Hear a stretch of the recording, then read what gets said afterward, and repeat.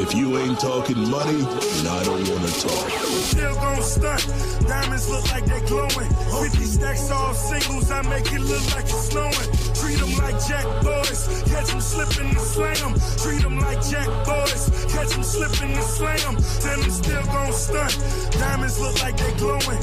50 stacks all singles, I make it look like it's snowing. Treat them like jack boys, catch them slipping and slam them. Treat them like jack boys, catch them slipping and slam them.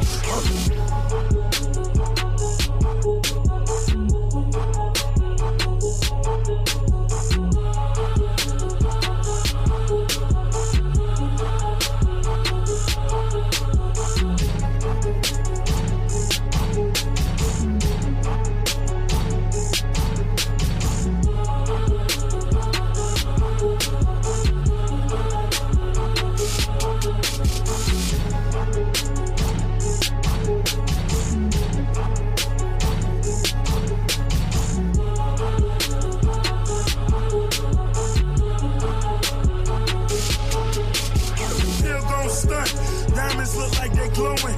50 stacks all singles, I make it look like it's snowing. Treat them like jack boys, catch them slipping and slam them. Treat them like jack boys, catch them slipping and slam them. Tell them still gon' stunt. Diamonds look like they glowing. 50 stacks all singles, I make it look like it's snowing. Treat them like jack boys, catch them slipping and slam them. Treat them like jack boys, catch them slipping and slam them.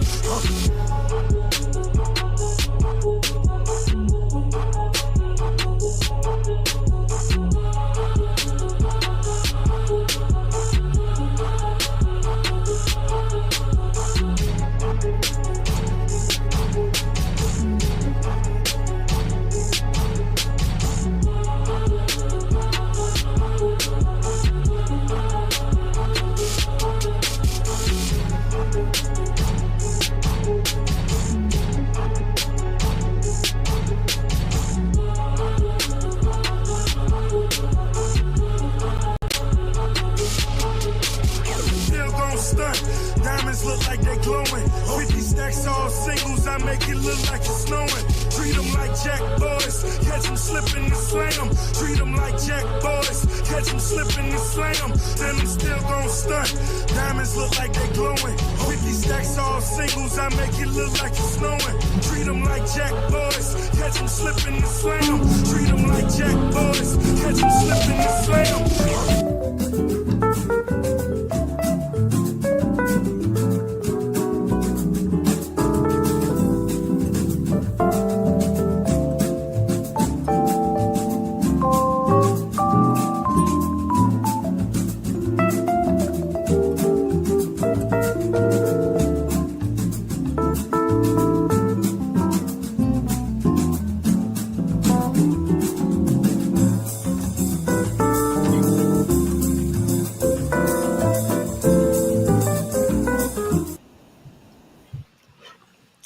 Welcome, ladies and gentlemen, to another edition of the We-On-Loc Nation channel.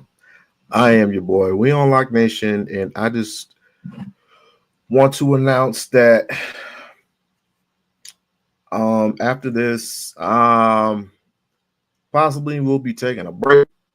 I did pretty good in numbers thus far. Could be better, but I did pretty good in numbers. Unless something comes up, nothing real serious, because same old shit keeps happening. We keep talking about the same subjects over and over and over again. If something important comes up, like something of importance, then I might do like, not like a live stream, but just going live on my phone, and I'll just announce what the topic is and go on from there. But meantime, in between time, this race war is continuing. This is never left. I don't know why we are so shocked. I don't know why we are so surprised. And I don't know why we keep thinking these things are going to go away. White supremacy will never go away. Racism in this country will never go away. Prejudice in this country will never go away.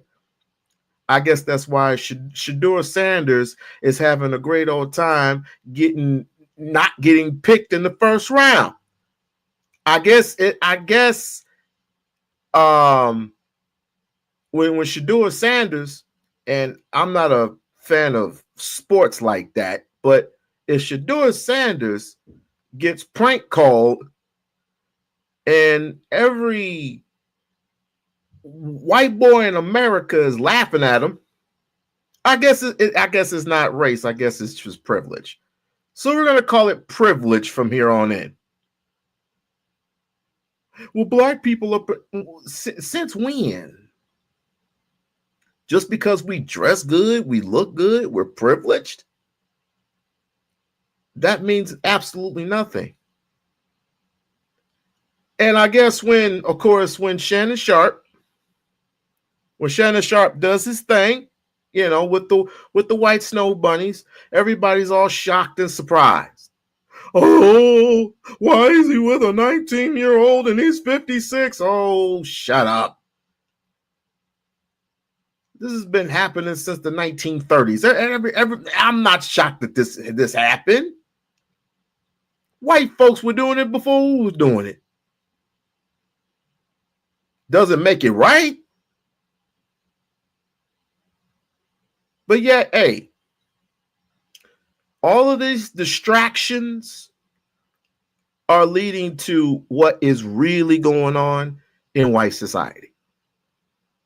Right? All these distractions, all the Shannon Sharps, the Shedeur, even though Shedeur, he's going to be perfectly fine. All right, he ain't missing no meals. He ain't missing no freaking meals. Although I will support any black play. I will support any black player. I mean, this is sports. I mean, surprise me. Make something of your own, and then I'll definitely support you then. But back to the ration at hand. I've been looking all around YouTube, and I told you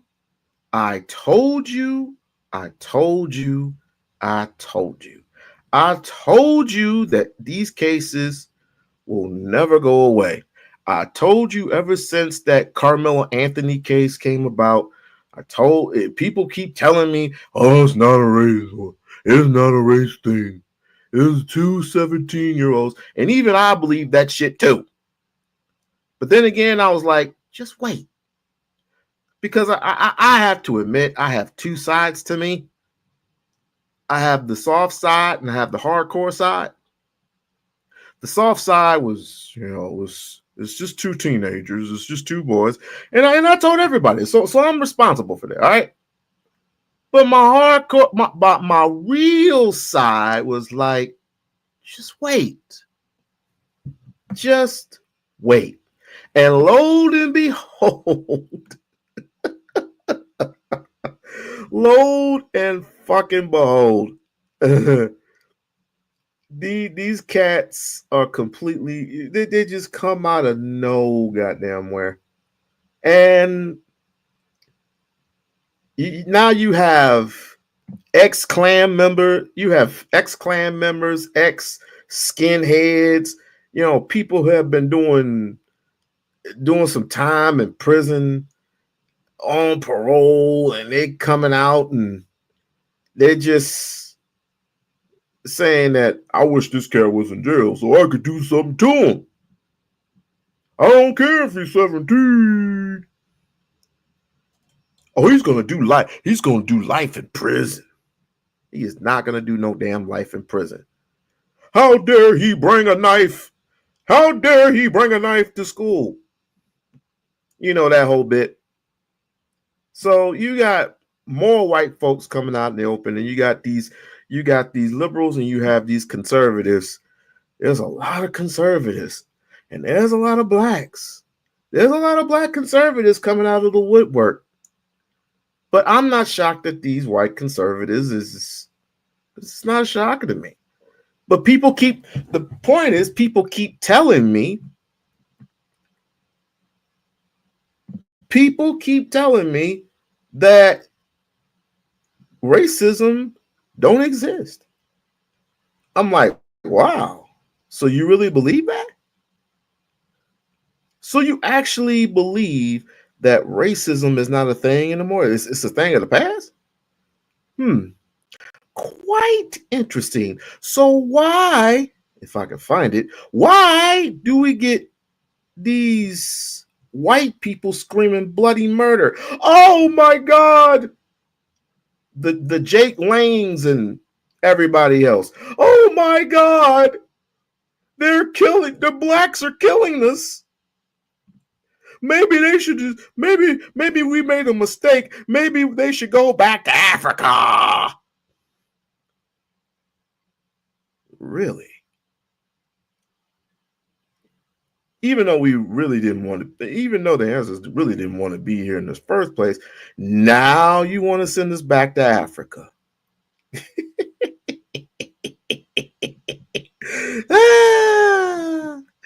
Okay, I did find it. It took me a while, but I found it. All right. Okay, cool. Lo and behold, Myron Gaines, Fresh and Fit, is holding this conference or some type of college. He's in some type of college right now. And we're just going to look and we're going to take a peek. And I'll get back with you with my comments.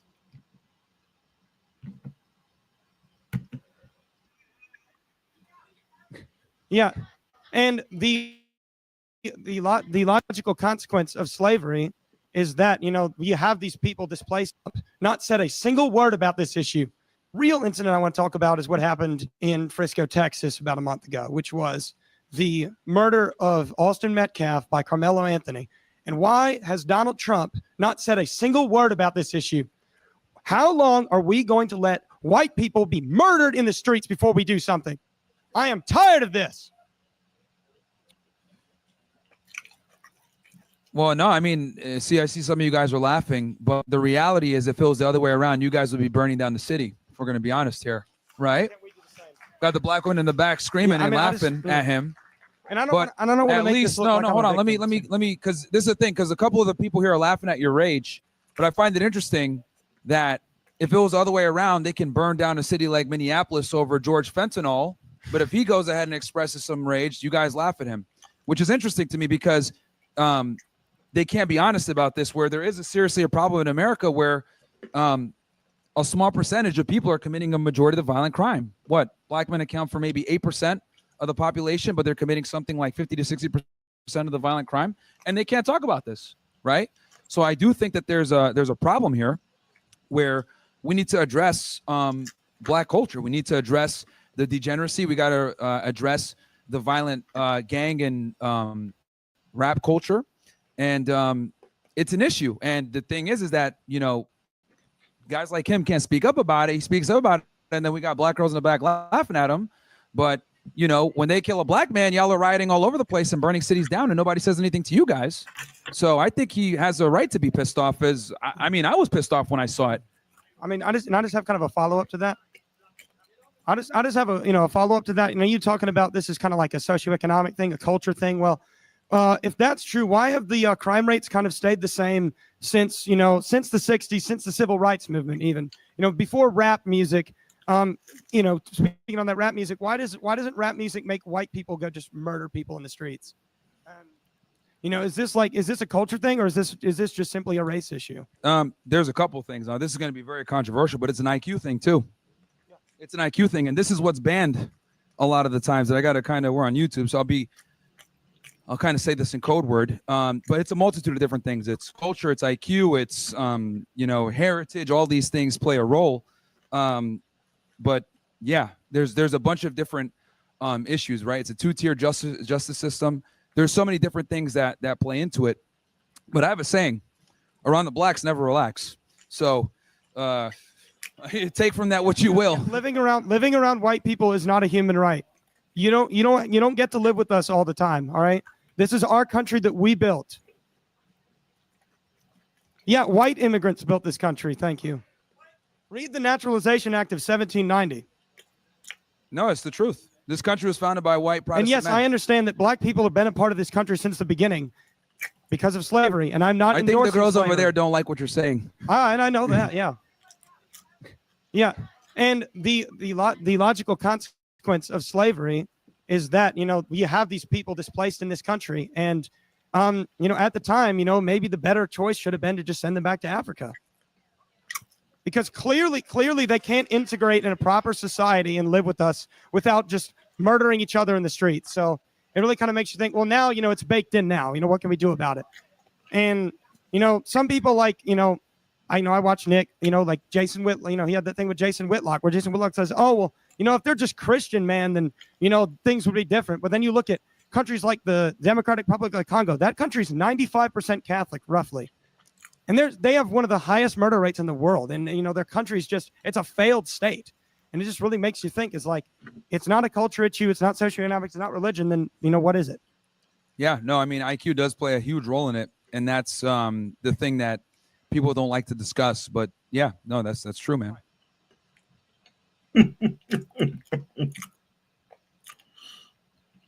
I'm not going to say much.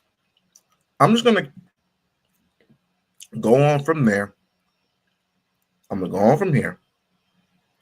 I'm going to play the next clip because I just woke up. I took a shower. And this is very interesting. I'm going to give commentary, right? But for those who are, I just want you to sink this in, right? Ain't much to say about shit like this because it's going in one ear and out the other. The people that rock with me or have done commentary about this or have done podcasts or whatever about these same issues, about similar issues to this, we know what we're getting into. It's reverse. It's the reverse psychology now. Reverse racism. Oh, I'm white. Oh, I'm white, and I say so. All right, cool, whatever. So, like I said, I'm not gonna even comment. I'm not gonna even comment about it. Not right now. I'm just gonna go ahead to the next clip. And I want you guys to sink all this shit in. Salute. I want you to harvest all this shit in. Take all this shit in. And I want you to comment in the comment section what you hear.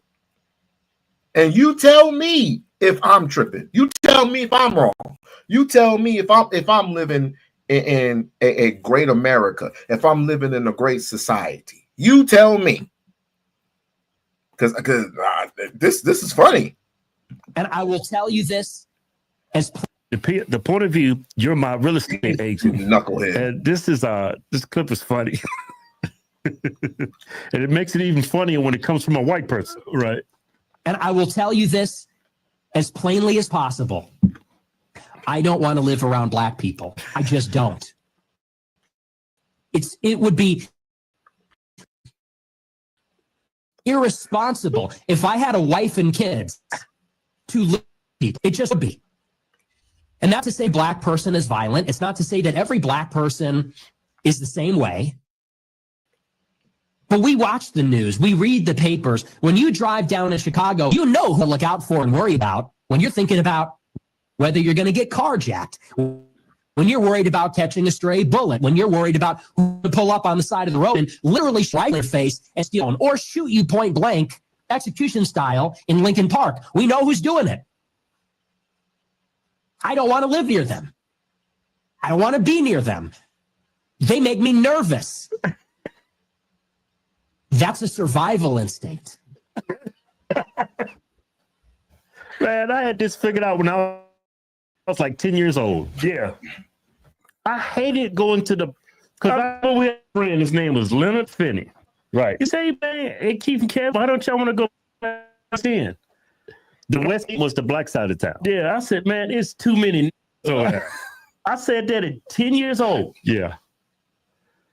Well, we had trauma we was coming from. That was because of trauma. What trauma? All right, so we grew up in a poor white neighborhood. Remember, I think we was in like 6th grade. Remember, we was going to basketball practice. The guy on the basketball team with us pulled a gun on us.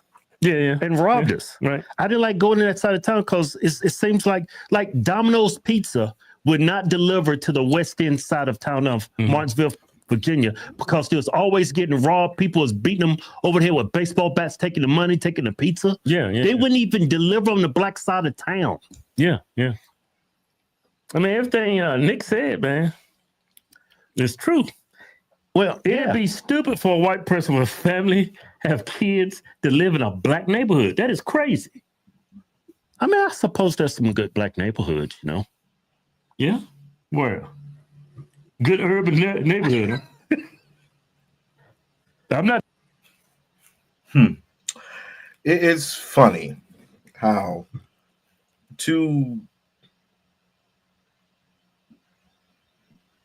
I might as well just say it. Two pickaninnies, two black crackers astral project their livelihoods. It's every once in a generation you get light-skinned people saying we were picked on by the black kids, people who were darker than us. Oh, it's not fair. I'm not light-skinned, I'm fair-skinned, and I got picked on all the time. But I never deviated from my people. These are the people that, oh my God, it's not fair.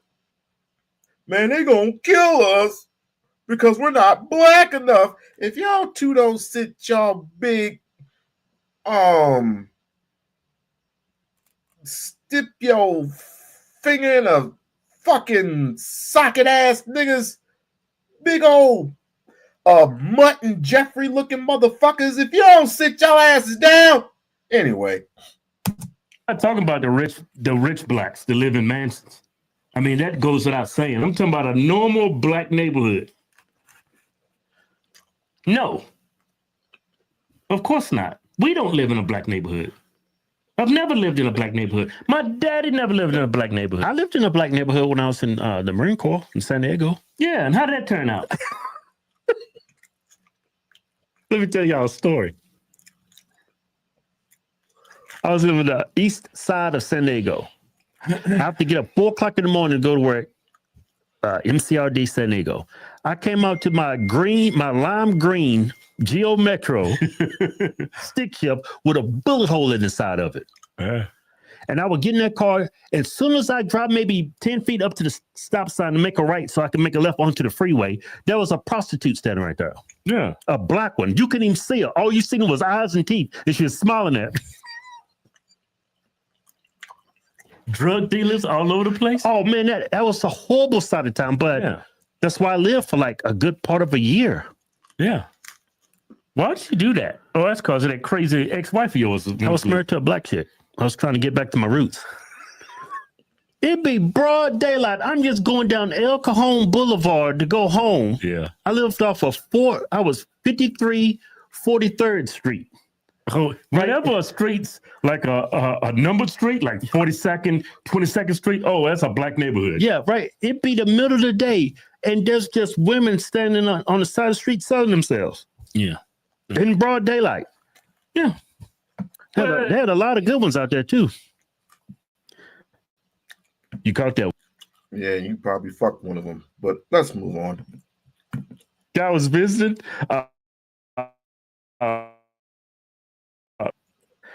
We right. I said, yeah, like she knew you. No, I like being open. Say it. Yeah, racist for saying that. No, it's obvious. I mean, it's true. Black people say that. I've always felt that way. As soon as I got some money, I got the hell out of the black neighborhood. I mean, I go in a black neighborhood, I'm nervous. Yeah, those are FBI statistics. could be a lifesaver. I remember I was a private. They've made a show. Shut up. They've made a show around Black culture. So Annie, it's called The First 48. Annie. That is about Black folks. Well, there's some white people in there doing some crazy stuff too. Yeah, but those white folks think they're Black. They act like They act just like they Black. well, they act ghetto. It's not that they're acting Black, they're acting ghetto. I had to correct you on that one. Yeah, that was wrong for me to say that. But it's so synonymous now. It's okay to say it as Black culture. Yeah. Because every time you come across somebody babyless, man, you only assimilate to one demographic of people. Right. The way they dress, the way they act, the way they talk, Mm-hmm. the way they carry themselves. Mm-hmm. I don't know. Takes a lot of bravery and courage. Yeah, like you should be able to say what he said if it's the truth. And it's the truth. If you start cutting people's tongues out of their mouths, not letting people say actual facts, society doesn't progress. And a lot of good white people is going to get murdered. Yeah, and whatever is wrong with society cannot be fixed because you're not addressing it. Right. You're not allowed to say what is correct and what is wrong. What is bad, what is good. Yeah. Problem with the Black neighborhood is just the culture is just like if there's a drug dealer, the residents of that area will not call the police simply because they say that's considered snitching. That's a culture. It's a cultural thing. Like white people to Black culture, yeah, white people believe in snitching, and Black people came up with a name for them. They call them Karyans. Yeah, it's just two different cultures. Yeah, there's good culture and then there's bad culture. You see Black people with a good culture very similar to a white culture. They are very successful. They have absolutely no problems. But the people that's always bitching and complaining. Thus far, what do you guys think? You think that they're right? You think that Black culture is trash? That as soon as something arises, Black people kill white people in the streets for no reason? Black people killing white people on the streets for no reason. Okay. Like it's the 1990s or something. Oh, okay, cool. All right. As soon as we address reverse. We're going in the reverse. How ironic. But again, I'm not gonna say much. I'm just gonna let this play out. And y'all do the talking for me until I get tired. Y'all do the talking for me. I'm not going to address this shit until the very end. You go ahead and you shock me. They have this unique culture that's only Black people share. You can find it in white culture too. You see them progressives like blowing up Teslas and stuff like that. Same kind of people. That's a different kind of crazy. Yeah. They all vote for the same people, though. Ain't that ironic? Yeah. How the crazy whites and the crazy Blacks, they all vote the same way. I was going to say something, but you cut me off. It must have not been important. That was important.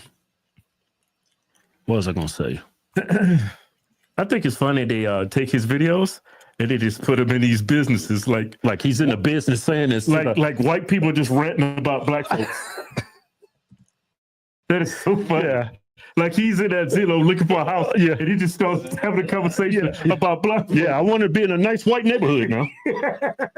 We live around them. He's like talking to his realtor about how dangerous to live in Black. So funny. What I was gonna say is I live in a white neighborhood, and that was always my goal when I moved out and went to the Marine Corps. I was like, man, I want to live with the white folks, right? Yeah. And because I live in a white neighborhood now, no crime, nothing.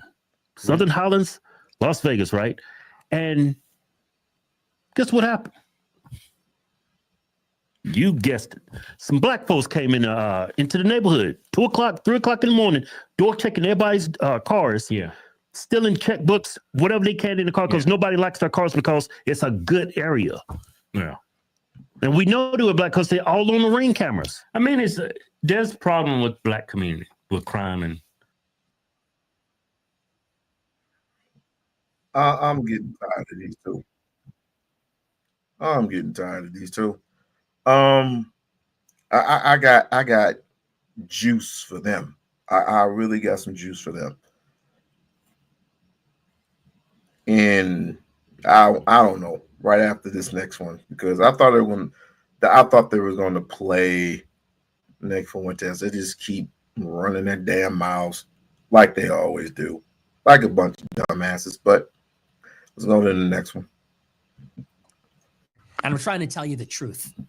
And here's the truth of the matter. White people are just fucking done. We're done with the excuses. We're done with the white guilt. We are done with crybaby, ethnic narcissist black people that cannot handle an adult conversation about race. We're done. We pay up the ass in property taxes not to live near these people. We work hard. We pay our taxes. We go to work. We work our fingers to the bone to create a good quality of life for ourselves and for our families. And it has been ceaselessly sabotaged for decades by these fucking animals. And by that, I don't mean every black person. I mean these predators. I mean these opportunists. I mean these adolescents. Where are the parents? Where's the community now? Where are they? I'm talking about these young. Hey, Nick Fuentes is 100% correct. We tired too, Nick. It's a lot of black people in the black community that are sick of this shit too. We sick of it. The world is sick of it. That's why we voted Trump. Regardless to how y'all feel about him. Yeah, and how's that working out for you? You know what I'm saying? Talk about he racist or whatever the case may be, man. People are tired. And that's the biggest thing. It don't even be racism. People are this is a class war. It's not a race war. It's not a gender war. This is a class war. This is class against the classless. Because classless behavior is the reason why y'all property value is down. It's the reason why y'all kids are at the bottom, statistically. And it's just a fact. White people are tired. Mexican people are tired. Asian people are tired. People are tired of the bullshit, man. I'm sorry. Y'all can say what y'all want. I am done catering to y'all feelings in the black community. Sorry, I'm done with it. I'm calling out all bullshit. That's the reason why I made this podcast, because I'm calling out all bullshit. The majority of shit y'all be on is bullshit. Nick is 100% correct. Black people even get their money together and get away from other black people. That's a fact. Y'all wonder why black men get money and go to white women? It ain't got nothing to do with race. It's people are tired, man. And a lot of y'all can't even get through a video like this. You can't even listen. People listen to this and get mad and call it racist. Can't even listen to what this man said. Let's run it back. Talk to him, Nick. And here's the truth. I'm trying to tell you how white people feel. He telling you how they feel. Tell you the truth. And here's the truth of the matter. White people are just fucking done. We're done with the excuses. We're done with the white guilt. We are done with crybaby, ethnic narcissist black people that cannot handle an adult conversation about race. As soon as he said black people, they would have turned it off. I already know. Most people probably already turned off this video. And that's fine. You don't have to listen. Your life is prime example of what this man is talking about. We're done. We pay up the ass in property taxes not to live near these people.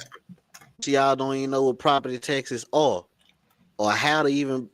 Most of y'all don't even know what taxes are, period, or how to go about it. That's why we lost most of our property. Oh, you mean the type of property tax that help that help the streets? Well, first of all, black people shouldn't even be paying tax. But I digress. But we pay taxes too. We pay taxes to keep the streets clean, keep the streets safe, keep the rebuild the roads, and take away take the pollution from the ozone layer. You talking about those taxes, asshole? Properties in the black community. Big Mama passed y'all down the house. Y'all don't know shit about taxes. Big Mama didn't teach y'all shit about no taxes. And we sorry, I said I wasn't gonna say anything, but I'm kind of triggered. I'm triggered. Lost the whole neighborhood. Lost everything. And the information is out there. Y'all blame the white man. Because you don't know what taxes are. We work hard. We pay our taxes. We go to work. We work our fingers to the bone to create a good quality of life for ourselves and for our families. And it has been ceaselessly sabotaged for decades by these fucking animals. And by that, I don't mean every black person. I mean these predators. I mean these opportunists. I mean these adolescents. Where are the parents? Where's the community now? Where are they? Is he lying? Has this man told one lie? Comment on the video. If you feel like this man has told a lie, comment on this video right now and let me know. Let me know what he lied about. Or you and your feelings. Because he calls you an animal. You are an animal. Y'all are caged in, living in that same environment that you can't pull yourself out of. That ain't the white man's fault you live there. It's not. Make note. He said it's not the white man's fault that you live there. Make note. Just make note. Make the note. Write it down. Write it down. The white man's fault that you chose to sell drugs in your community, gang bang, have baby mamas and baby daddies, putting each other on child support, calling CPS, all this crazy nonsense that y'all have going on in the black community. I bet you diamonds to dollars that he has a white snow bunny. I'm black. I know what you're doing. I know exactly what you're doing. I call the shit out all the time. And I get called all kind of names just for calling it out. Talk to him, Nick. I'm talking about these young adolescent men, black men, that film themselves running over a physics professor on his bike in New Mexico, laughing and kill him. I'm talking about the young black men that break into 20 businesses in Downers Grove overnight and loot the cash registers. I'm talking about the teen takeovers, the gangbangers. We don't want to live near this stuff anymore. And we all know what's going on. We all know who's doing it. We all know what it is. And we're sick and tired of black people not being able to be honest about it, not being able to take any Trump on y'all ass. It's always someone else's black fault. people. It's always some white person's fault. It's racism. It's poverty. It's the culture. It's the New Deal, the Great Society. It's Lyndon Johnson. It's the Democrats. You know what? No, I think it's you. I think it's just you. I feel you, Nick. I think it's them too. Most of the problems in the black community are self-inflicted wounds. Y'all continue to blame slavery, Jim Crow, the white man, Trump. It's always somebody else's fault. I have yet to hear. It's only a handful of black people that'll actually call out the bullshit, like myself. It's only a handful of us.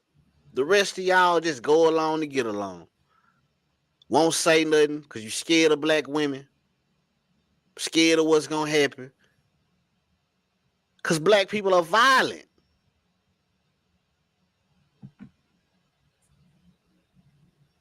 We just go put it out there. Black people are violent. And they don't use their damn brain. If you got one. But hey, man, what y'all think about Nick Fuentes and what he said? Comment on this video, like, share, and subscribe to the channel. Okay.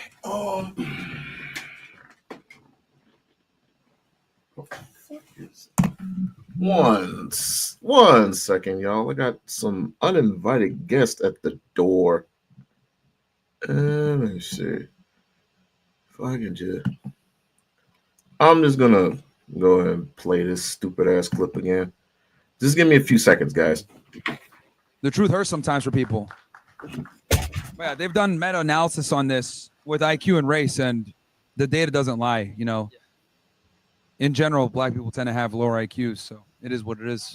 I gotta tell you what, I don't know where the kid's getting his confidence from, but he clearly had it that day. And I think this is one of those rare instances where just in a small interaction, you can kind of peer inside the mind of a younger individual based on their very honest actions in a very angry moment, similar to you would when someone's super drunk and they say something very truthful that they might have otherwise not said had they been sober.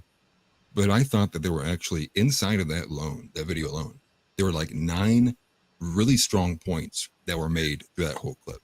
So I'm going to break them down one by one from what I heard in chronological. The first point, Trump not saying anything.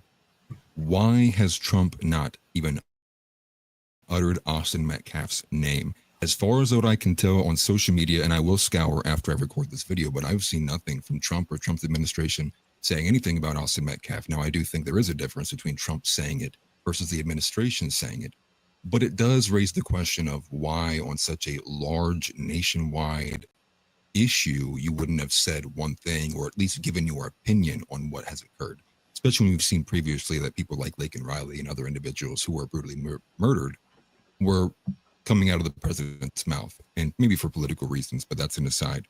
And I will throw in there, Nick Fuentes said that if Austin Metcalf was Jewish, Trump would have said something about that. Take from that what you will. Point number 2, the overall vibe that I got from this video was actually a good one. And it was one of, the kids are going to be okay. I think seeing an individual of what I would deem of like a very nerdy stature, maybe someone who is probably not as confident as you would expect the average person would be, seemingly at his wit's end and willing to go and voice his rage. And I think that that at least shows that there is a tipping point happening somewhere, and it's clearly happening to some people already. Now, I think for someone to be able to have that confidence in this kind of environment, knowing that it's very, very, it's negative social currency to say anything along the lines of race, and still be willing to say it with that much vitriol, shows that there is a layer of people in the younger generations. Much like I pointed out previously, Gen Z's not going to play this PC game, especially when they see and they take a look around them and they go, I'm living in a world of black privilege. This is bullshit. The third point I think is one that most people can understand, right? If it was the other way around, imagine if it was the other way around. I think Myron Gaines did a great job pointing out the fact that city, Frisco, Texas, probably be burned down to the ground at this point.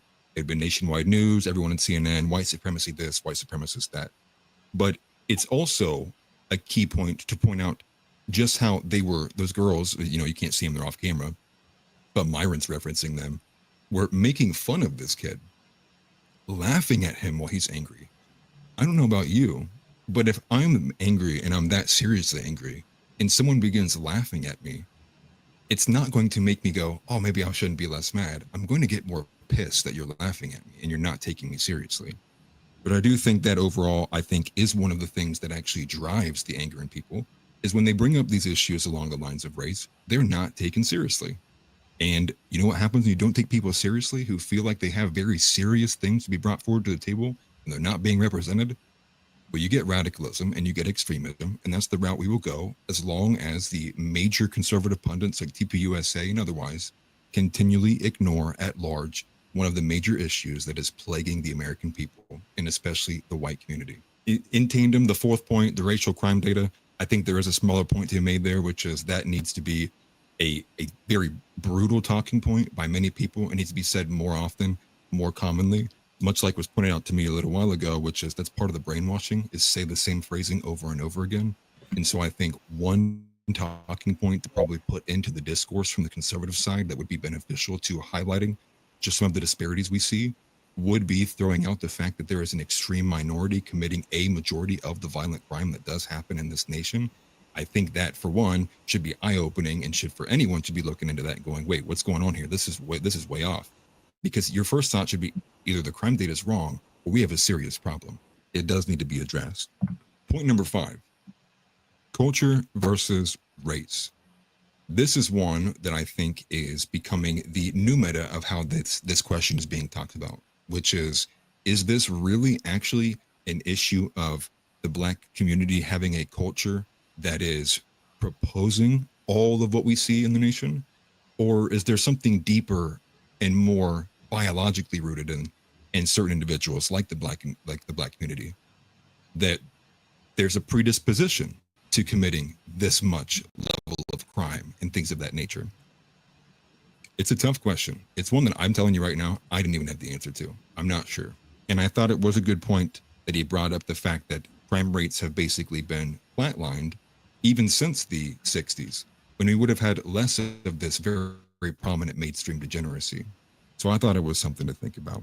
Now, point number 6. Point number 6 is you don't have a right to live next to white people, which I think is actually picking up on a thread that we're seeing even around the world, at least in the Western civilization, when you look at like the UK and in the US and otherwise being immigrated to death. I mean, importing the third world at a rate that is obviously destroying the countries. And I think that most white individuals can see that when they say, hey, no, we would actually like to collectivize and maintain like our current racial demographics. We don't want more of you individuals. That's like the one time it's not okay. Everywhere else, you can go to Uber Eats, right? Here's the Black-owned businesses. Here's the Asian-owned businesses. But what you're not seeing is white-owned.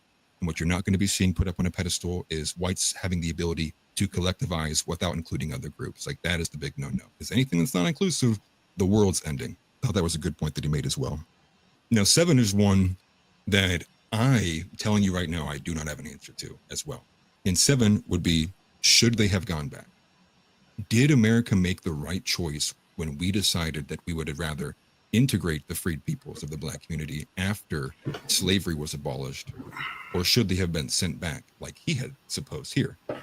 Now, he comes with the caveat, which I agree with, which is it's clearly too late to make that choice now, something to ponder about possibly, and that they are baked into the society. And that actually gets to the most broad question. If you make it all the way through this and you do agree there's a problem, you do agree something needs to be done about it, well, then what's the solution? I mean, do you seriously expect that we'd have a nonviolent transfer if we just had some kind of self-deportation program to send Black people back to Africa? Like, no way. I think most people, even uttering that without any context, they would hear me say that and they would go, that's the most racist thing I ever heard. Not understanding that we're looking for a solution. And this is why I actually reference Malcolm X versus Martin Luther on these issues, which is to say that I think maybe we went with the wrong idea there. And separation, not segregation, might have been the better way to integrate the different races for a culture that is not homogenous, if you will. Now, point number 8 was actually a smaller one, and only if you caught it, which was he did reference Nick and Jason Whitlock's beef online over this issue, which is culture versus race, which shows, I think, for one, the prominence of Nick Fuentes, which I'll also show on screen, a clip that I'm not covering in this video, but another individual who also admitted while he was talking to Myron that he listens to Nick Fuentes. I think the influence of Nick Fuentes on the younger generations cannot be understated, and people are unwilling to even engage with that prospect that they're not listening to CNN, they're not listening to Tim Pool, they're not listening to Charlie Kirk, they're listening to Nick Fuentes, who is I would argue, the most banned individual on any platform ever, maybe of all time. And maybe I could be wrong about that, but that's the general vibe, at least right now. And in that, though, I think he implies that he's making the argument that he no longer believes it is a culture thing. I think with what he's stating and the statements he made is actually leading it to be, and implying at least, that he's on the side of believing that there is a racial component to it, and that there may actually be immutable characteristics related to the predisposition of violence, as he says, why their failure to integrate into a, as he says, proper society. And the last point is he brings up the Democratic Republic of the Congo, which is the religious question, which I think that the Backlash actually tackled a little bit on the last episode I listened to them, which is like Vincent James, and I think his name's David Riley, where they had posed the question, would you rather live in a society that had the racial makeup of like in the 1950s America, or would you rather have a demographic makeup where we kept the racial demographics the same, but everyone was Christian? And I think he highlights that along with the crime data of the Congo to show that he also is implying he doesn't think that it's a religion thing either. He doesn't think that when people become Christian, they are magically lose what he is implying, their genetic predisposition to being violent. We've kind of reached the end of this. These are some very hot topics, very hot button topics. I'm sure there'll be people irritated in the comments. Go ahead. I do want to know what your guys' opinions of this was. Quite frankly, I don't give a fuck. But since Lisa came, I'm just gonna go back to the boy. I'm not gonna go back to him. I'm gonna go back to the boy because Lisa just came up. And I want Lisa to hear this point blank out, just flat out. I want her personally to hear this. And from this scared little white boy who is talking to a tether that, well, we won't get into that. I'm just going to go back a little ways away, right? Because merely they're talking about this. Oh, I didn't know he put this up. My bad. I didn't know he put this up. Hold on. Let's play. But I am going back to the boy. This boy to my immediate right, your left. By the reaction at large that we're seeing from the Carmelo Anthony incident, and just as the rhetoric that's coming out of the Black community regarding this, as well as just maybe the last 40, 50 years of the way this dynamic. Black privilege, the ability to break any law.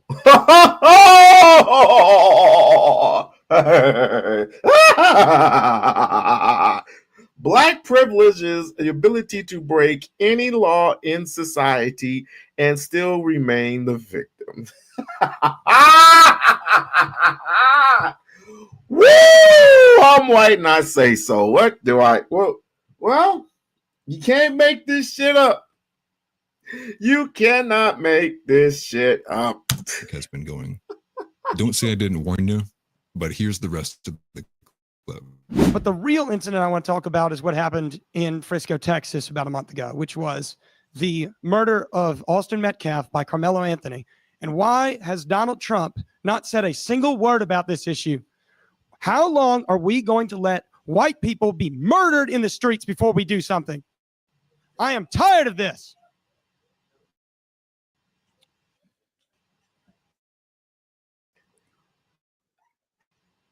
Well, no, I mean, see, I see some of you guys laughing, but the reality, we're going to be honest here, right? And I don't want to make this look like no, I'm hold a on. victim. Let me, because this is the thing, because a couple of the people here are laughing at your rage, but I find it interesting that if it was the other way around, they can burn down a city like Minneapolis over George Fentanyl, but if he goes ahead and expresses some rage, you guys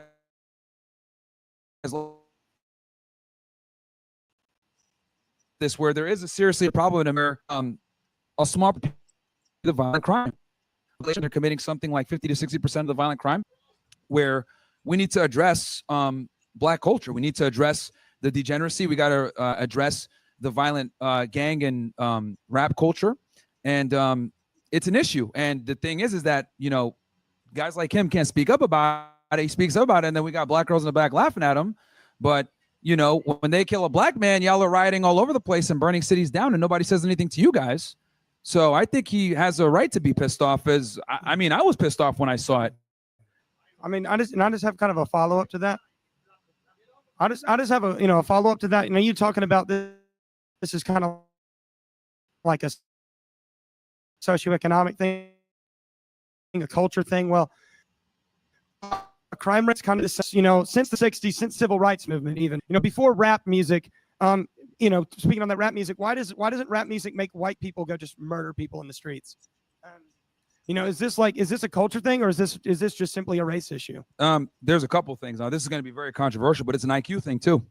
Yeah. It's an IQ thing, and this is what's banned a lot of the times. That I got to we're on YouTube, so I'll kind of say this in code word, but it's a multitude of different things. It's culture, it's IQ, it's heritage. All these things play a role.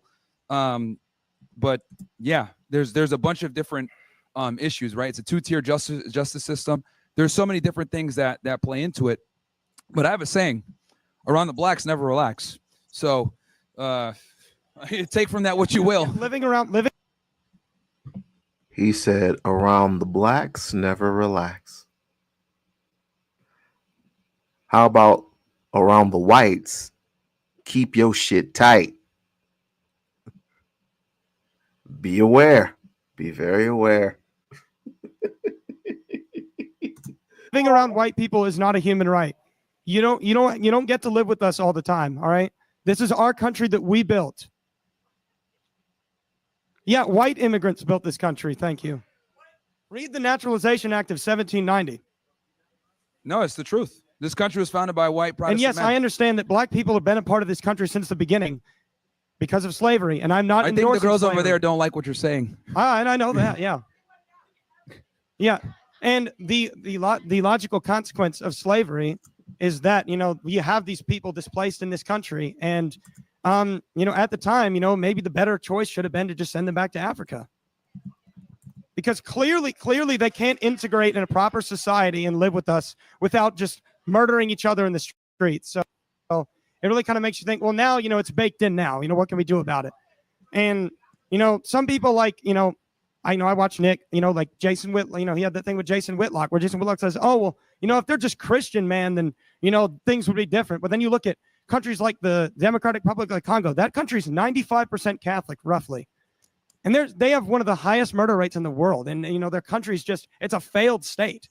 And it just really makes you think, it's not a culture issue. It's not socioeconomics. It's not religion. Then, what is it? Yeah, no, I mean, IQ does play a huge role in it. And that's the thing that people don't like to discuss. But yeah, no, that's true, man. I mean, the truth hurts sometimes for people. But yeah, they've done meta-analysis on this with IQ and race, and the data doesn't lie, In general, black people tend to have lower IQs, so it is what it is. I got to tell you what, I don't know where the kid's getting his confidence from, but he clearly had it that day. And I think this is one of those rare instances where just in a small interaction, you can kind of peer inside them. Okay. All right.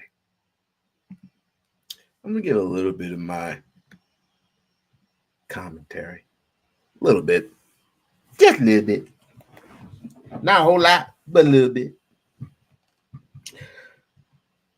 Because we got a whole lot more. First and foremost, I would like to thank Nick Fuentes. I would like to thank Myron Gaines, and I definitely would like to thank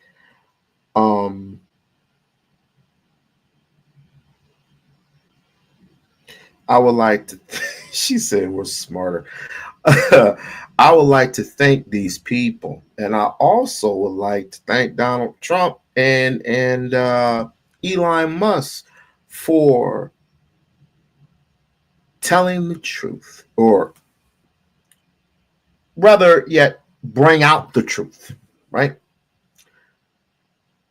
Since it's not about racism, it's about classism. Wouldn't we have a league of our own if it were classism. I thought class was a state of mind. But either way, I would like to thank these individuals for bringing out, instead of putting it in the closet for so long, how prejudiced, how racist, how sexist, how much of a bigot they really are. And I'm seeing the whole 9 yards. I'm not talking about any other shit. I mean, you can call it, you're tired of black people and in the ghettos and ghettos of America. Who birthed these ghettos of America? I mean, I want to say that black people did white people did the birthing, black people did the fixing. You know how in how it all started with you giving us the part of the pig that we're not supposed to be eating, while y'all was sitting up there in the big house eating some good stuff, and we were out in the farm, and the African lady had to do what she had to do to fix the slop that was given to us, and fix it in a way that we would survive and we would live, even though it would give us blood pressure.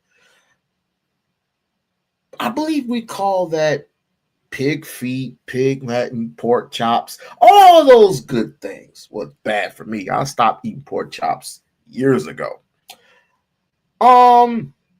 Then you go to, these communities ain't safe.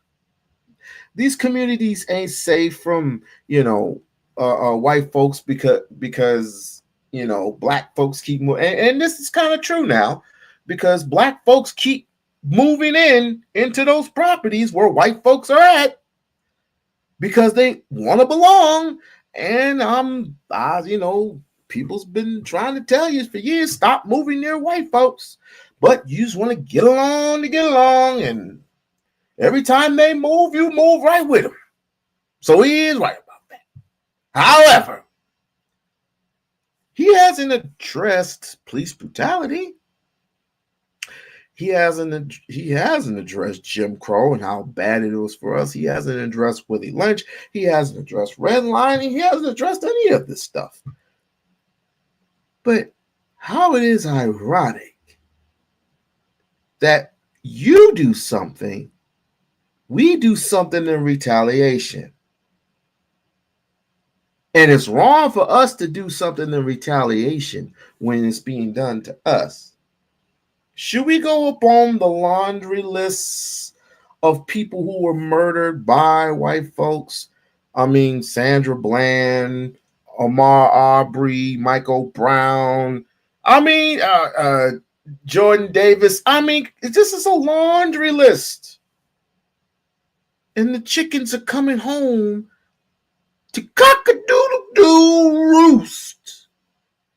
Chickens coming home to roost, and white folks want us to sit back, to sit and be like Toby and pat us on the head every time we do good, and wag their fingers in our faces when we do wrong. And I don't know where these black conservatives came from. I do not know where they came from. You just another Clarence Bigsby to me in real form. I mean, most likely they might hang you first. And all we're going to do is sit and watch. All we're going to do is just sit and watch. I have no sympathy for you. I have no love. I have no respect for those who portray us in such a way. I have no respect for you. I have no respect for those who constantly come online and criticize, even though they're the ones that usually start shit, right? They usually start the race baiting or whatever. But You say that you're tired of shit. How do you think we feel? We've been trying to tell you to rebuild the communities for years, but yet you want to get along with white folks, so you want to rebuild your communities in your image, where we can all get along. I'm not just talking about black and white in general. I'm talking about Asians and Chinese, Mexicans, and whoever else come walking up the street who don't have who do not have your best interest. And for those who say that black women don't know your struggle, don't know you have got to be out your godforsaken mind. There was those black women who would literally do anything for you, but you want to act out. And I'm not saying that there's not any good, there's like 100% good black women out there. I'm not saying that. I don't focus on them. I only focus on the ones that you end up putting in the box of, they're not marriageable. They're not marriageable. They're nothing but hoes. You want to put them in the box. Well, Johnny boy, these snow bunnies have completely got you in a wreck. You don't want to be logical. You don't want to be illogical. You want to be offensive, and you want to go on this tirade. Well, I'll tell you what. Separation is the best thing for you. That's right. Separation is the best thing for you, Negroes. You don't have to deal with black folks anymore. And this is the reason why I came out with my series. Negroes do not deserve black women. And I came out with that mini-series. And I still mean that to this very day. Black men don't deserve black women. Not those particular black men who talk shit about them all the time. Just denigrate them. Have a better plan, a better life. And if they don't follow suit, fuck them. They just don't follow suit. But the time of degradation with black versus black has to end. It has to end. It has to stop, and it will not stop because due to the duration of how many podcasts and online people do this type of shit. It'll never end. So until that ends, until we can get along with each other, it's gonna appear useless. This is going to appear useless. But me, myself, I'm going to continue to call white folks out. Because that's what I like to do. And I don't give a fuck who don't like it. I'm going to continue to call white folks out. I've done it before and I can do it again. Because it's my privilege. Oh, and so Nick Fuentes runs his mouth about how he's sick of living next to black people. I don't want to live near you, black folks, and da. And like, we don't want to live near you either. But the United States is damn near getting smaller and smaller and smaller. Each and every time you bring these immigrants in, it just gets smaller and smaller. So we had no choice. All I'm saying is don't come knocking on my door and I won't come knocking in yours. When I play my music and I play my music in a normal volume, don't come near me acting all Karen. Oh, my bad. We can't say Karen. Oh, my bad. We can't say Karen. You can say nigger, but we can't say Karen. How American. How American is it that we can't say Karen? Those when we just minding our own business. Excuse me. What are you doing here? Your kind doesn't live around here. We get those particular Karens and wonder why they get knocked the fuck out. I have no sympathy for you white folks.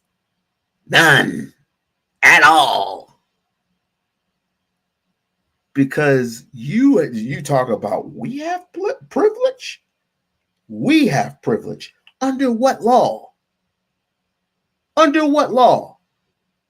Is it the 4th Amendment, the 5th Amendment, the 1st Amendment, the 14th Amendment, the 13th Amendment? What law? What constitution do black folk?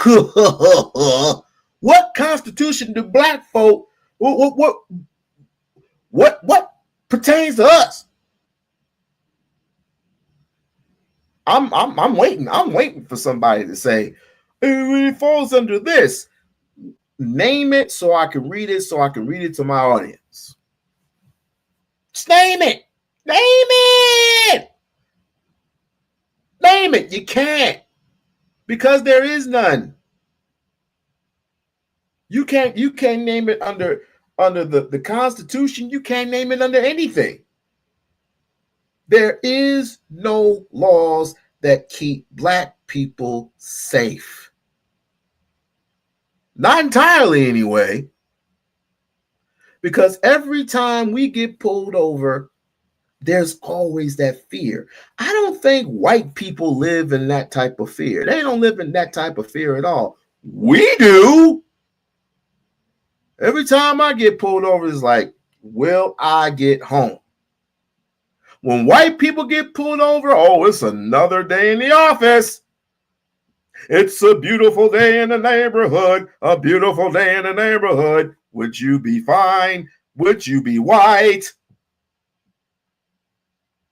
And you got these punk ass black crackers out here, the Tommy Sotomayor's of the world, shaking hands with fucking David Duke and saying white is all right. And say, why can't you blacks just fall in line? I mean, look at this situation with the Metcalf and the Carmelo situation. I told y'all it was about race. I told you. As soon as everybody came out with the shit, I said, just wait. But I went along with it. I said, it's about these two teenagers, the 17-year-old boys. It does not mean shit. It don't mean shit.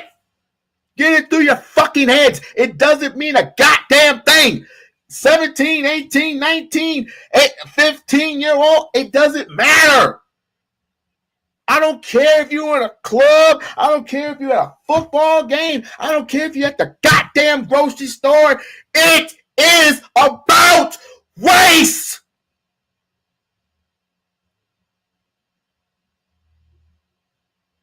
Malcolm X said it himself. You need to completely separate. How is it that a white man stabs a knife in me and you try to pull it out with social immigration? Nah, that don't work.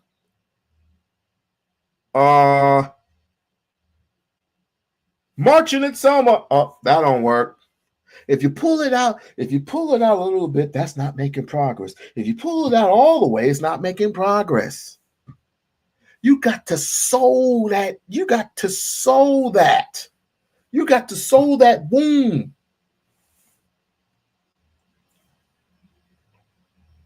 People think just because it's a computer-generated dream world, and we have AI and we have all this other fancy shit going on, that we're privileged now. Since fucking when? You know how many black people are homeless right now? You know how many black people who are here in the state of Nevada who are looking for a fucking bite to eat, but they can't because they keep getting arrested by all these white people? Boy, it's okay and it's cool for Mrs. Barry Jingles or whatever the fuck her name is to keep yelling nigger every 5 fucking minutes and start urinating on the ground, and nobody white says anything because she's white. Oh, let's just leave her alone. But if it's Frederick down the street, a brother's like, move on, nigger. Oh, how fair it is. We want to be left alone. Nikki, we want to be left alone. It's not my fault that these particular blacks that you speak of fall in on the 1%. 1%. One black person probably would have robbed you. Wasn't it? But speaking of Nicky Fuentes, wasn't it too long ago that you smacked a white woman for coming up on your porch? And you got arrested out of your own motherfucking house. Isn't it you, Nick Fuentes? Nick, somebody clip this and ask him this. Nick, you complain about you don't want to live next to black people because black people are a menace to society. Not all of them. A very small percentage of them who are rich and privileged. But the rest of society, oh my God! But wait a minute. Wasn't it you that hit a white woman? Hit a Caucasian woman? That she came to your doorstep, right? She came to your doorstep, knocked on the door, and you punched her down a flight of steps? Wasn't it you that got arrested for that? Okay. Got you.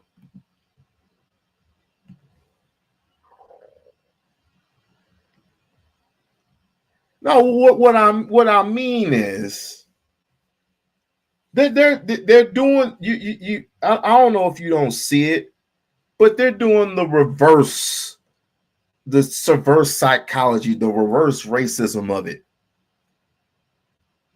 Back in those days, there was, the hanging of black men, the sacrificing, the all this other stuff, and all of a sudden now you're tired. It was so long ago. I mean, literally. I mean, you look, and I'm asking myself. I said, where did we go wrong? Where did we start to bother you? All we wanted to do was be left alone, but apparently that was too much for y'all. And I'm sorry that you had a small group of blacks who moved in with you during those civil rights times. And we shouldn't be, and I have to criticize those people too. We shouldn't even be moving in next to these white folks, but due to the very small window that we have here in America, where we have to live amongst each other anyway, because you keep bringing these immigrants in. But it is what it is. It is what it is. And so why didn't I say so? But now I'm about to go to another clip where damn near we talked about this. Me and officer was it Dre or was it Daly that I said? It was Officer Daly, Nathan Daly. We were talking about I think we're talking about privilege and shit like that. No, we were talking about Officer let me see what this cat is. Let me see. We were talking about Officer Tantrum. We were talking about Officer Tantrum and them. And I would, you know what? I might have to give them a membership so I can review that. So I can go ahead and review it. I want to have to go ahead and review that shit because it's funny. It's funny that I want to know I want to know of the 3.43 million who support him. Most of them are white. Has to be. But let's check this. Just check this Kumbare out. People say, we're tired. From what? You're tired of what? Tired of what? DEI, you're tired of what? Having the standards lowered for you everywhere? Tired of what? People walking around on eggshells not to offend you? Tired of what exactly? What are you tired of? What are you so tired of all the time? We're tired. We white people are tired. We're tired of hearing about it. It's 2025. This is America. Get a job. Dress yourself in them. Put some shoes on. Stop with the slides. Sweatpants. Put some shoes on. Put some pants on. Get a job.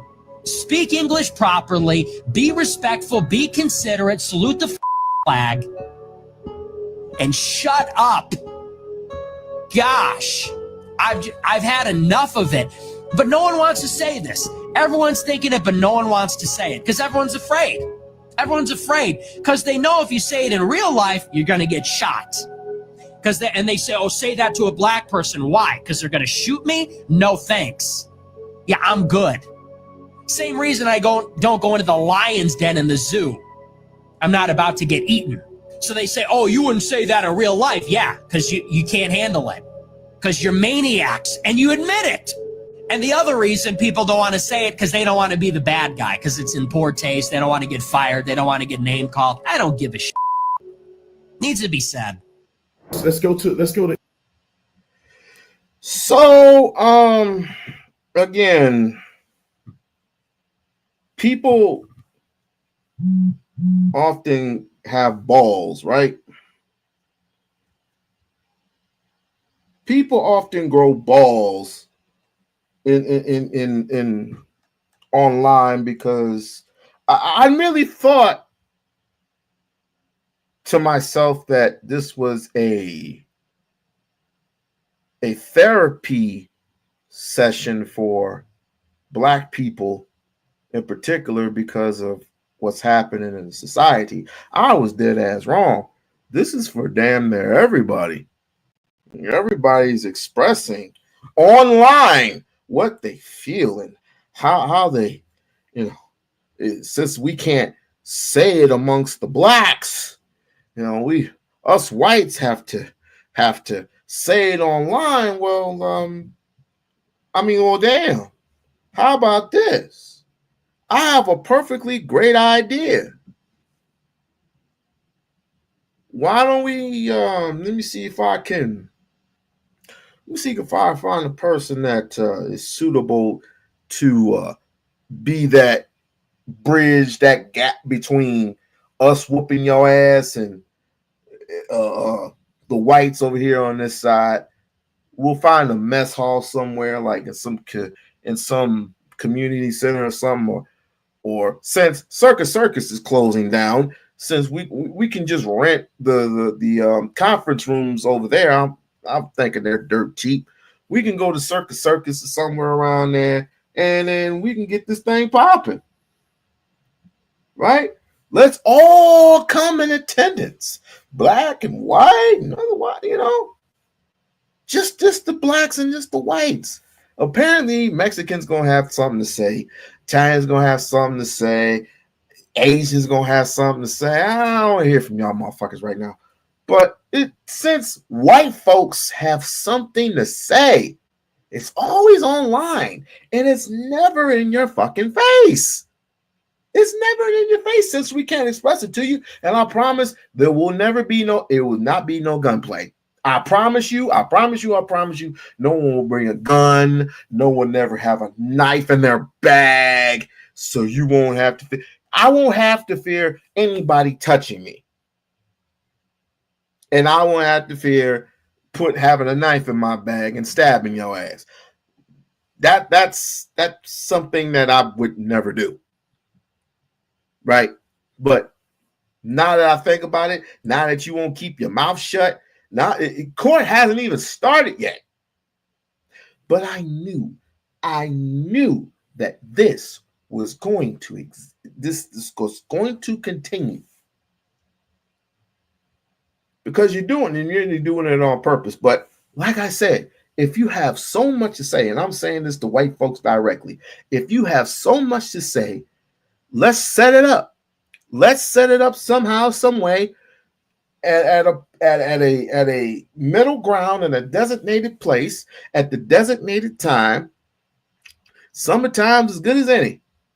It's about to be summertime, and we can dress in black. Y'all can dress in white sheets, and we can get this going on. I mean, why not? But remember, we have to be logic about these things. We have to be logic. White people say that we're not as smart as us whites. I mean, technically they're wrong, but again, I don't want to give all of it away. Just tell us. Tell us. Set it up. Hell, I'll try to find a way to set it up so white people can express how they really fucking feel about black society. And then we will go for those who actually give a shit. We will express how we feel about white society. But here's what I fear about that.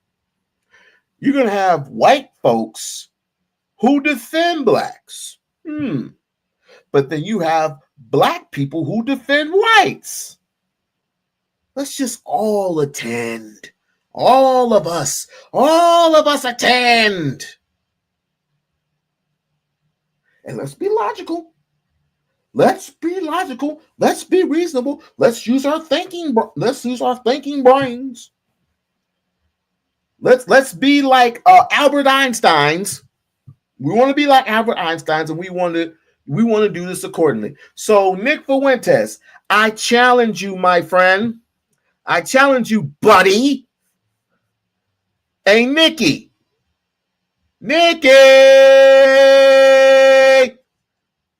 I challenge you, my friend, to a meeting of the minds, a conference. Will you bring your whites? I'll bring my blacks. We can get this thing started. We can get this thing cracking. I promise you, I can't guarantee you, and I can't promise you. I take it back. I can't promise you. I can't promise you that blacks who attend this, right, are not going to bring protection. Because guess what? We fear you too. So I'm not going to guarantee anything, but I will guarantee to have a logical conversation. If you want to start it up, hey, listen, I'll bring my best. Hell, I might even call Dr. Umar. you know what I'm saying? Throw a couple bones his way, and I might bring Dr. Umar to lead this charge or whatever. I would call Dr. Klein Anderson, but he's retired, so we'll work it out. But get at me, Nick. Since you're tired, I'm tired. Whites are tired. Then why the fuck did you bring us here? Oh, it's a pet wee weave. We were having so much fun in Africa until you white folks came along and just enslaved us, basically. We were doing so much. We were having so much fun in Africa. We were butt ass naked, running amok, having riches. We had all the gold, all the diamonds, all the land. Y'all had all the Bibles. Then we woke up one day. We had all the Bibles. You had all the diamonds, all the gold, all the land. Interesting. and it would be so epic. You know what? We ought to let CNN cover this. No, let's let Don Lemon cover it. No, we want epic. We want epic. I want Don Lemon to cover this shit.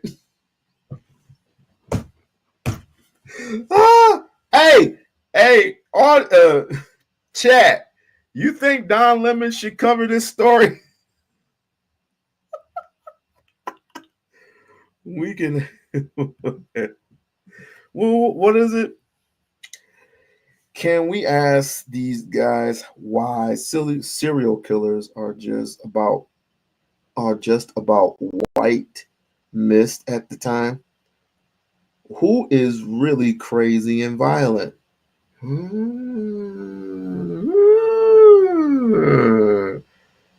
Those people are showing their ignorance. You mean I don't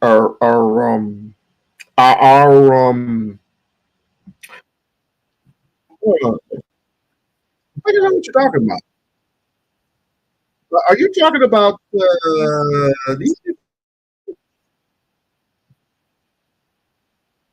The white supremacist Patriot Front, carrying shields and a banner that read "Reclaim America."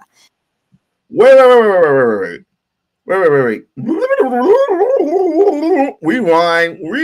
Rewind. Front, carrying shields and a banner that read "Reclaim America." Officials claim the Boston Regional Intelligence Center had no warning they were coming.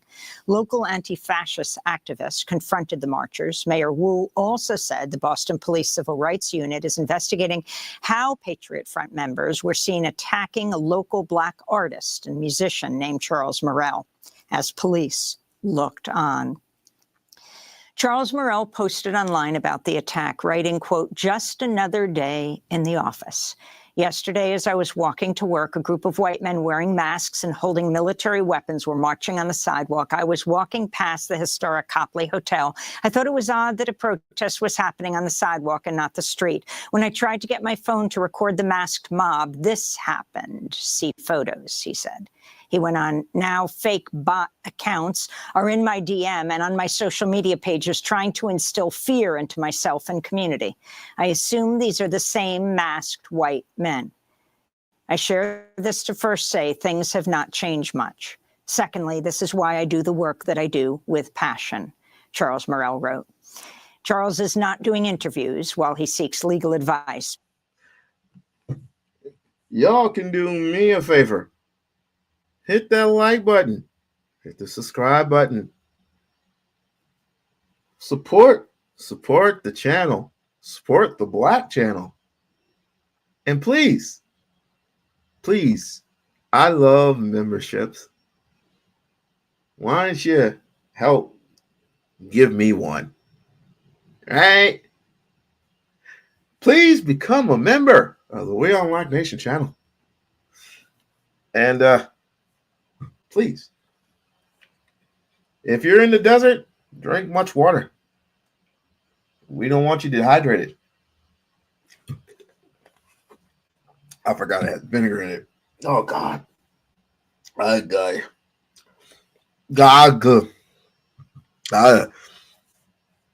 Word of advice, never put vinegar in water. Always get apple juice. But he did speak out Monday. I am appalled that even as a healer, I have to get my cup poured into in this incident. But in this incident, I will continue to pour into others people's cup as a way to pour into my own cup. For more, we're joined by three guests. In Boston, Reverend Kevin Peterson, longtime civil rights activist, founder of the New Democracy Coalition, advisor to Charles Morrell, is with us. In Cambridge, Philip Martin, an award-winning journalist and senior investigative reporter for GBH News Center for Investigative Reporting, where he recently wrote a piece headlined, He uses it through the arts.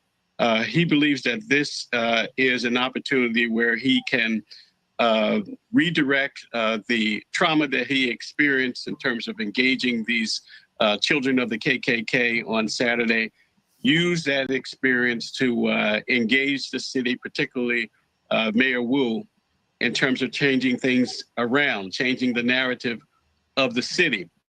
Boston is not unlike other places across the United States with regard to endemic racism. Boston was founded during the slave trade.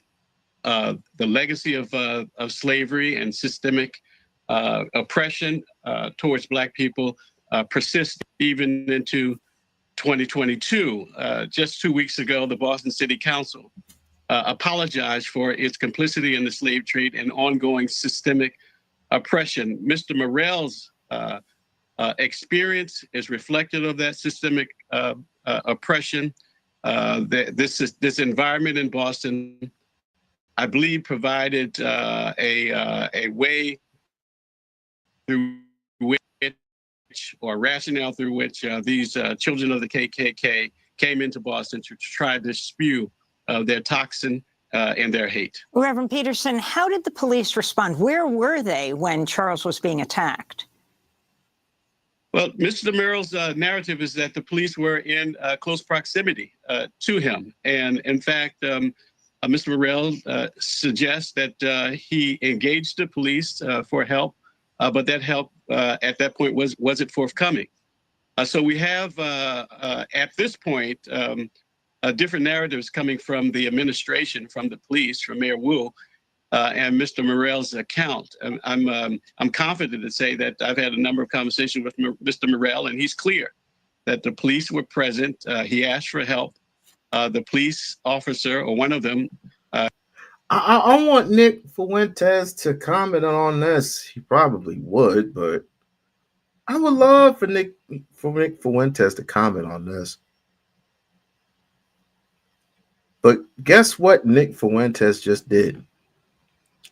Nick Fuentes just became a target for me. Because guess what, Nick? I'm tired too. Clip it. Or as the young kids would say, clock it. Clock this. I'm tired too, Nick. I'm tired of looking at your face. Each time I look at your face, I just want to smash it. Literally. Seriously and figuratively. I wanted to just do bodily harm to you. But apparently, all you're going to do is just call the police, or you might just have a couple things on you that keep you protected and safe. Like the United States of America. White privilege. I'm white and I say so. The Ku Klux Klan, the police themselves. Quite frankly, you have all the rights in the world. You have every protection in the world, Nick. Nicky, come on, Nick. Be a man. Step your game up. You can't fight. Why don't we go a little round one-on-one? But of course, that'll be too much for you because you don't fight. You fight with this. We've been fighting for this forever. You spent your last decades taking this away from us. Through Jim Crow. Yes, sir. Yes, sir. Through Jim Crow. Yes. Through let me see. What was that thing? White supremacy has on lock. Willie Lynch. Willie Lynch. Redlining. Things of that nature. You remember the guy that came from the West Indies? Even though if you don't believe that or not, the guy from the West Indies that came to help the slave masters control their slaves. So Mr. Willie Lynch came to teach them their methods, teach them his methods, excuse me. What about the story of Emmett Till, huh? What about that story? Oh, that story is old. It doesn't exist. Oh, that story is very, very old. Oh, okay. Well, what about this recent story with the Metcalf part? The Metcalf boy. Very sorry, very tragic what happened. Very tragic what happened. But again, white privilege. I'm white and I say so. Get about the bleachers. You're sitting in our seats.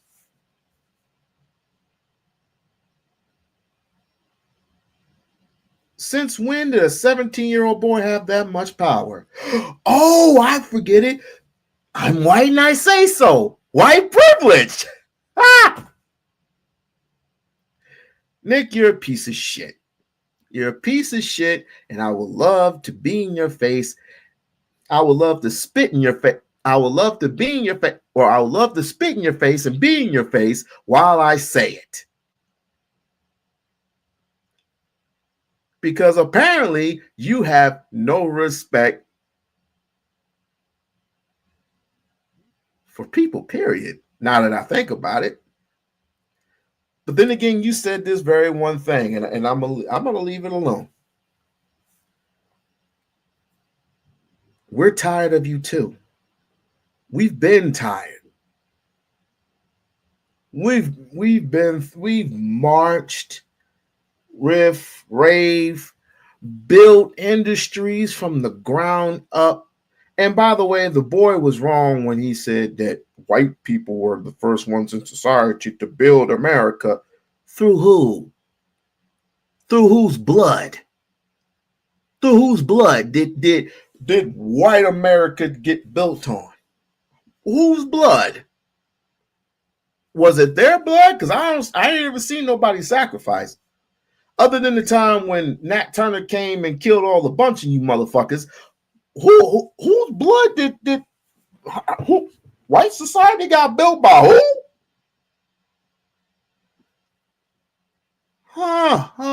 Okay. So Africans that were enslaved and were separating from our families, separating from our culture, separating from our language. We had no part in this. Okay. We can handle that. So if that's the case, and some decades later, you're tired of us? Now you're tired. Ain't that ironic? That about a bitch. And she's a ugly ass white bitch. That's what I said. An ugly ass troll Karen who can't even keep her devilish hands to herself off of us, which we won't have anything to do. No, excuse me, I said that wrong. We want nothing to do with you Karen bitches. You Karen fucker pig white bitches. We want nothing to do with you. We would like to be left alone so we can solve our own problems and we won't have to hear white folks like yourself complain about black problems. We could complain about y'all because you brought us here. You fucking lowlife. Now that I'm done ranting, if I have more, I'll just go on other. But guess what? You're my target now. And I'm gonna keep at it. Keep at it until I get tired. Until I get tired. Like, share, and subscribe to the channel. Like, share, and subscribe to the channel. The We-On-Loc Nation channel. Now let's get to this coon. Eli Mistel, real quick, who is the most the ridiculous person on television. Not only is his hair ridiculous and he looks ridiculous, the content of what he's saying is ridiculous. Now I'm gonna play the clip and then I'm gonna comment. Roll the clip. South Africa got over apartheid. Did they just go back to their Afrikaner racist constitution and be like, oh, we just need a couple of amendments. We just need a couple of changes here to make it work? No, they threw the whole thing out and started again, this time asking everybody. Wow. This time having a completely new delegation of all of the people of South Africa, not just the white folks, but not no white folks. Mm-hmm. And they came up with a new constitution. It's one of the reasons why the South African constitution is generally thought of as one of the best constitutions in the world. And ours continues to be a piece of crap. So what laws would you kick out immediately? What laws are you saying it needs to get out of here? Yeah, so the first one I have in my book is that I want to eliminate every single voter registration law. All of them. All right, let's put this together. A person that's literally benefiting from the constitutional rights that are afforded to us through the blood, shed, and tears of white people, all of a sudden he got a problem with the Constitution. All of a sudden the Constitution don't apply to him. All of a sudden the rights and freedoms that we are afforded to, that every rational person, whether they black, white, or indifferent, are observing and are proud of, all of a sudden he got a problem with it. He wants us to get rid of the Constitution. Do you know how ignorant that is? You know how many black men that have lost their lives fighting for their constitutional rights? Hold up. You mean the black folks that were gathered in a straight line in World War I and shot to death, all because they were carrying guns and they weren't allowed to? You're talking about those? We're talking about World War I. Y'all need to see glory. You're talking about the ones that apparently serve their rights, not yours, because you, even to this day, you still don't have right to compete at a job that pays an equal amount of money that white folks give people, even though we spend all our money and all our time in colleges and don't even get the jobs that we're supposedly qualified for. You're talking about those jobs, but we see Mexican Americans, we see Asian Americans every single day at those jobs. Yikes. Black people that are fighting to uphold the Constitution, all the way from the people who were serving in the military then, I'm way back then, when black people weren't even really accepted in the military. They served and they fought in the Civil War, all the way through to today. Black people still serving in the military to uphold the constitutional rights and freedoms that we have. And this fool want us to rewrite it because what? What freedoms do we? Can anybody tell me what freedoms we have? So I have the freedom, if I get spat in the face by a white guy, I get to punch him in his face. Guarantee me I don't get to go to jail. Or if somebody breaks into my home, per se, if somebody breaks into my home, I don't either get to stomp them out, or Betsy ain't coming out the closet, or has to come out the closet, excuse me, and Betsy has to have a little conversation with him, but I get sued because the man accidentally tripped over something. I get sued for a man breaking into my house. The freedoms of today, the freedoms of being a dentist, a black dentist. I leave my keys in the house, I break into my own house, and I get arrested for breaking into my own house. Those freedoms? White people did it. Well, let's see a constitution that black people have orchestrated, and you tell me, do we want to adopt that one? Where does it exist? I can't find one. Okay, let's go to another video, because this is another one. This pastor, and it's not only in academia. I can go down a list in entertainment or whatever. I'm going to academia, and then I'm also going to a person who claimed to be a pastor. Listen to his open racism, how he acts publicly at a Target. Roll the clip. Okay, cool.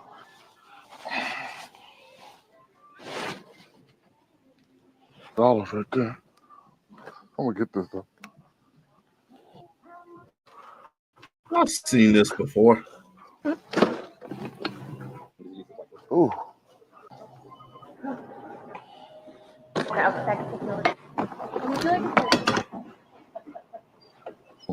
What?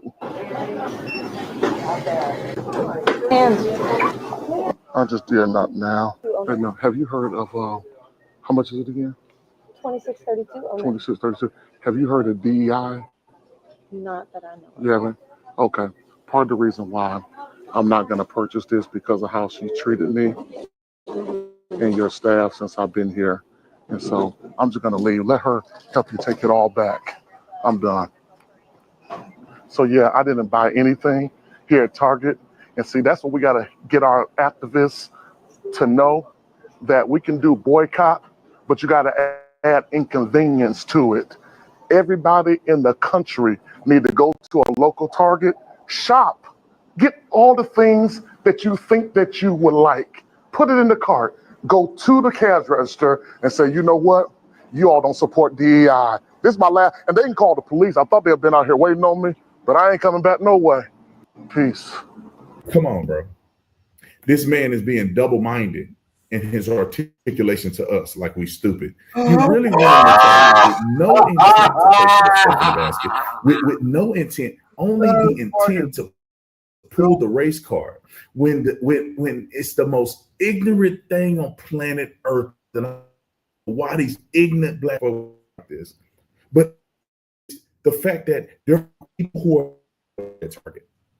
There are people who are black, and when he was doing a little video with black people, there's people who have.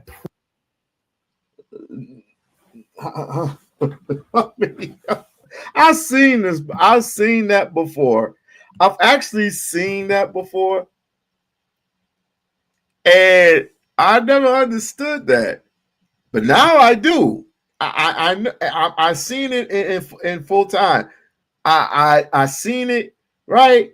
And I first like, why the fuck would you get all this shit, even though you weren't capable of paying for it anyway? But you remember DEI? Now I know. Now I'm getting it. Which it never aimed at black people anyway. But let's continue. Product that are black-owned businesses. What are you talking about? People that have any common sense and they have a portfolio of stocks probably have stock in Target. What are you saying, bro? But this is an example. I'm tired of it. I'm tired of the Bubba Wallaces. I'm tired of what's his name? Here we go. I'm tired. I'm so tired, master. We's got to do something, master. We's got to do something. Master?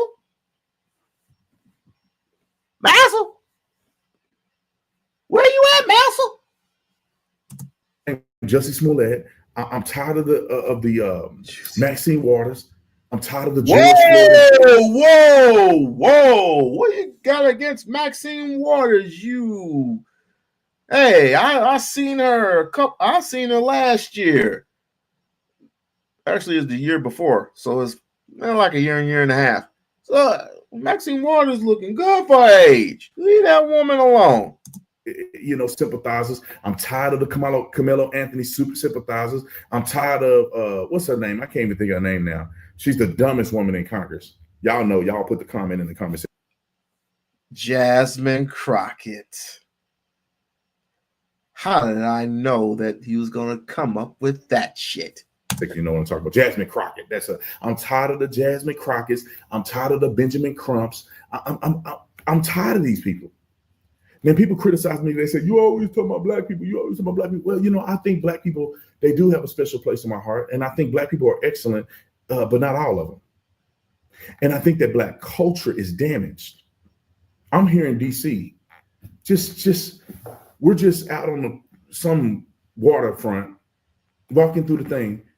We smell this overwhelming smells of marijuana every now and again. And who's smoking marijuana and blowing it on people in this outdoor? Black people. You're looking out there. Wait a minute. Listen, as much stress as we go through a day, every day, on the job, at home, off the job, at wherever we're at, where we face controversy, sometimes we put them on ourselves. Hey, it's time to smoke some weed. So, hey, light one if you got it. Yo, hell, I'll roll one up with you.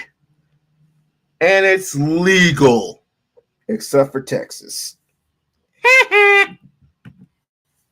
And you saying, I'm looking at it. I'm just observing. I'm looking at black people, and every black person that I saw was obese. I think I saw one skinny girl, and she looked like a hoochie mama with booty shorts on, with her stomach out, and the stomach hanging over the pants, and she got nose rings on her nose, just walking like her stuff stink. She was probably a stud. Which, why were you looking so hard? Ain't you married to a white bitch? Why is that? Oops. Why is that every single black person that I saw walking down this thing, either smoking weed, looking crazy, acting crazy? You know, one guy was just like, he had a crazy attitude with somebody, yelling and screaming. People about to fight. When I was in Miami, it was 2 or 3 fights about to jump out. It was black people. And I'm not saying every black person was like that. What I'm saying is I'm tired of them black folks that do all that, and black people don't want to call them out on a crap. So so it's called selective. Lisa, help me out. It's selective, but I want to say it's selective. It's not selective racism. It's selective sex, not selective sexism. So you are selective. Personal glory over group pride. Ooh. Ooh. I like that. Personal glory over group pride.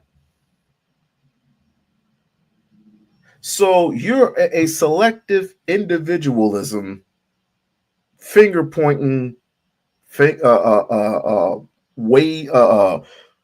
waving, bashing coon. Okay. I haven't came up with the concept that I really wanted to say. I know it's selective. I'm going to keep it right there. It's not selective racism. It's not selective bashism or something. I'm going to find it. I'm going to find it. Because these people are all selective now. They're choosing individuals, and they won't even put a percentage on it. So let's just say out of 50 people, right? 50 people, we might as well put 100. So out of 100 people, one person, let's just say two, maybe 3 people get into an altercation. These blacks right here are dangerous. They are a danger to society. Not you blacks, you're all right.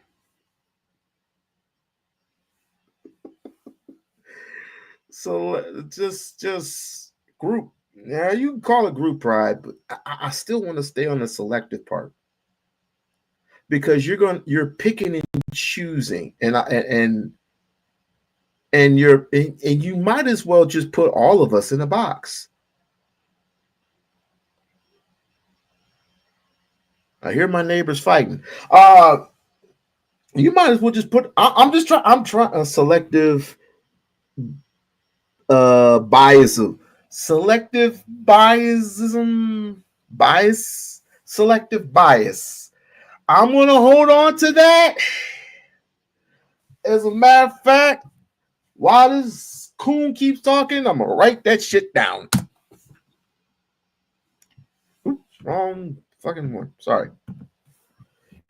I can go down a list of more people. I just want to put 2 people in front of you that alludes to the fact that I can see why people are tired of it. I want y'all to hear this real good. I'm 5'9". if I had a white dude to come up here that's 6'10", my legs will come up to his tits. Black men and women got long legs and short bodies. White men and women got short legs and long bodies. Now, if all of us up here took off our clothes and one white boy took off his clothes, which one you think would have hair all over their body? Huh?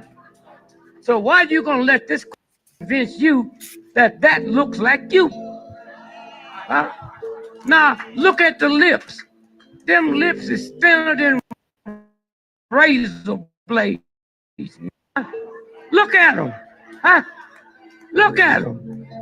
But he won't believe that's you when he know it's him. Huh? And y'all buy it. What is a red flag in a woman? If she's white and if she smokes. If she white and if she smokes? Yes, sir. Okay, and one more question. What is too many bodies for a lady? What again? Too many bodies. Too many bodies? Like how many men she had sex with? So what's the question? How many bodies is enough? Like you can't, like if she got 30 bodies, I can't talk to her. Oh. Like what's your limit? It's the past. I don't care. It's the past. Get mad. Whatever she did, that's what she did. She'll never be with another man after me, that's for sure. Understood. The black victimhood fatigue is real. I wish that we can all just get along. We can all just be Americans. We can all just understand that slavery happened and that it also happened to every other race that ever existed on planet Earth. At some point in time, all you got to do is go back to a certain point in history. Everybody was a slave. And then it blah, blah, blah. It wasn't unique because white people weren't the only people that owned slaves in America. Black people owned slaves in America. Indians owned slaves in America. White people were slaves in America as well. Black people weren't the only people hung. They were hung more than anybody else, but they weren't the only one hung. There was 20-some hundred white people that were hung.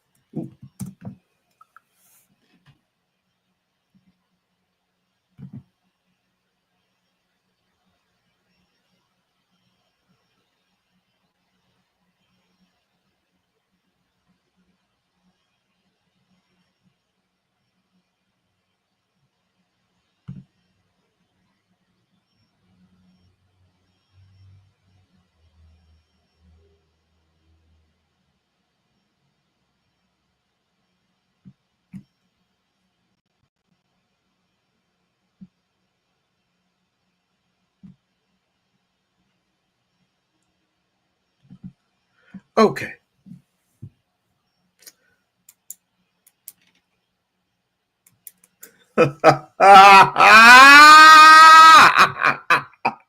No, you didn't. No, you.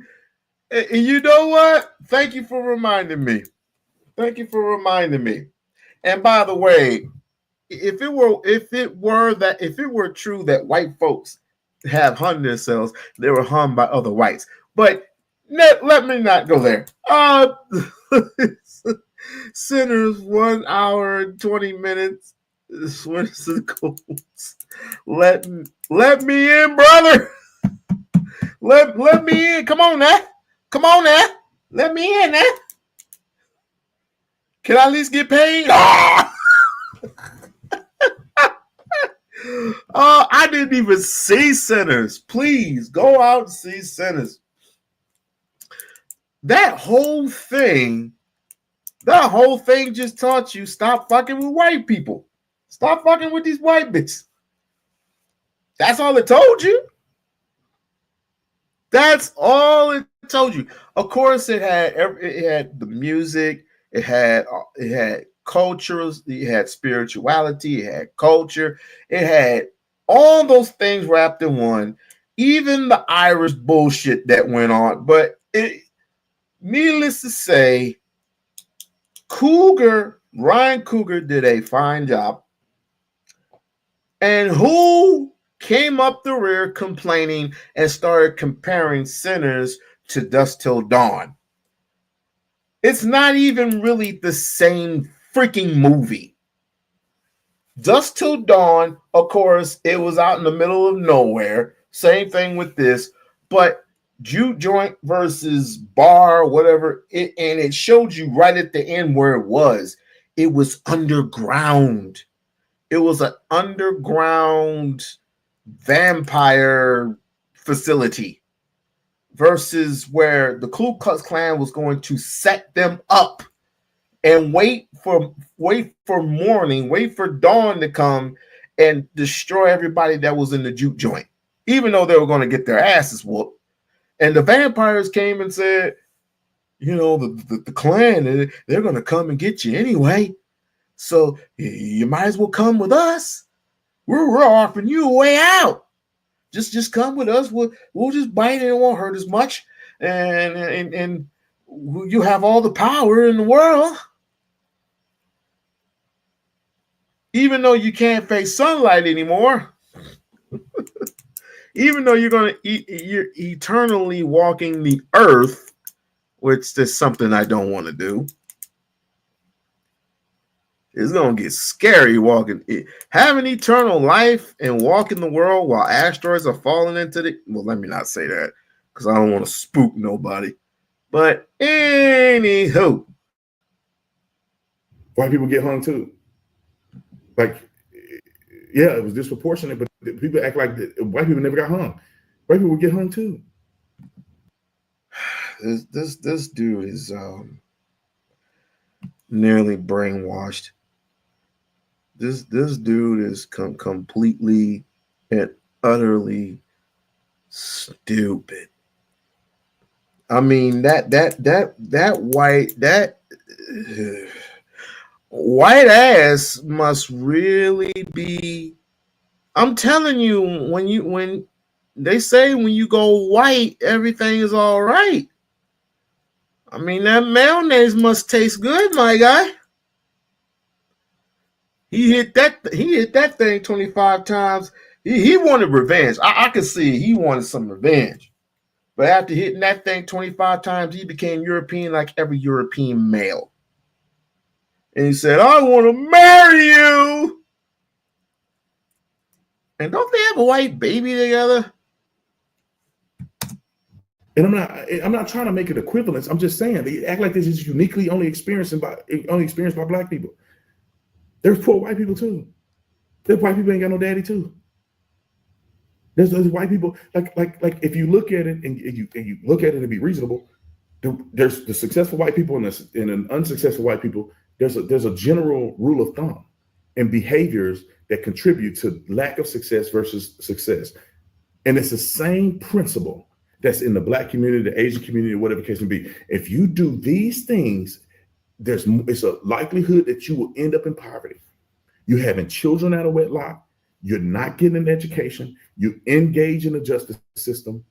You're doing illegal drugs. You don't have integrity. You believe you ain't never gonna make it in life, and you play the victim card. You're gonna end up over here. I don't care what color you are. If you do the right thing by getting an education, believing in yourself, working hard, networking, not isolating yourself with your racial friends, you begin to work your way up. Be willing to work and do whatever it takes to win. With integrity, you will be the successful person, whether you black or whatever the case may be. No, that's not true. That's not true in totality. 20 million black women. And most of them have the good jobs. I wonder why that is.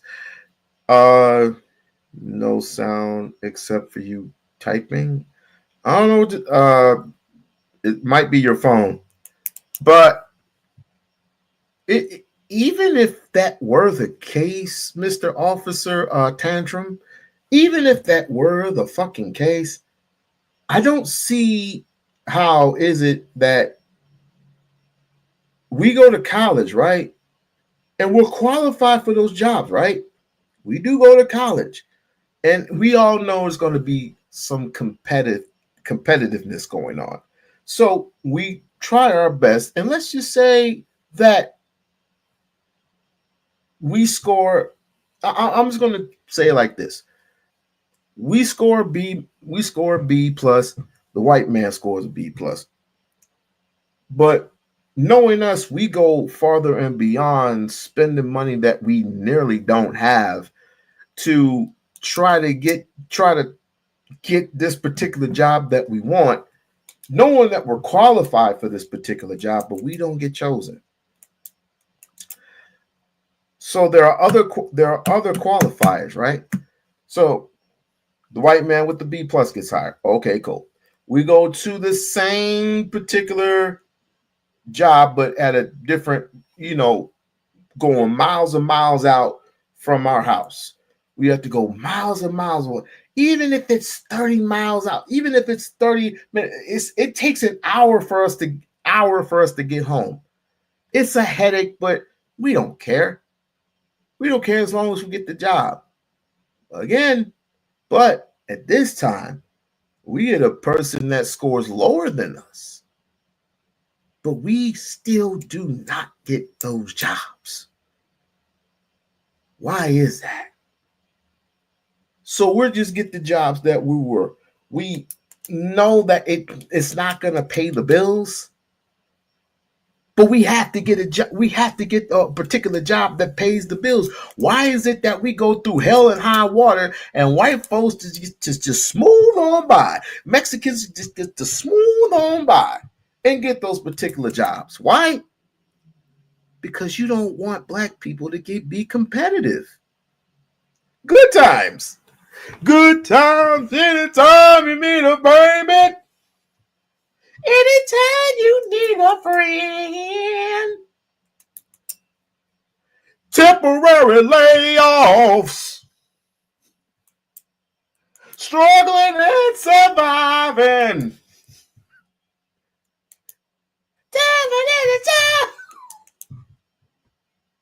That's what it is. It's good times. It's good times all over again. We ain't the Jeffersons. We can't move it all up to the east side. Finally get a piece of the pie. That's a very small percentage of us. That is a very small percentage of us. But you act like you get like the small percent of black people just smooth on by, and you criticize the rest. Well, fuck you. We don't even need you. We don't need you. And I will say this literally to his face. We do not need people like you. Stick with your white peckative pussy ass way of living. But don't forget the white sheep. Please do not forget the white sheep, because you're probably going to need it for when the next time motherfuckers pull over and they get the whooping on an innocent bystander, an innocent black man, or worse, a woman who's pregnant. A black woman who's pregnant. And you beating the shit out of her.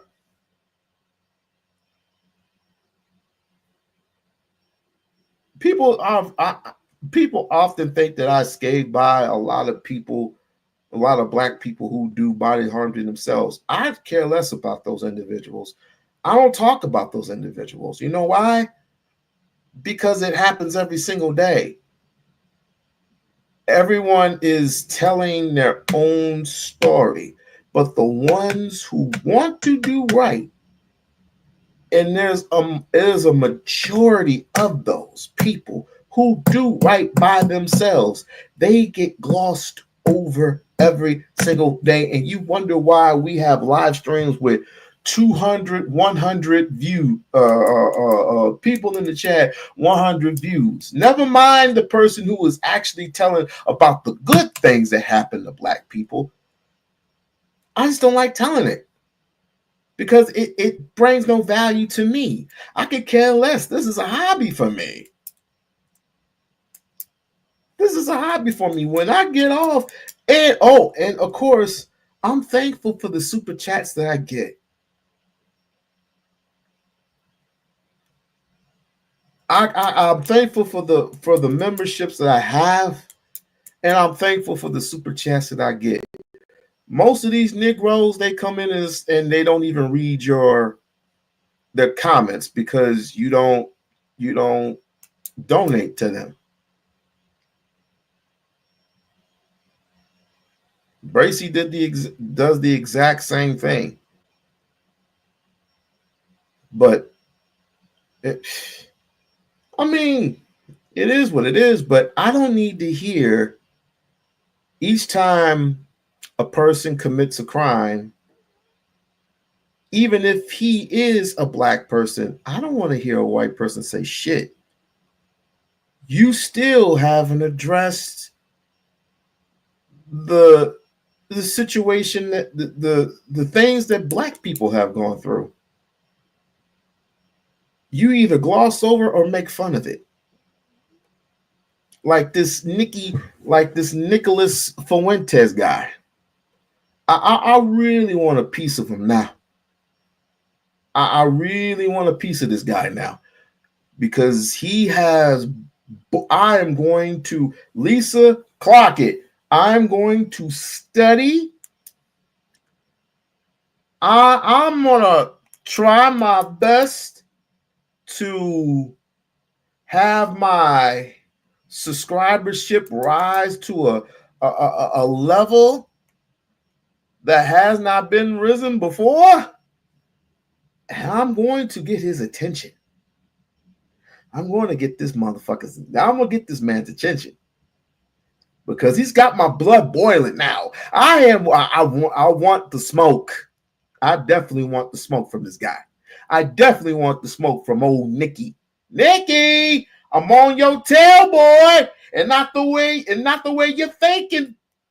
Not the way you're thinking. Pause. Because you got me looking something to look forward to, since you hate black people. Or you're tired of them. Why don't you say you hate them? Or better yet, why don't you really say what's on your mind? I mean, hell, you mentioned the zoo. What you mention the zoo for? And maybe those black people who support your idealism, your thinking process so much, they could come along too. Or I have something for them. But you got me looking forward. You got me doing live stream. I mean, I love Umar, but he can take care of himself, right?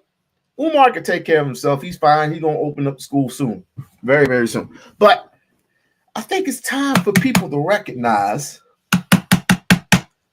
who this Nick Fuentes kid really, really is.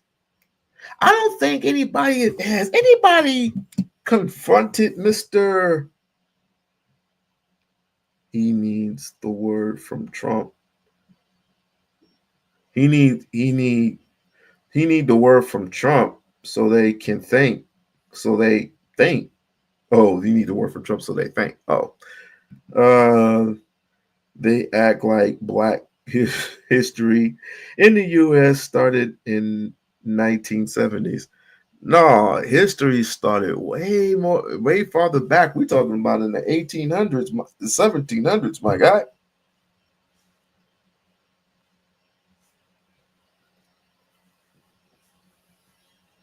It's a shame. It's a shame that I have to hear people in our lineage, people in our heritage, people in our culture, people that just, it's a shame. It's a freaking shame, but I'm on your head. I'm on your head. I'm just wondering, did he have any, and I love Officer Tatum, by the way. I just want to say I love Officer. I love him. I love this dude. He makes every excuse in the world. Oh, why do I gotta be like that? White people get hung by a tree too. By other whites. I haven't seen that one black person, and even if they did, it's kind of I reckon I want to see that happen. I want to see them. It's more than just hanging. It's more than just hanging. They literally ripped our hearts out. They ripped our babies from us. Literally took a black woman and ripped the baby out of her stomach. You fruit flaming it. How dare you? How did you even exist? Where do all these cops come from? These cops must have a conscience. Not all of them. Because I interviewed two good ones. These people must have a conscience. We can't win, so we might as well join NASA. Let me ask you something before I move on. Does anybody who is here right now feel the opposite of what I'm feeling? As a matter of fact, do you guys feel, and this is a question, do you feel what Officer Tatum feels? Do you feel like what the white boy from earlier when he was in the audience and asking Myron this going to a stupid ass rant? Or better yet, do you feel the same way that Jason Whitlock feels? Do you feel the same way that Jason Whitlock feels?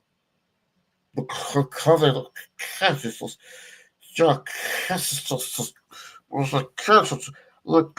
society. I can't even do Jason Whitlock like I want to. I can't even do it. The deflectable Negro told some cold stories of slavery, cannibalisms, and cannibalisms. What? LGBTQ HIV community. What? How sick are these people? We need more tyranny. What up, babe? Tantrum is a big get out dummy. Is a big get out dummy. Like that man that was running through he was. Oh, you talking about that? Nah, he's the dude from Sinners. Come on, let me in now. Why you have me standing out here now? Come on, let me in. Come on now. It's cold out now. Let me in. No, you dead. You don't realize that you's already dead. You believe this woman? Come on now. Come on, let me get paid. At least he takes the money out of his pocket. Oh, that got shot. I need to see Sinners. Maybe it was a good. I heard it was a good flick, but then you got those Mexicans that come out and say, hey, you copycatting over Dusk Till Dawn. You's a copycat. You's a Quentin Tarantino follower. Even Quentin Tarantino said that Sinners was a good movie, you dope. But either or, it doesn't matter what. I am going to study these things. I am a Nick Fuentes fan. I really am.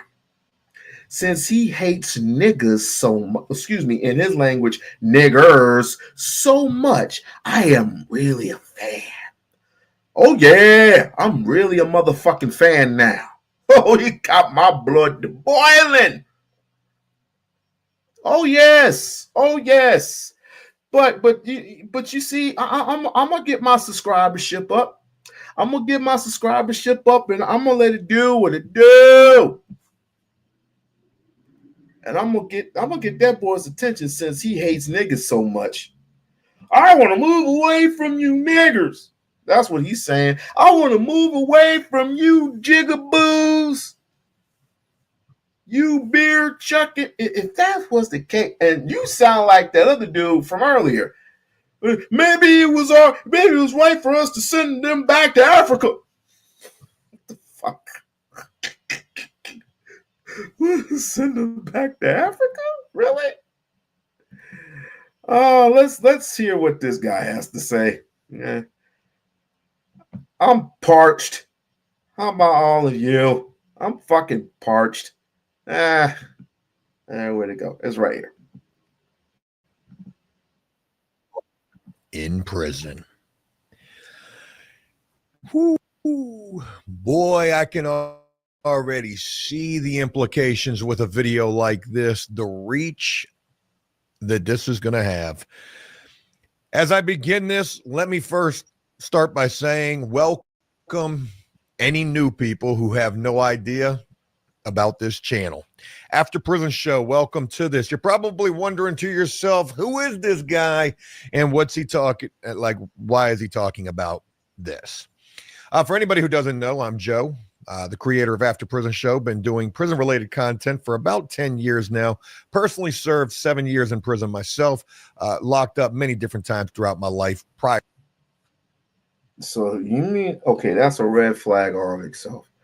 So you are having people from prisons, like I said, ex-Klan members, ex-skinheads, ex-white supremacists, ex-white ringers, make commentary, make live streams about one 17-year-old black boy. Let's hear what he has to say. Prior to me getting released from 7 years in prison, I was constantly in and out of trouble myself, so I consider myself a bit of a prison expert, a criminologist, a jailhouse lawyer. I know quite a bit about law, know quite a bit about criminal justice, so that brings me to this topic here today. There's things that I find interesting. The GoFundMe or the crowdfunding campaign. I know it's not GoFundMe. Go Send That. Did you send that? Whatever it's called, that raised over $400,000, initially being raised for this young man's defense, but now is being changed for living expenses, potentially even buying a house. I think that it's crazy that, they were in this $1 million mansion and saying, hey, look, we're not buying a house, but now we're buying a house. Whatever with all of that. I don't come at this from a racist standpoint. I need that to be very emphatically known. But I hate how racially divided this situation has become. Other cases have been brought into question because of this particular situation. What about Kyle Rittenhouse? What about George Zimmerman? Actually seeing the George Zimmerman situation get brought into this, it made me question, where this took place at. Is there such a thing as a stand your ground law? George Zimmerman took place in Florida, killing Trayvon Martin, a young kid, and that was a huge deal. And George Zimmerman got off in that situation. And now fast forward 15 years later, or however long it's been since that case, you got Carmelo Anthony claiming self-defense and that Austin Metcalf was a bully. And again, it just made me question where this took place at. Being in Texas, does Texas have a stand your ground law? And they do, which could change everything for this defense. Now, I want to go ahead and call this for what I initially thought of the situation. And again, you're looking at a prison expert here, a guy who knows quite a bit about the law, should have been a lawyer, but certainly know it from the opposite side, being on the opposite side of those bars. Exactly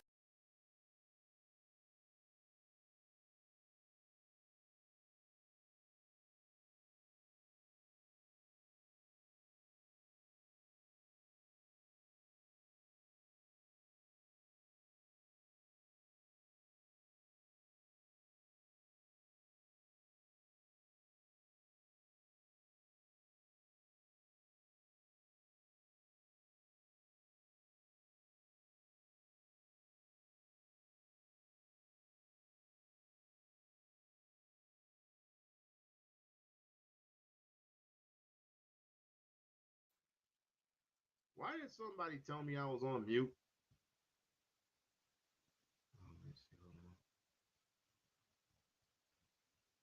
Hold on. Why did somebody tell me I was on mute? I got it. Boom. Don't you? Boom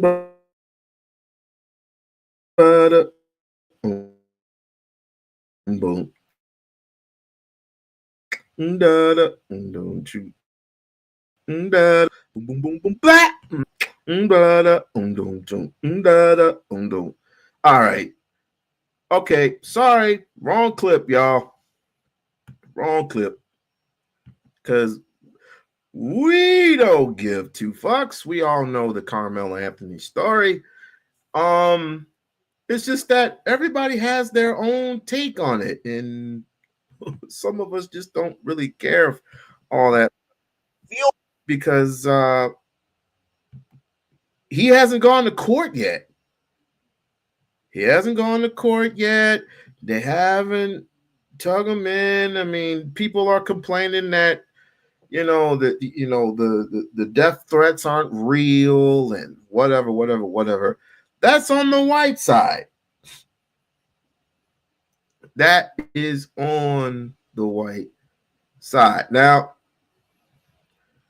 to this whole Shamir, and I just want to give a shout out to Sador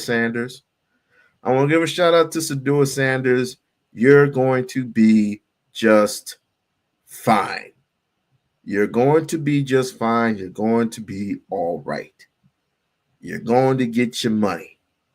I don't know why. I don't know how. I don't know why people are such an uproar about this, but I mean, it is what it is. Excuse me. It is what it is. Let's hear what Jason Black is on. Let's hear what Jason Black has to say. I'll get to your questions a little bit later. Hold on.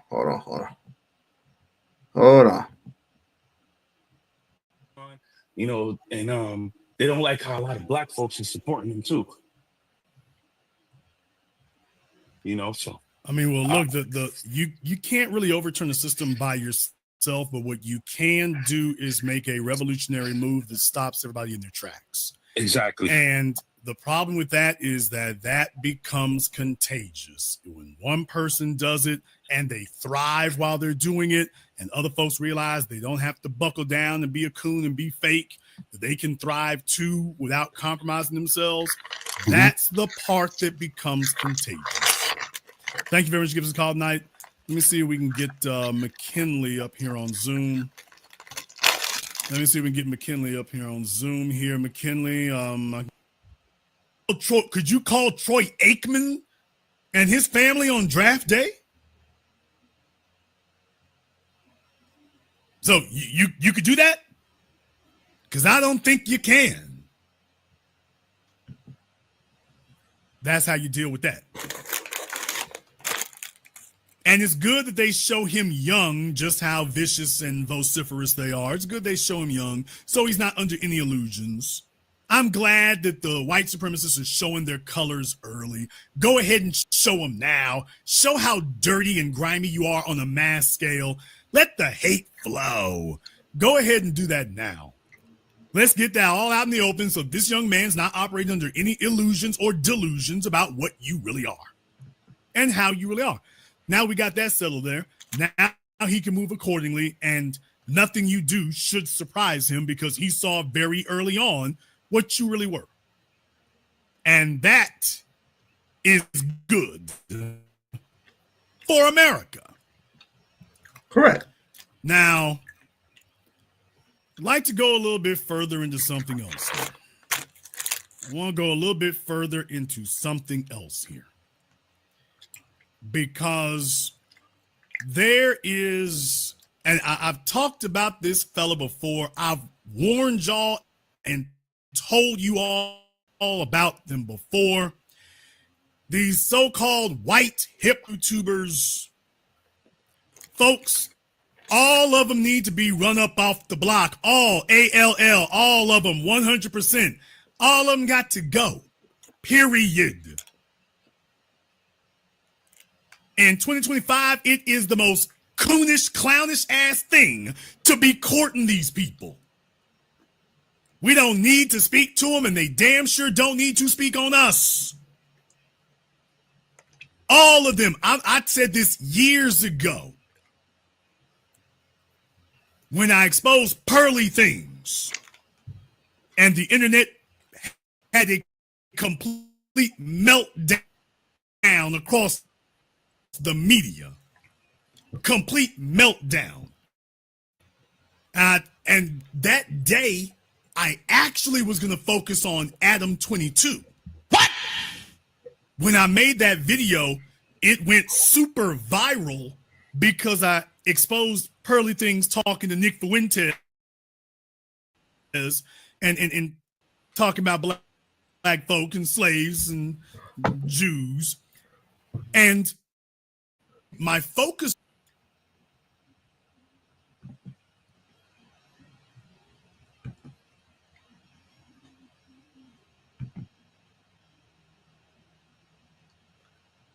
Thank you, Jason. Thank you for that. Thank you for the memory. Thank you for reminding me. About two years ago, the same Nicky Fuentes had a conversation with the whitest of all white women, the whitest of all cave bitches, Miss Pearly Things. Does anybody remember? I'll bring it up if you don't remember. And they had a conversation about blacks this, blacks that, Jews that, you know, are they monkey this, are they monkey that? I had to bring it up. Thank you so much, Jason. Thank you. Thank you. B1 in this mug. I told Pearly she fun up when she said Thomas Sawyer. What did she say about Thomas Sawyer? And let me advocate. I'm not a good advocate of Thomas Sawyer, but she knows better not to mention anybody who's African American. She knows better than that. She likes his she likes his uptake on blacks. Oh, okay. I was about to say. I was about to set some shit on fire. But let me continue. This was going to be on Adam 22. He was the one I really wanted to focus on, not her. It was only when I saw what she said with Nick Fuentes, I'm like, yeah, things just changed. Things just changed. But in case you want to know, I actually was going to talk about Adam. Because you see these folk out here and whatnot, they do not come from our culture. They don't come from our culture. They're just using it for their own means, and YouTube boosts them. They don't get this naturally. YouTube gives it to them. If you're a white YouTuber, the folk at YouTube manually change these things. They suppress other folk and they make sure yours gets boosted. So the Adam 22s and the Trap Lore Rosses and all the rest of these folk out here, they need to go talk about some heavy metal or thrash music or something else. If you're not from our side of the street, you got no business speaking on it, period. Because that's culture vultures. Go speak on something you live and something you know. Not something that you're sensationalizing about and distorting and in many cases just outright lying about. Go do that. You do not belong speaking on us. You damn sure don't belong over here.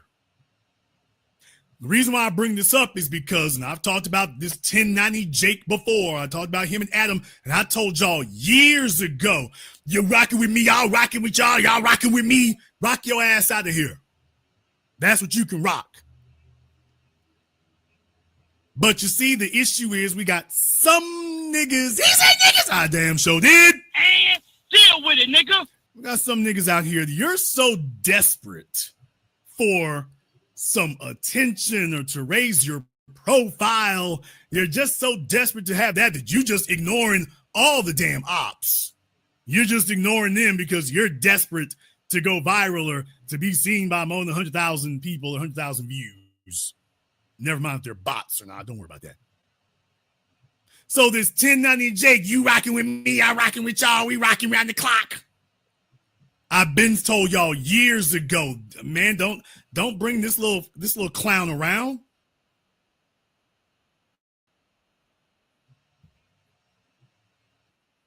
Well, in case you didn't understand it, for the slow bus children, this is his latest video. The case of Carmelo Anthony. Lies, rape. This is We-On-Loc Nation. Who the hell is this? Hey, my name's Wurzerud. I'm like an evil white guy. What can I do for you? Well, I'm streaming too. I thought that maybe we could have a little debate. I'm friends with Nick. You know, if you want to talk, I don't know what you've been talking about, but I see you're calling him out. Sure. Make a little content, maybe. What's Sure, your why beef? not? What's my beef? Yeah. My beef is he's a racist. That's my beef. He's a racist? Oh, come Yeah. on. Unless you can tell me something different. Well, I just don't. Well, I don't really know if that's important. Like, what does it really matter if he's racist? You know, like the question is he wrong? Is he saying something that's incorrect? Is he pushing forward not logically? You know, like what's the issue here? Is it racist just to acknowledge differences in races? I don't think he holds any hatred for black people. Well, he just said it himself. He doesn't want to live, or he doesn't want to live anywhere near blacks. I mean, because we're foul, disgusting creatures, and all we do is complain about racism all day. I mean, what did you not would call that racist? I mean, I would call that privilege, because people don't want to talk about race. I would call that privilege. What would you call that? I call it common sense. I mean, like, why? Like, would you like to live in the hood? I live in the hood, sir. I live in the hood. You live in the hood with all the crime and the break-ins and all of that stuff. You think that's like a good area to be raising children? Do you think that people would want to live there? Or people would not crime want over to live here. there? Ain't no crime over here. Everybody's smoking weed. Everybody's doing good over here, sir. Kind, sir. Yeah, I mean, got maybe jobs. you live in, Everybody's got, everybody pays their rent on time. That's not a hood. Hood has different equations to it. Hood can mean living amongst people, amongst your peers, old folks living among. But you'd prefer to live around white people, would you not? Or does it matter nothing at all to you?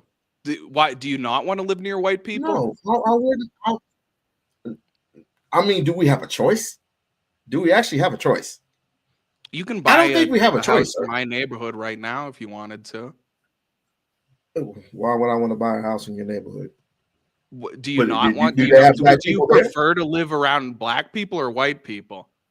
Or I mean, what is it that you're getting at? I feel like we're going in a circle. No, I'm just asking you. I'm asking you. All else equal, two neighborhoods, same average income, same crime rate, all of that. One's an all black neighborhood, one's an all white neighborhood. Do you have any preference, or that doesn't matter?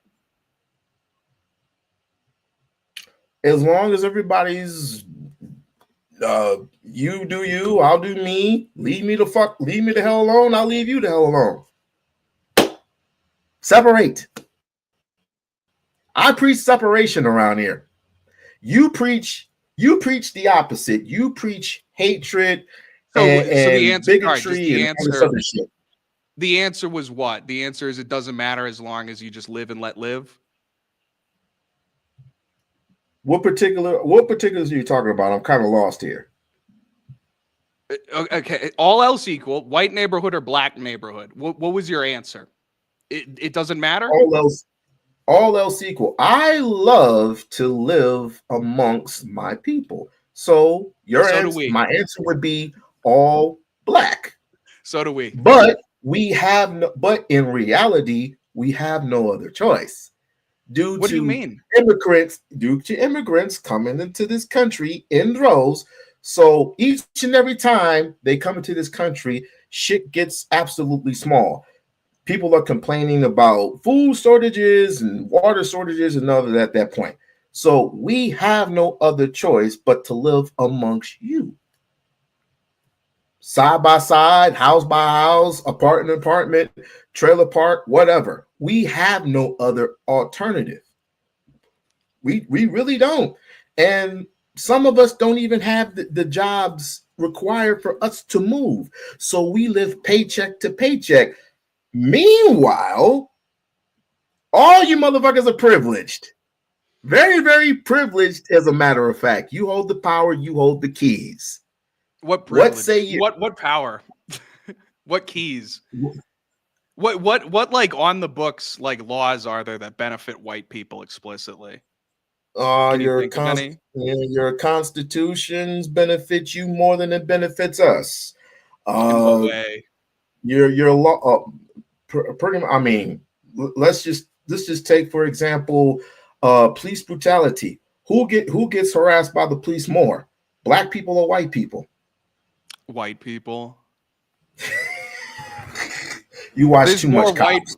No, you could say per capita. But equally, I could return with, who does the most of the crime in this country, right? I mean, it should be somewhat concerning that what are blacks? 12% of the population. What are blacks that are age 15 to 30, right? Which is the most criminal element of the black population. They're doing genuinely like 50% of aggravated assault in this country. That's great. 50% of homicide coming from what is in essence like 6, maybe 3% truly of the population in this age bracket of 15 to 30-year-old blacks. I mean, the crime is massive. If you're complaining that there's like a huge police presence cracking down on black people, we should also be acknowledging the disparity in the criminality of the population. I mean, even Latinos don't come close to the criminality of black people, which is just a fact, right? It's your fact. It's not the fact. Everybody comes with the their score own of the truth. game, though. We can argue how we got there, but that is the score of the game, right? Why can't we argue how we got there? I mean, it's all fair in the game, right? I mean, of course that we were way ahead of the game until everything was burned down in droves because you people can't exercise your brains and logic. You come in crime mobs. And you wipe out a whole population. Rosewood, Tulsa, Oklahoma.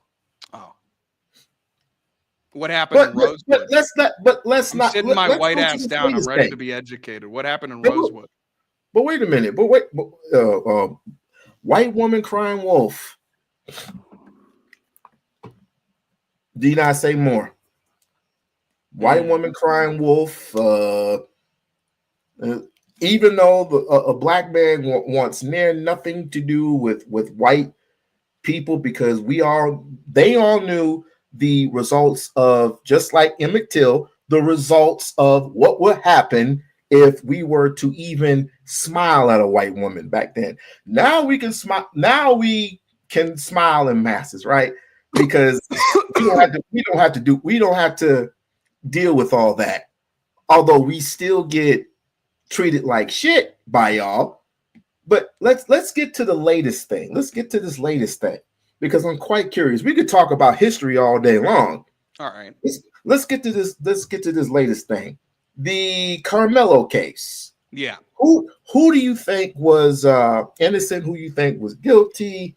I mean, this is like indefensible. But I am excited to talk about it because I haven't had the opportunity yet. I mean, obviously, Carmelo's guilty. There's no way in hell that it's self-defense. Unless I will say this, unless there is some absolutely insane new evidence that comes out. But based on everything that we've heard so far, the self-defense argument is nearly impossible to make. Okay. Self-defense. The state of Texas, Republican, right? Yep. Okay. Stand your ground laws, everything. But the Right. prerequisite of a stand your ground self-defense case being made is, as with all self-defense cases, the belief of an imminent threat of death. Imminent threat of death. Meaning for self-defense, and I'll even throw you a bone here. It's just the same as what is it, Dracos in Georgia, who argued stand your ground when a black guy pushed him over, and the black guy took a step back. Gun. He pulled out a gun and he shot him. Right now, why did that white guy go to jail? The reason he went to jail is because the guy was retreating. There was no longer a threat of imminent bodily harm resulting in death. So there was no justification because the man had a gun. No, I'm not defending it. I'm saying that's why he rightfully went to prison. He shot a guy who was retreating. There was no threat of imminent bodily harm resulting in death, and he was rightfully put in jail because it wasn't self-defense. It was a killing, right? In the same manner, Austin Metcalf and his brother, maybe they were scuffling with him. Maybe they were pushing him. I'll even say, what if they punched him or shoved him really hard? The thing is that none of that raises itself to the level of imminent bodily harm to the point of death, which would justify a fatal attack with an instrument of a fatal attack, which is a knife, right? So there's zero chance that this is actually self-defense. Okay, okay. I would agree with you, except there's too many holes that even you or I do not know. We do not know from the point of, well, I have a couple of questions. Number one, if Carmelo Anthony was such a thug or was such a this or such a that, why were there so many praises about him in the previous videos before all this happened? And number two, if the Metcalf boys, privileged as they were, came up to him and asked him to move, and they feel like he was a threat, why didn't they call security?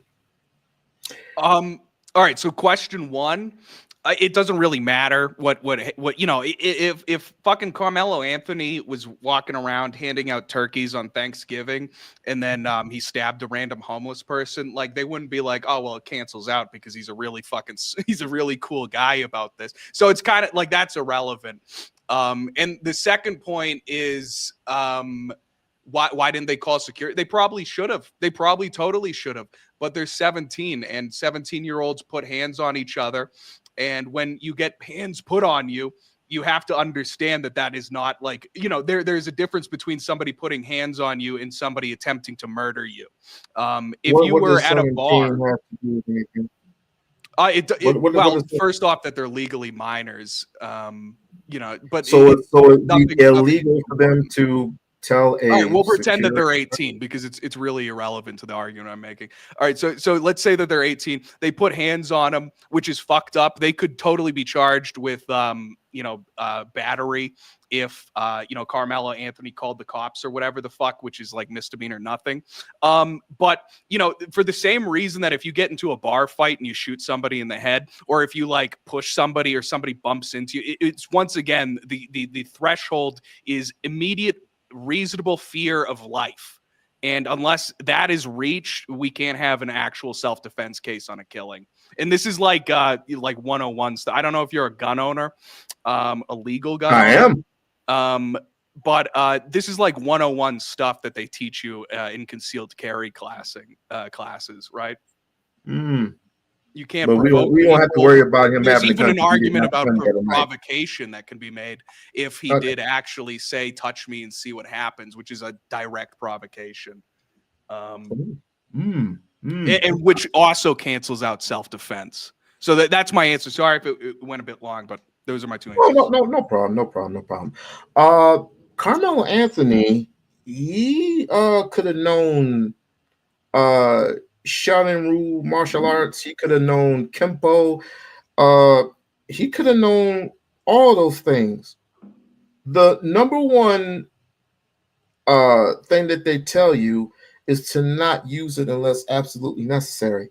And even if you knew all those things, there's this thing called fear of using it without consequence. But let's just say he didn't know it. All he had was a knife, right? Which is true. He didn't have a gun, and he didn't have a razor blade. He had a knife, and the knife was that small. But putting your hands on somebody, that is a violation. He's 17. So I could have been, and if his coach found out that he touched the boy, if I were to do such a thing, I would have gotten suspended. I would have gotten suspended, and I would have gotten kicked off the team because of my so-called right. But you wouldn't have been arrested for attempted murder, would you? Okay, but that to me that's not. But to me that's basic defense. You put your hands on me. Put your hands on me and if somebody pushes you, if somebody walks up to you and pushes you, are you going to pull your gun and shoot him? Oh, okay. First and foremost, we don't know what happened in between. Put your hands on me, F around and find out. We don't know what happened in between. It's too much of a big gap. And with that gap, we don't know what happened between punch me and find out, because the boy said, punch me and find out. So there was rumors of him being punched, and there was rumors of him being choked. But even still, punching doesn't, that like we're still like trying to beat this barrier of like, did in order for Carmelo Anthony to be innocent, the most important thing is that a reasonable person would think that Carmelo Anthony in his situation was about to die. If he did not immediately employ lethal force to defend himself, he would be dead or grievously wounded. I can say the same for every situation. I can say the same for Ahmaud Arbery. I can say the same thing for plenty of people who have died at the hands of people who had guns and knives and stuff. I can say the exact same thing. So let's apply the standard to Zimmerman. But thank you. Well, thank you for saying that. So you're following me home. Yeah. You're following me home, and I'm just trying to get home. I just got from the store to getting sugar. Let's just say that. I ain't got to go into all that detail. But I just went to the store, got me some sugar because I wanted to catch the Miami Heat game. But you're following me home. You're basically harassing me. So a person harassing me don't even know who the hell I am. Of course, I'm going to literally get vicious with you, and I'm going to ask what the hell is your freaking problem is. Mm-hmm. And you get smart with me. I'm trying to knock you the hell out. But I'm stronger. I'm bigger. I'm faster than you. So what do? The last result, you're going to pull out a gun. So you think Zimmerman was justified in killing Trayvon Martin? Hell no. So when he was getting his ass kicked by big, strong Trayvon Martin, genetically superior Trayvon Martin kicking his ass on the street, to the point where the back of his head is bloody, his nose is broken, the back of his head is bloody. Have you seen the pictures of him after the fight? He pulls out a gun and he shoots. You said the last resort, he pulls out a gun and shoots him, right? Is that not enough for self-defense if you're getting your ass kicked in the middle of the street? Austin Metcalf pushed him. Austin Metcalf pushed this guy. We don't see Carmelo Anthony didn't have a broken nose and a bloody head. Pushed, punched, and choked. Push, punched, and choked. So if I'm pushed, choked, and I'm basically trying to get you away from my tent, away from my area, and you're scruffling me, you're grabbing the bag. I grab the bag with you. It's my bag, and I reach into it, and I stab you one time. I am not stabbing you multiple times like the white kid did, the Hernandez guy. I only stabbed you one time.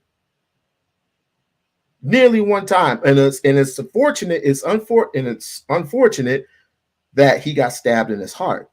I'm trying to literally get you off of me. And so when I'm trying to get you off of me, and I run for safety, I'm running in the hands of a cop. I'm not running home. I'm not running anywhere else. I run into the hands of a cop and I tell them what has transpired. Yeah, that's what he should have done. You're labeling him a thug because of what? Of one particular motion, a murder. Yeah, I've never one murder out of multiple black murders. What does that mean? It means how long before we can cross our thresholds. It's cool when you do it. It's no. Let's keep on the Zimmerman thing, right? So I think we're making headway there, right? Because you said Zimmerman's last resort was to shoot him because he was getting his ass kicked by a genetically superior, big, strong man.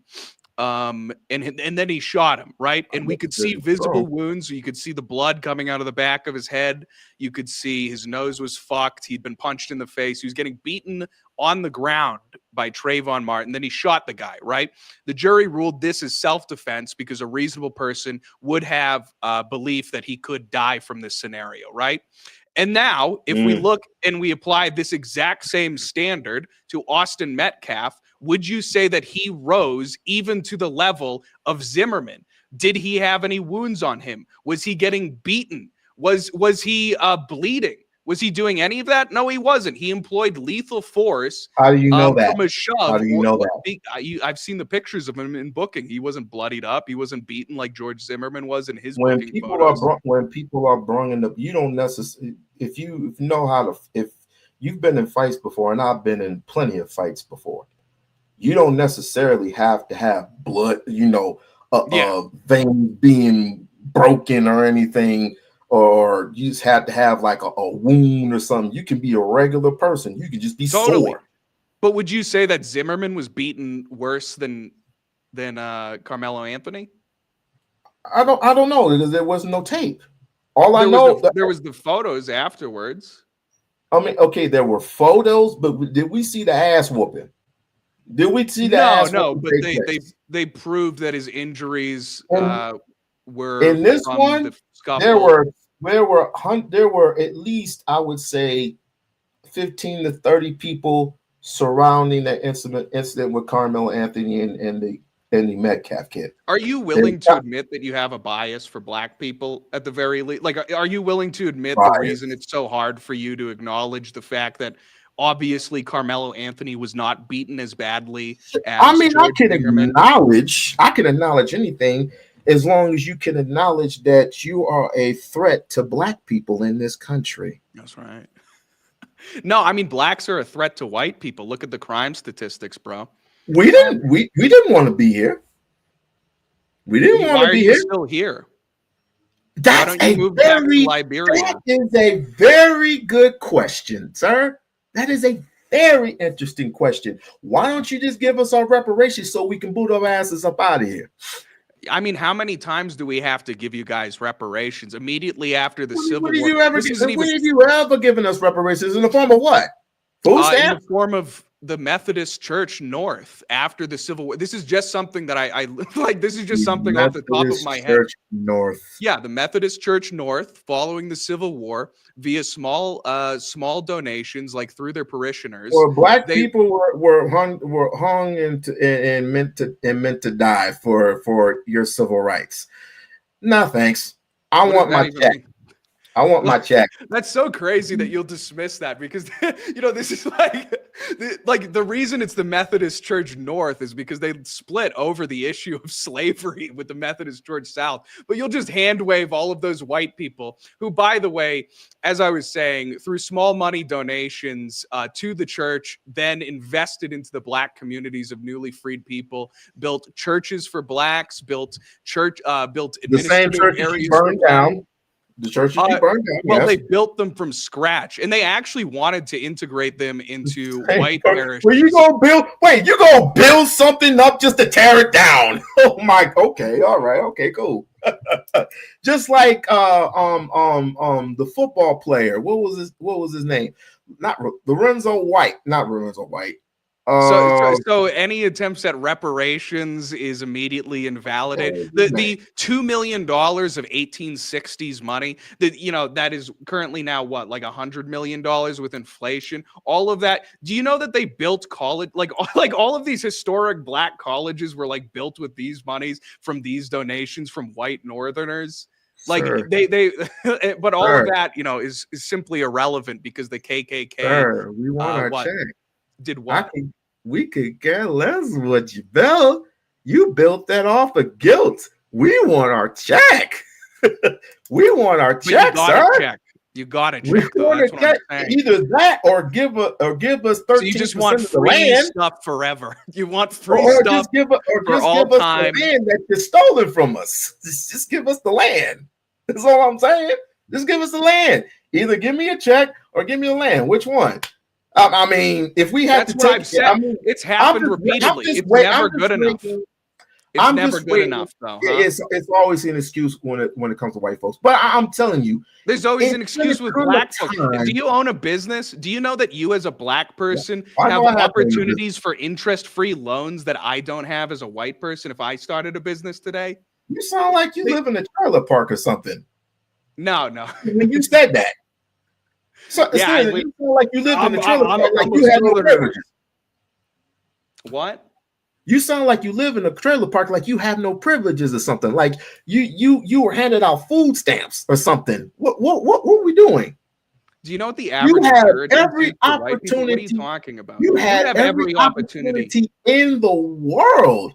There's scholarships to go to college that I don't have access to. You literally move goalposts. Oh, just because you hire a couple token blacks, you think everything's okay.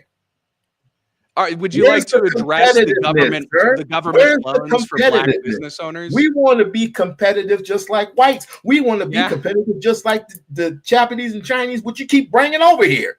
Do you know what happens when you're competitive with whites? That's the funniest thing. Desegregation fucked you guys over worse than anything. Your guys, all of your black businesses went out of business after desegregation because black people started patronizing white establishments due to the superior quality, or even just due to the social stigma of black businesses being inferior. Like it's genuinely like you don't want competition. You want free shit forever. And that's why when I bring up the unlimited opportunities of government free monies currently available to you that are not available to me as a white person. We all live through government, and how did that turn out for us? No, but you can get a $200,000 check from the government at 0%, and I can't do it. I say that's a pretty big win. Look it up. When? I would love to get it with zero interest. When? Yeah, where? You got to actually start a business that produces something. I know maybe that's the threshold. I know plenty of people who start businesses and they get fucked over in legitimacy. We get what? Work. We get what? 7 years? And those businesses turn to shit. Type into Google black person business loan and you're going to get 100 fucking results, dude. Okay. Why don't you do that? And hey, guess what? I can't have access to any of those. Why don't you chip that into reparations? And then after that, type black person scholarship.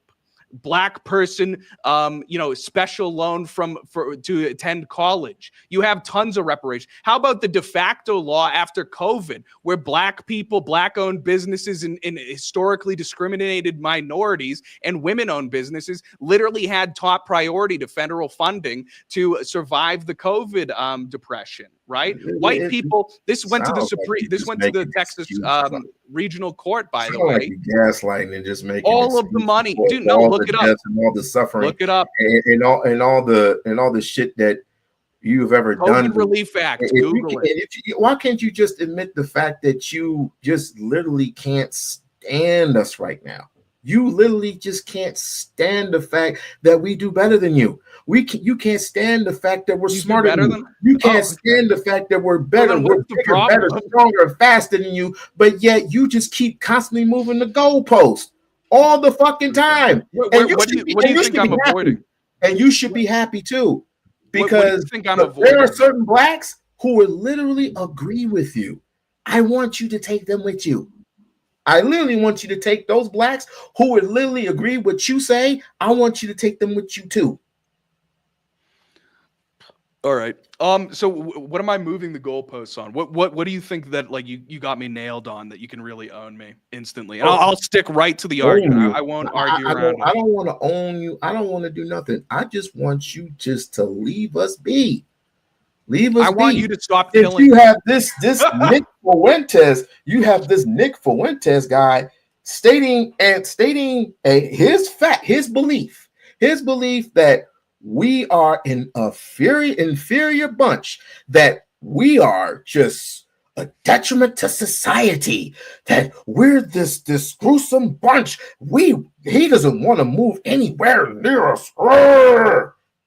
Get his attention. I want to talk to him. Since you want to be his representative, I want to talk to the guy. You gotta beat the mini boss before you bait the boss. I gotta be a mini boss. Yeah, you gotta beat the mini boss before you. I gotta be a mini boss. Then why the hell am I talking to you? That's me. I'm the mini boss, dude. How's it going? You're a mini boss. Mini boss of what? What's your name? What's your name there? It's Warzaroot. It's me. So Warzaroot. All right. Okay. Give him a message from me, will you? All right, I will do. I'll call him up. Yes, please call him up. I know So you what ain't was got, the point you're I know making? you ain't got his number. I know you ain't got his number. I know you just fronting, but literally get him over. Get him over here. I'll be shocked. Because literally, I got so much shit for him. It's ridiculous. Since he hates black people so much. I you know, it's just And he freely admitted on Mrs. Pearly things. He freely admitted that when he was talking to Miss Pearly. But you didn't see that, did you? Which I probably saw it, yeah. Yeah, you didn't see that. He just loves making fun of black people. I was like, God damn. It's like, what did we ever do to him? But that's like an emotional response. Like you know what I mean? Like that's not like I'm not emotional. logic. I'm not It's very emotional at girly. all. I'm Not understanding. very alpha male. I want to be understanding. Oh, he's an alpha?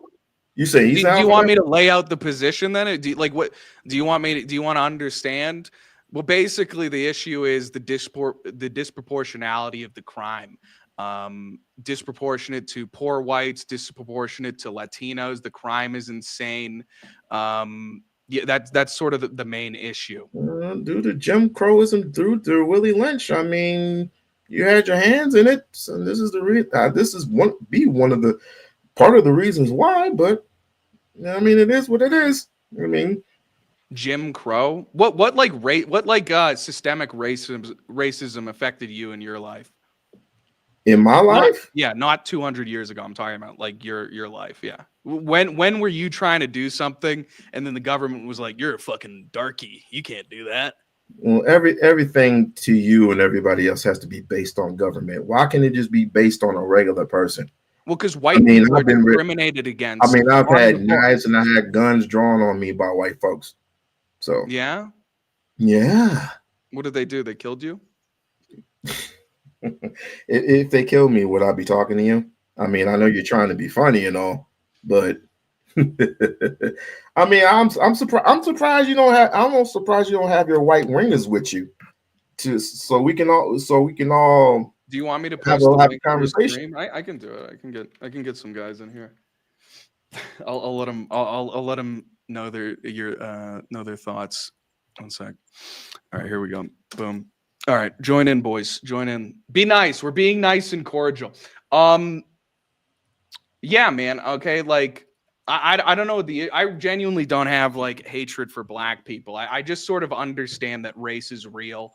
White people and black people are obviously two different subspecies of the human race. There is differences biologically that are important to acknowledge. I don't think that you can accurately understand the situation of race relations in this country just from things like Jim Crow and like the specter of boogeyman of racism keeping you down. I think that like I pretty clearly proved that Austin Metcalf wasn't self-defending. We can talk about anything, and I think I'm pretty goated at it. So. Okay, do whatever. I mean, you see, you got some white friends coming to your rescue there. You asked me to do this. No. I don't mind. I don't mind at all. I do not mind at all. I do not mind at all. Mm-mm-mm. Let's have a party. Yeah. Let's have All a right. party. Who's So this? what do you want to talk about? Oh, Randy. Hey, Randy. He's one of my white Where'd he friends go? coming to my rescue. Where'd he go? He's Come on, I want to have a party. Come on. I want to have a party. I've been waiting for this all my life. Yeah, let's go. I'm the evil whitey. I'm telling you, I'm racist. I'm an evil whitey. I believe in race differences. What are your thoughts on the racial IQ gap? Let's just go straight to the heart of it. Eric, you know what? I've been waiting for this all my life, bro. I got this, bro. I got this. You could just chill out for the rest of the night, bro. I got this. I've been waiting to get at these crackers for a minute, bro. So you can go downstairs, bro. Unless you want to say something real quick. No, go ahead. I just want to see this. You said you got it. Okay, let's see. Don't let your emotions take you. Get them with facts that you got. Yeah. Don't let your emotions take you. Get them with facts because you got. I'm kind of excited because be excited. I don't want to embarrass you in front of your friend now. This is making me feel bad. Break it with facts. Break it with facts. I got your back. I ain't gonna say nothing. But just break him with facts. He's gonna stab me if I start winning. Oh, see, he's like don't let all that get you. I'm just saying, he's throwing shade. Just break him with facts. Break him with things that is out there. Don't let your emotions get you out of the way and stuff like that. When he talking about loans and all of that, counteract it with facts. Do you have an answer to that either? Do you or Nigger.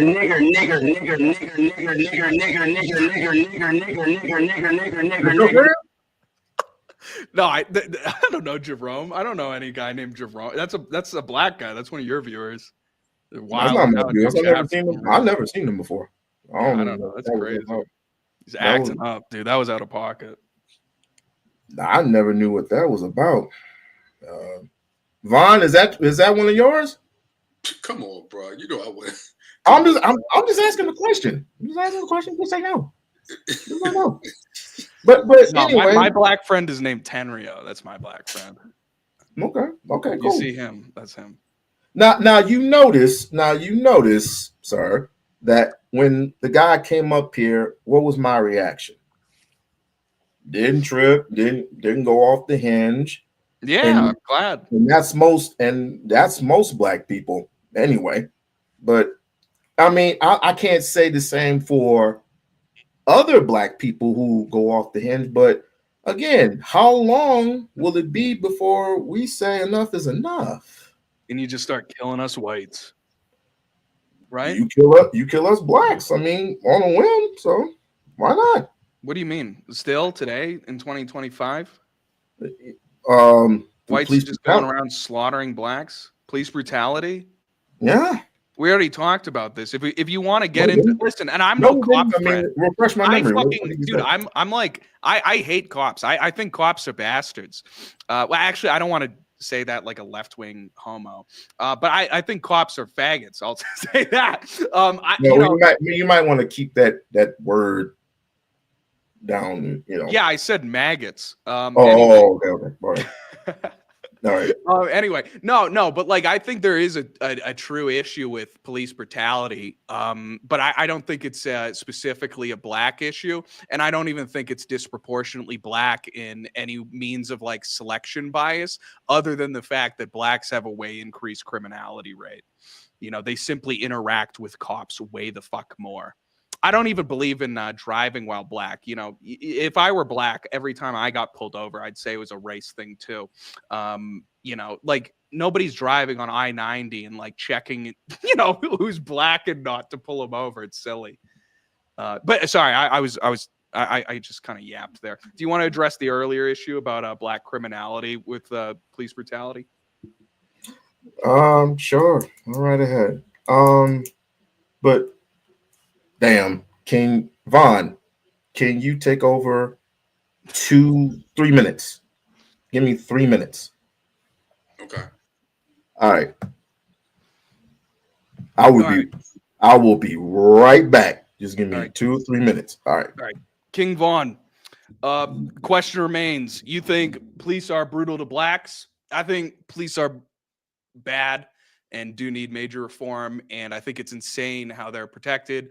But I think that the police brutality against blacks is a myth, and you can get this from just watching body cam and seeing how most of these people react, and you can get this from just statistics and seeing that there's a major outsized impact or outsized criminality of blacks in America. Disproportionate. You said to their statistics. population. Statistics. FBI crime statistics. On what? What is the states? I'll pull it up for you. I'll read it off. It's table 43 on the FBI crime statistics. It is arrests by race. And you can see for murder, currently blacks are 51% of total murder and non-negligent manslaughter. Blacks are 26% of total rape in America. Blacks are 52% of total robbery in America. And what's that? What's that statistics? What year? This is 2019. Okay, that's 2019. We in 2025. Okay. Well, I don't. And then you said police 2025 isn't over. You said police brutality by body cam. By far on body cam, which has been proven when it comes to police brutality on black people, far outseeds the whites. And you even said that it should be police reform. So if it should be police reform, right there, you're saying that the police organization, the police force needs help. But yet you're going to deny that they need to do things to black people. You just that's a contradiction. Where's the tab? No, I just don't think it's racially motivated. I don't think it's accurate to describe it as a racial issue. Bring up the information that you says that it's not racially motivated when the own United States, the department shows that it's racial motivated. How? Because the percent of murders being done No, by not blacks? the percentage of murders. You went to criminal as far as committing a crime. We're talking about as far as the police brutality and in that same thing that the FBI also did as far as on race, the blacks outseat the nigger. By far. You went into a statistic as far as who's committing crime. Yeah. And if you go onto that same one, that same FBI report, yeah, right? Go on there as far as who committed the crime as far as by race. Yeah, that's what I was doing. No. As far as who's a race that attacks other race, like Asians, attack blacks, attack other race. Look who's at the top of that list. Whites? Yes. Because there's more white people in this country than black people. This is the classic per capita issue. Okay. Not committing crime. You're not listening to what I just said. I ain't talking about as far as committing a crime. I'm talking about committing a crime against other race. Yeah, that's black. Black people kill most black people. White people kill most white people. Listen to what I'm saying. Listen okay, to I'm all right. I'm closing my eyes and I'm listening. Other race, as far as a white person killing a black person, white person killing an Asian person, white person killing a Latino person, by far white people kills other race outside of their race. That goes to show they have a mental issue. So we kill people of other races? Yes. Look at the FBI report. By far, white people kill other race.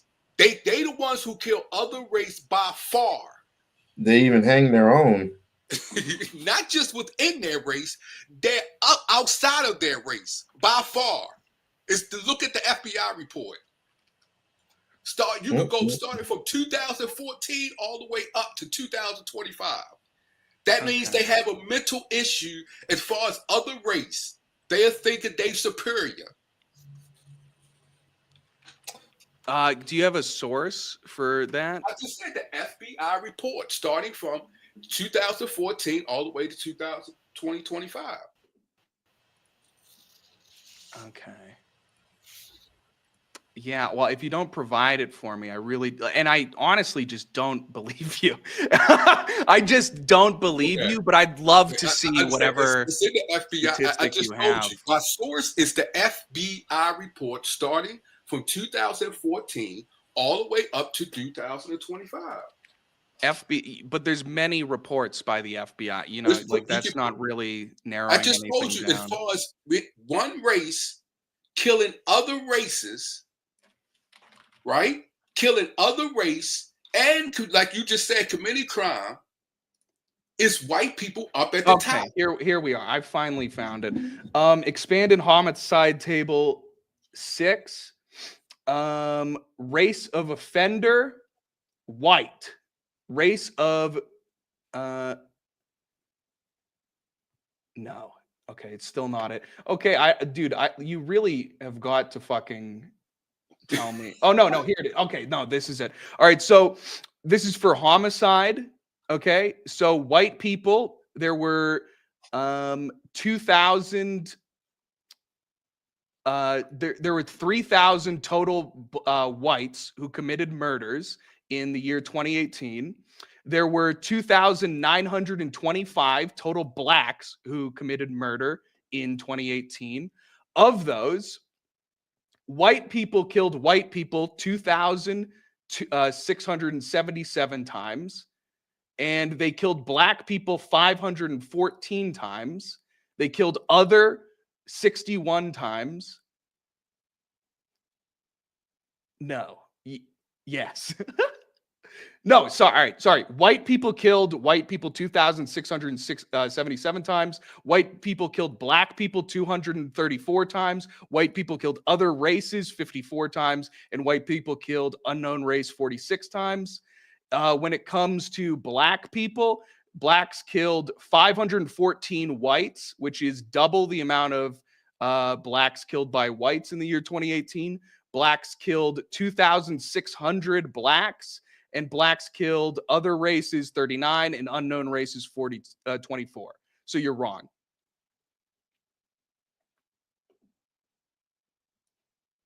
Vaughn. I think Vaughn's doing his research. Okay. Oh, we got somebody else up and coming up to the panel. Hey, Tiff, how you doing? Hello, everyone. So we got this guy up here that proclaims that I'm sorry. Hide. Okay. Well, anyway, we have this guy up here that proclaims that I just hate black people, or I hate white people because I hate white people, and that's not necessarily the case. I'm just proving a simple fact that you basically destroy us on a whim through Jim Crowism, Willie Lynch, and so on and so forth. In this day and age, it's pretty much everything else. So true. Blacks have it really hard. I'm sorry to interrupt you, Mr. Cracker, but I just have a quick question. Are we really sitting up here minimizing the myopia of Africans? Yes. Oh, you're minimizing it. Well, of course you can would. call me racist. I don't care. It doesn't do anything. I don't give a damn what you care about. I'm telling you, lady. All right. Okay, sir. Facts don't care about your feelings, lady. Okay, and that's true. That's very, very, very much true. Yeah. Now, please take a break from fucking your cousin and just listen to my point, okay? My point is that we don't need to go back and forth about our history. We know exactly what you devil people have done to us. We know exactly why you're scared, because your biggest fear is that we treat you the way you treat us. That's your biggest fear. Yeah, my biggest fear is you're going to kill my children for being white. Yeah, I'm not going to lie. You killed my children for being black and fed them to alligators. I'm a 26-year-old. You murder my children in the street. I'm a 26-year-old and I've never committed a crime. Yeah, but you're actually. speaking individually. I'm speaking collectively, I'm a you 44 fucking moron. That's what I'm 44-year-old man, talking and I've about. never committed a crime. So I'm the racist, but I carry the Hey, guilt can of I- all can I these say people who something, aren't please? even Can I- related can to I me. step Go in ahead. for a I'm moment? sorry. Can I diffuse the digress. situation for a moment? I don't know if you can tell from my accent, but I'm not exactly from the South, okay? I wouldn't give a damn if you were from Satan's asshole. Okay, the fact of the Wow. matter is, Wow, so you just have and racial your hatred for people. white people. Thanks for proving my point, you No, dumb I don't bitch. have racial hatred for white people. I have Oh, racial you just think that I'm reaction to guilty what your for people all have the done to my evils of the people. white devils. You All are a right, devil. everybody Your be mom's a devil. logical. Your dad's a devil. Oh, Your but no grandma's a racial devil. Your hatred. whole fucking family's a devil. All of your children that you will have will be devils. Yeah, they are. Yeah, they are. And they win all the time. Oh, and they enslave you. And you're going to cry? Is that what's going to happen now? No, I'm Oh, not you gonna cry. I'm racist by and all you means didn't not gonna care. cry. What do You're I the do one who's now? allergic to the sun. You're the one who has lice. Yeah, well, You're the white one who people have smells the like fucking wet dog. IQ Okay, to that's invent you. sunblock, you dumb black bitch. Whoa, So let me conquer you. whoa, hold on. We're not gonna do We that. will not be using any of that language here, especially the black bitch comment. All right. Now, Yeah, that was unacceptable. let's let the lady talk, because you interrupted her too many times. And sir, whoever is you talking, I will let you talk in a few minutes, but let's not go there, please, unless you want to take it there. But let's just be fair. Let's just be fair. All right. Green. Crazy. Oh, damn! You kicked her off. Shame. I didn't kick anybody. I don't have the power to do that. You kicked me. Classic black. No, bitch. because you called her a black bitch, and you know better than that. She said my whole fucking family was devils, and she said that my whole race would be afraid of her bothers race. you. Yeah, The word devil bothers you. No, it didn't. But like, she was The she took it to word the level of, devil like overt bothers you. racial hatred and like seething at my I downfall. thought you whites were used to that by now. I thought you were so used to. Yeah, well, so this white man stands on business. Okay, this white man is it gonna stands cower. on business for calling my sister a black bitch. Is that right? Yeah, because she said my whole family was devils. What? I'm just gonna take that like a good little white boy? How about fucking no? I'll be as civil. Look, was I not civil to you? Was I not civil to Vaughn? Was I not speaking calmly and nicely? I'll be nice if they're nice, okay? But she wanted to go on some emotional dog shit rant about how She was evil trying to I am. talk. I mean, she was trying to talk, and you kept interrupting her. I can't help it if she feels the way that she feels. That's my sister. She kept interrupting you. She kept interrupting her. All right. Bring her back in. We'll listen to her emotional outburst, and then what? I'll just be like, okay, wow, you think I'm evil? Bring her back in. Let's hear it. I'll hear it all, dude. It's fair. I'll be such a good little white boy. I'll be such a good little white boy. Say those things. But now, Vaughn, was I unhinged? Was I unhinged, sir? No, all right, come on, lock in, boys. Where the hell have you been? We're having a good conversation here. Okay, let me go. Let's go. We need more tyranny. What's up? Freaking camera keeps freezing. Gosh. Hey, you don't need to care. You look fine. You look fine. Well, you fine. But look, Vaughn, you just missed it. This person just kicked a black woman off of the freaking panel by calling her a black bitch. I didn't kick anybody. What? Where she? Is she? Why she leave? Did she leave? She did come in kind of hard though. She was acting like a bitch. You have to admit. See, there, my sister's got me. Let's go. Yeah, but that doesn't call. Even though someone come in pretty hard, that doesn't call for someone to be called out their name. Are we gonna be tone policing, guys? Come on, can we move on? I'll be nice. Yeah, we're gonna have each other back on this panel, but Don't. She was coming kind of hard. Oh, It doesn't mean I think. Let me say. Come hard on She wasn't being camera. a black bitch. Be respectful. Okay, so watch your mouth. Why you keep saying she was being a black bitch? Why are you saying that? Right, you could be respectful. My bad. I apologize. Okay. All right. What do you got, Tyranny? Tyranny. I think the problem that a lot of us people have, us blacks, Yeah. even though none of us are black. Tenrio's black. Yeah, but y'all call us black and our skin is as brown as the color. But From white admixture. we have a problem with you guys because the Caucasian race, because you guys aren't white. It's because you're disingenuous with your arguments. I believe everything I say. Sorry, I get hyped. I'll let you talk. That's not what being disingenuous mean. You guys just kind of refuse to see. You just speak out of what you want it to be, but you refuse to accept the truth for what it is. Especially with this like Carmelo Anthony thing, the race wars, Nick Fuentes always saying something disrespectful. If we said the things about your people that Nick Fuentes says about our people, you would be in your feelings. The fact that white judges let white people off all the time, but when this black judge gives Carmelo Anthony a lower sentence, you guys are sending her death threats. We're just really waiting on the Caucasian race to just be honest and put this hatred and jealousy for our people to the side. But you guys refuse to.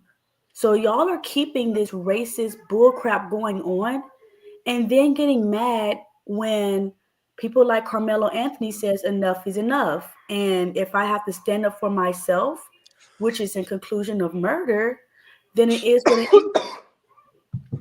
But like I said, we're just tired of you guys not taking accountability. Accountability. Okay, let him respond. Yeah. All right. So give me like top three things whites need to take accountability for. Your past, which causes the present, and your president, which is hurting our future. How so? Black specifically or everybody? So we're talking about our people specifically. Okay, black specifically. All right, and the third one? You said the third one, your past. That was number one. And then your present. The fact that you guys completely refuse to acknowledge your evil heritage, evil existence. Your evil existence. Sure, you guys hate the Asians. You disrespect the Africans. You talk about deporting the Hispanics, which are the reason you have a building to even walk in. You guys are destructive to absolutely everything that you touch. And instead of you acknowledging that, you continue to live in Lucifer's blessings that he has given you. Okay, can we acknowledge that is inherently an extremely racist? Which part? Every part of it. Like if I said that about blacks, if I said that blacks need to take accountability for their lack of productivity on their own continent of Africa, blacks need to take accountability for the Obama and the current administration or in the current legislative discrimination against whites that's on the books in the form of reparations for blacks and others and exclusion of white-owned businesses from any of these benefits that are on the books, racism. And then you also need to take accountability for your present, where 76% of black households don't have a father, and it's essentially just a breeding ground for disproportionate. Well, what does that have to do with you? Would you say that that's racist, what I said? Would you say that my proposal... No, sorry. Just, is it racist? Everything that you just named, what is that in any way affecting the Caucasian race? All right. So here, We'll talk about because it sounds on the like books that's a racism. black people problem. Right? No, we'll talk about the on the books racism. So recently, I was talking about. No, you're adding something. You else. asked me to. No, you asked me to talk about one of the things I talked about. And I can't see this, Vaughn. On the books racism was one of them, right? No, the first one you said was the continent of Africa. Mm-hmm. So that's an us problem. That don't have anything to do with you. Well, it does, because it was the blacks in Africa who sold all the slaves to us. That had nothing to do with him. It seems like that's what you guys keep doing. And this is the problem when you put whiteface on superheroes, because you guys think it's your business on everybody's business.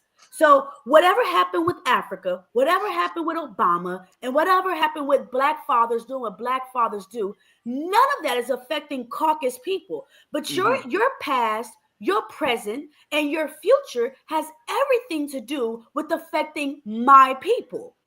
So we can take accountability for what we take accountability for, which is our business. But when are you guys going to start taking accountability for what the hell you're doing and having a negative effect with every culture that doesn't look like yours? As I already covered the ground with We-On-Loc, we've been taking accountability for all of these claims that you're making. In what way? Nonstop. So one is all the post-civil rights changes to our legislation. Right now, as I said, if you type in black person business loan, you will have opportunities that I do not have, of interest-free or interest-reduced loans that I do not have. Now we can talk about, listen. Okay, go ahead, we can talk about the ambiguities of racism as a boogeyman, and then we can talk about what's legislatively available to you right now. So you feel some type of way that black people am I allowed to speak? Yeah, you're speaking and I'm responding. So you're feeling some type of way that black people are handing 50 opportunities versus the world being handed to Caucasians. The world wasn't handed to us. We built it. No, you didn't build it. Sir, come on. We built it. Black slavery was a get-rich-quick scheme. You didn't Hold up. Tyranny. Wait, Vaughn, hold on. She was gonna say something profound. Wait. Just give her 2 minutes. Give her 2 minutes. Give her 2 minutes.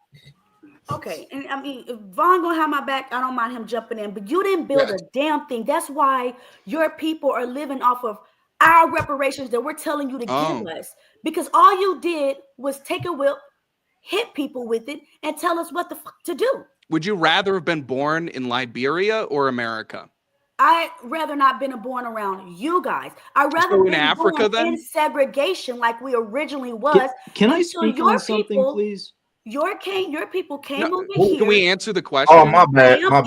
Just talk, Roman. Just talk. Do you think you're better off in Africa or here? I don't if you were know born anything 1970. about Africa, but I do know everything. All right. Well, the GDP of Liberia is $6,000. GDP per capita is $6,000 for Liberia, or less. It's like $2,000. $2,000. Well, I just want to answer this when he that told answers her, part of your question.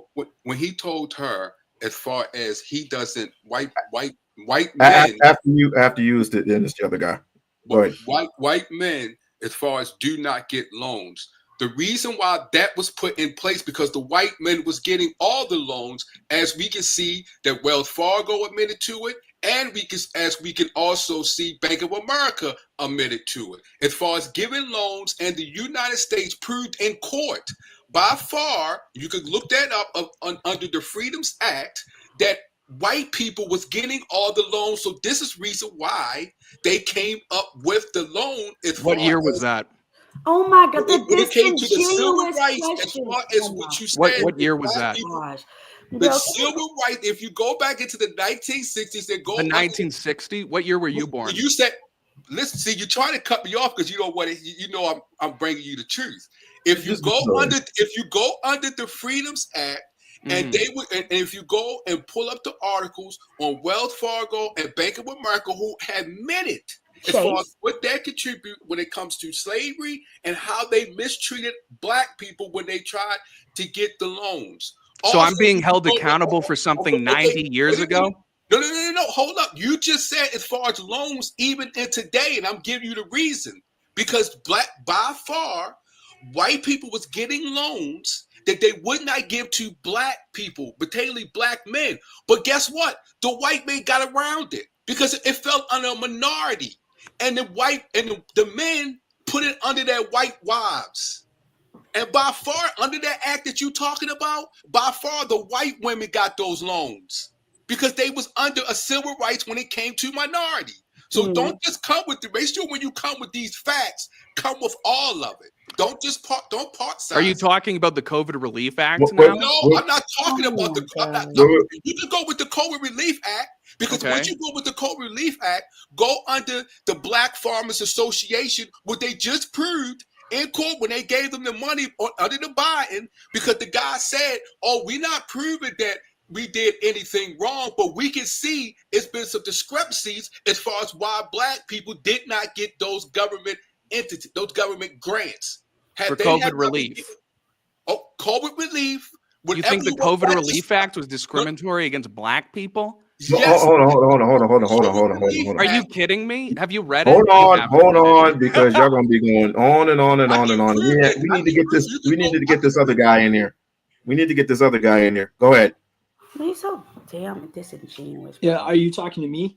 Yeah. You've been wanting. Hey, how's it going? Thank you so much for allowing me to speak. So just a little bit about myself. I spent years mentoring Black youth in Boston, so it doesn't entitle me to speak, but I definitely have my heart in the right place when it comes to the Black community. And it's one of those things that, being from Boston, I know Wurs has some experience here as well, is so we have a place called Wellesley College, and there was a professor there, Dr. Tony Martin, and he dug into the origins of the transatlantic slave trade here in America. And I would highly encourage all of the people listening tonight to look up Dr. Tony Martin's work on the transatlantic slave trade. It's imperative that you learn about the true history. And I think it would address a lot of what it is that we're having this argument back and forth. If you were to inform yourself on what was taking place, I think you'd have a very different perception of what's going on. From what side? Yeah, what's going on? Yeah, it was the Jews. It was the well, Jews. I mean, it's YouTube, so I'm not really permitted to talk about it. But it's one of those things where there's a group of people that ran the transatlantic slave trade out of the Netherlands after being forcibly removed from Spain. And Dr. Tony Martin's work reflects, you're going to see a lot of Spanish names, but rest assured they belong to this other group of people. And that same group of people years later went on to found the NAACP, and were really the ones behind the civil rights movement and steering it in a direction that was really under their control. And I don't want to sound conspiratorial, but I think we all understand there's major things going on in the world that are out of view. And this is certainly one of them. And it's really frustrating to hear a continuous back and forth that leaves out the much bigger part of the story that's taking place. Yeah, I know what you're talking about. They also just formed the caucus with the black people in 2021. So yeah, I know what you're talking about, the J people. But what we saying, but on that, which you're absolutely right. But the reason why we, as far as root, is because how they control them, how they use them, and still being used to this day to do things against other race, mainly the black race.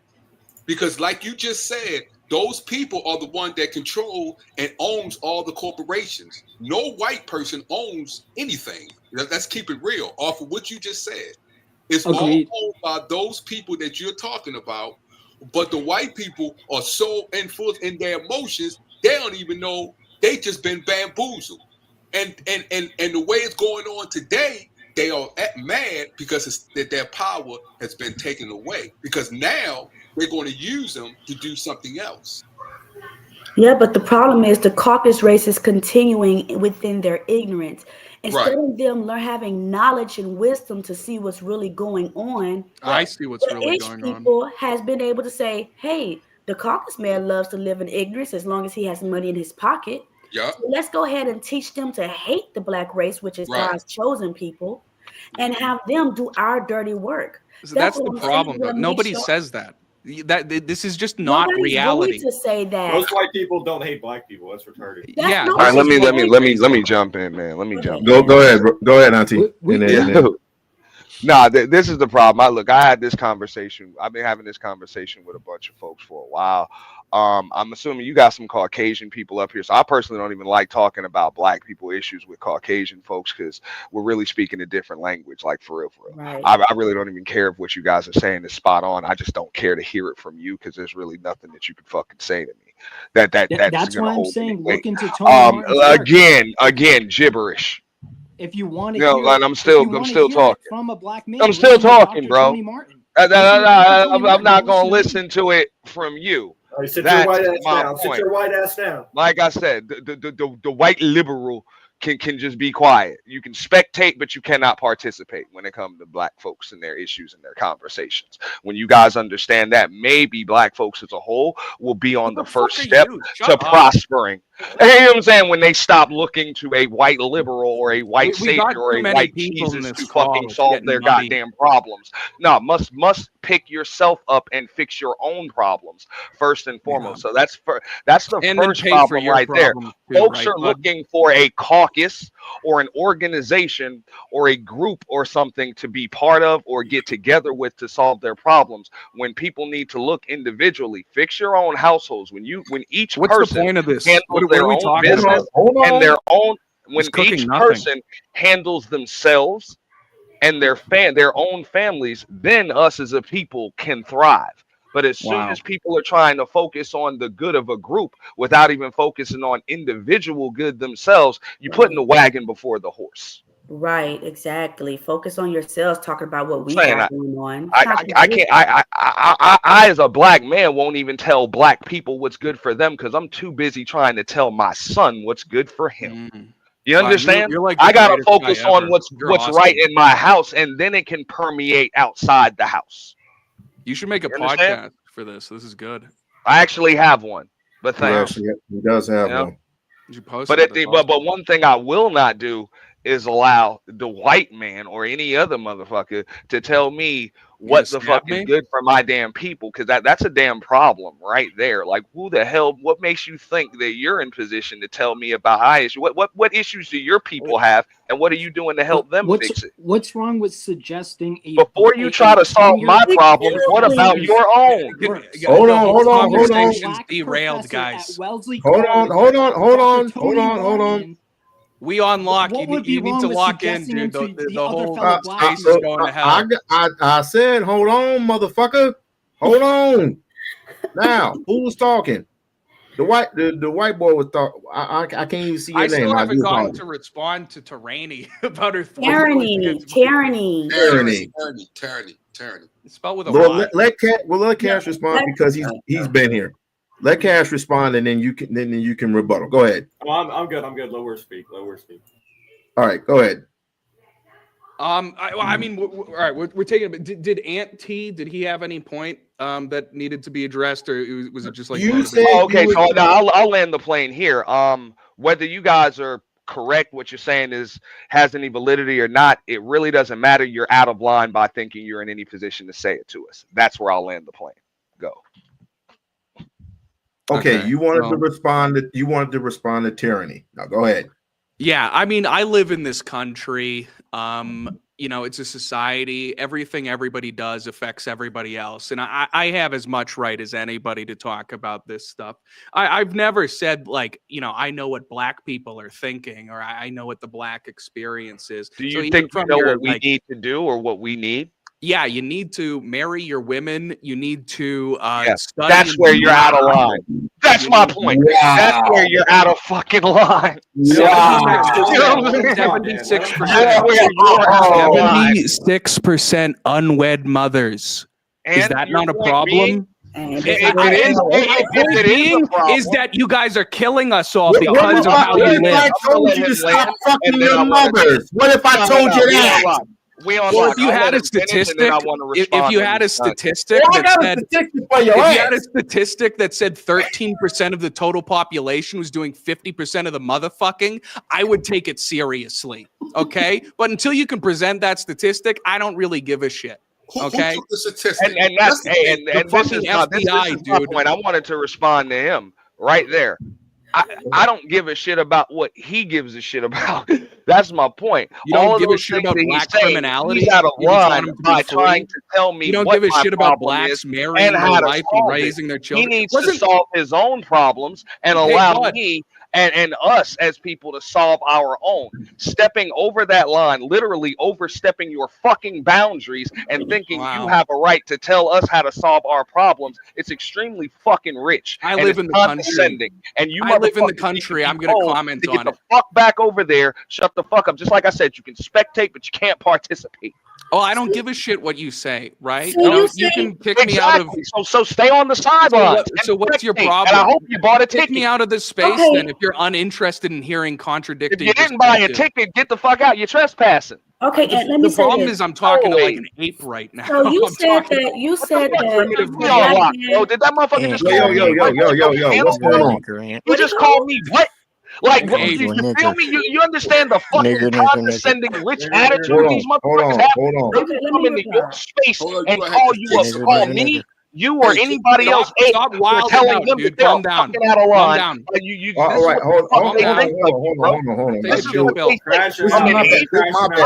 Take a chill pill. I will fucking slap the living shit out of the dog shit out of you. You're not helping your argument by threatening violence out of you, bro. So what? You're gonna kill me? And that's no, I would slap you, bro. And you would stand there in shock. Let me ask you a question. So everybody you come across, we just got to kill you. Is that where we're going? So every black man that you come across, that man just called you an ape. That man just called another man a fucking ape on your panel, bro. There's no more like an ape. You're acting. There's no more conversation with this. No. I want to really hear what you really have to say now. I really want to. That's not triggering. We know these motherfuckers think like that. Of Donald Trump signing an executive order for the First Amendment to say whatever the fuck it is you want to say. So say it. Go ahead and say it. I want to hear from you. Just said it. I want to hear the word.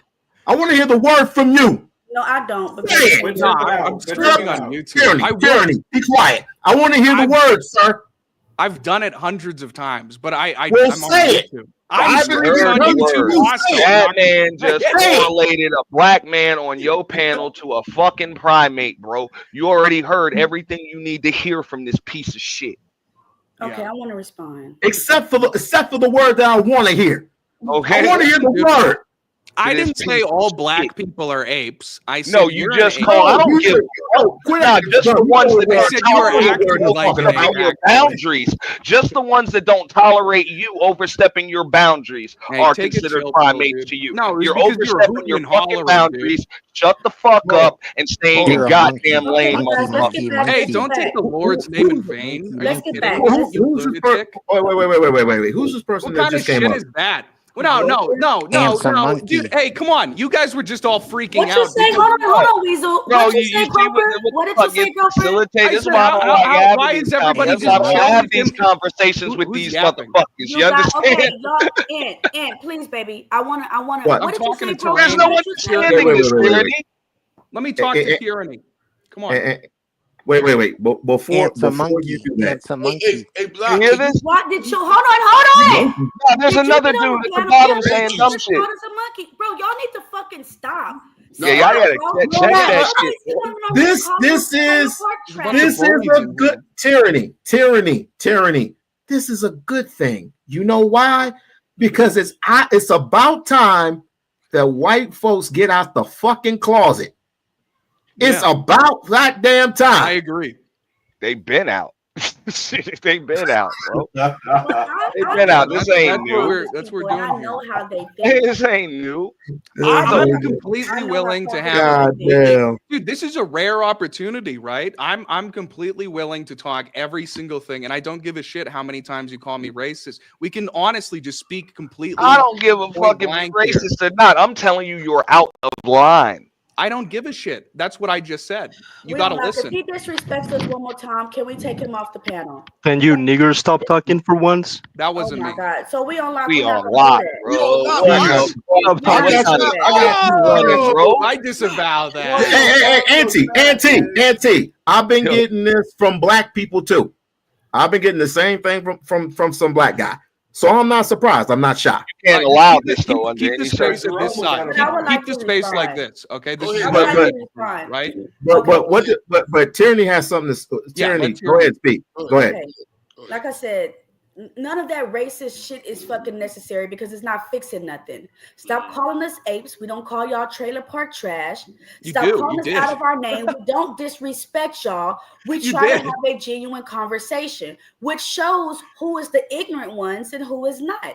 Now, you sit there and say, okay, the black man needs to marry their black woman. Again, that is black people's business. But you guys need to tell your white daughters to stop being whores and opening up their legs to black men and having their babies and taking their money. You guys have the same issue in your fucking family. In your caucus race, you have the same issue, but you don't tell your people nothing. So this is what Ant was saying. Fix your own issues. But the problem with your people is that it literally affects the world. Mm-hmm. What black people are doing is not affecting the world. It's but it is our community. Right? Okay. Our community. All right, yeah, let's pause. Okay. All right. And now my reply. Community. And now my reply, right?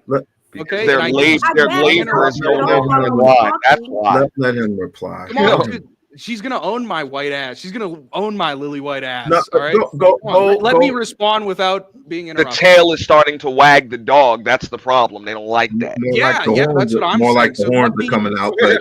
Let him respond. Like that shit. Let him respond and talk his bullshit. Go ahead. Mm-hmm. Okay. So yeah, exactly as you said, Tyranny. We all live in a society, so everybody's bullshit affects everybody else, right? So this is sort of the reason why I'm talking about this, and I'm bringing up black criminality, which was brought up, mind you, as a response to the claim of police brutality, which I agree on, that there is police brutality, but not racially motivated, specifically on a wide scale like is being claimed.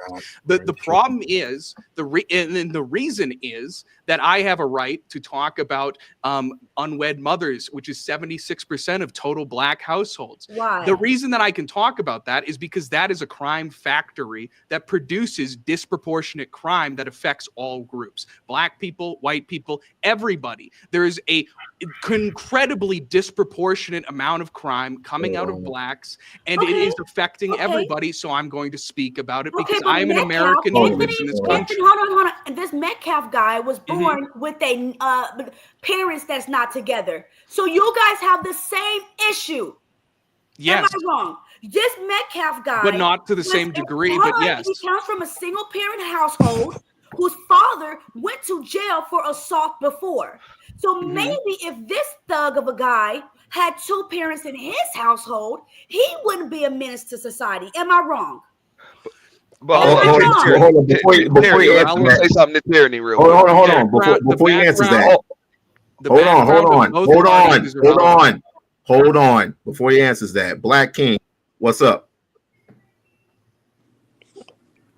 Hello. Get him out of here, bro. Yeah, get him out of here, man. Y'all don't come up with this bullshit. Don't even waste time, bro. Check the authentication. These people be full of shit. But no, let me say something real quick, Tyranny, because we don't even want to go off on a tangent. He asked originally if he has the right to say those things. And the answer is, yeah, he has the right to say them. I'm saying you just ain't got a right to say that shit to us. Say that shit on your own platform. Say that shit to your own people. Say that shit to the people that you talk to. But for the most part, you have no right saying this shit to us because you are in no position to solve our problems. And can we fix their own shit? Yeah, but yeah, you have a right to. So, you have a right to your listen, opinion, all even right. if I don't agree with it. You do have a right So, to your opinion. I'll give you that. let Real me shit, respond. when Can it I comes to respond to whether or everyone? not you're going to express it to me, I'm choosing not to really listen to you, motherfucker. So the shit that's falls on ignorant. deaf Well, ears. why are you here? Why are you here if you're just not gonna literally. listen? Hey, I fucks with We-On-Loc. I support We-On-Loc, bro. I don't know you, and I guarantee you will hold not on. see me Hold on on, your channel. hold on. You will not see me answer on his any question. platform run by you. Hold on. I'll answer his question. Number one, that's my blood cousin. Number two, I have every right to put any up here, whoever I want up here, who gives logic and reason. Yeah, but his point is that he doesn't want to talk about this, dude. No, I refuse to be talked to about certain shit by you, and it's a Okay, cool so topic dude, because we're I'm telling having- you, oh you my are God. overstepping your boundaries and This is you're why out you of got line, called an and you've ape, dude. legitimately already said you don't give a fuck. You This is believe that why you you have a got right called to an ape. overstep your boundaries and be out of line when you're dealing with a specific demographic. You don't think you have any fucking boundaries, and that's the thing. I'm reminding you that they're fucking there. You can stay over there. But I you just is think that- Okay, so But I just don't understand what black people problem is affecting you. I don't understand that. This is a problem that black folks have. I'm gonna say this shit in front of the white man right here. They seek this motherfucker's validation. That's the goddamn problem. Too many Stop taking the motherfuckers seek Lord's name in validation vain, from you these fucking pieces ape. of shit. Hey, You know what I'm monkey saying? man. From these Stop pieces of taking the shit. Lord's name I in don't vain need your repeatedly. fucking validation, you piece of shit. It doesn't matter what the fuck you think of me. We can't keep on. Thank you, man. You got me. Hold on. But you And see, you provoked give him. me You an provoked him, excuse. man. I provoked him. I am living, breathing truth serum. You can't fake it with me. He didn't provoke him. He didn't call him out of his name. Put him back up. Bring him back up here. Come No, on. tell the 27-year-old to act like a man that he claims to be and have an adult conversation. Okay, all the racist slurs is unnecessary. Ant's acting like an ape, dude. Auntie, What can you do? Auntie. Oh my gosh. Auntie. Look at this shit. It's all, bro. That shit does not trigger me. They're trying to trigger me, but they're the ones triggered. Notice that? No. I was gonna ask you because I stay consistent with this. We-On-Loc. You know me for years, bro. I've been I know. I know. That's why I'm asking you. So I bring them back up. But they don't have the power to trigger me. But notice how a black man with an opinion that refuses to allow them to overstep their boundaries is extremely triggering to them. Yeah, and that's but the thing is, and ain't that about a bitch? The thing is, what he was doing was proving. Weasel just was proving your point. The statistics that he brought up, and he was proving Turney's point too. The statistics that he brought up, as far as first of all, who took it, but we don't even care about that. But he said, well, these things affect me as criminal. Just like y'all saying, why are you going to the black side?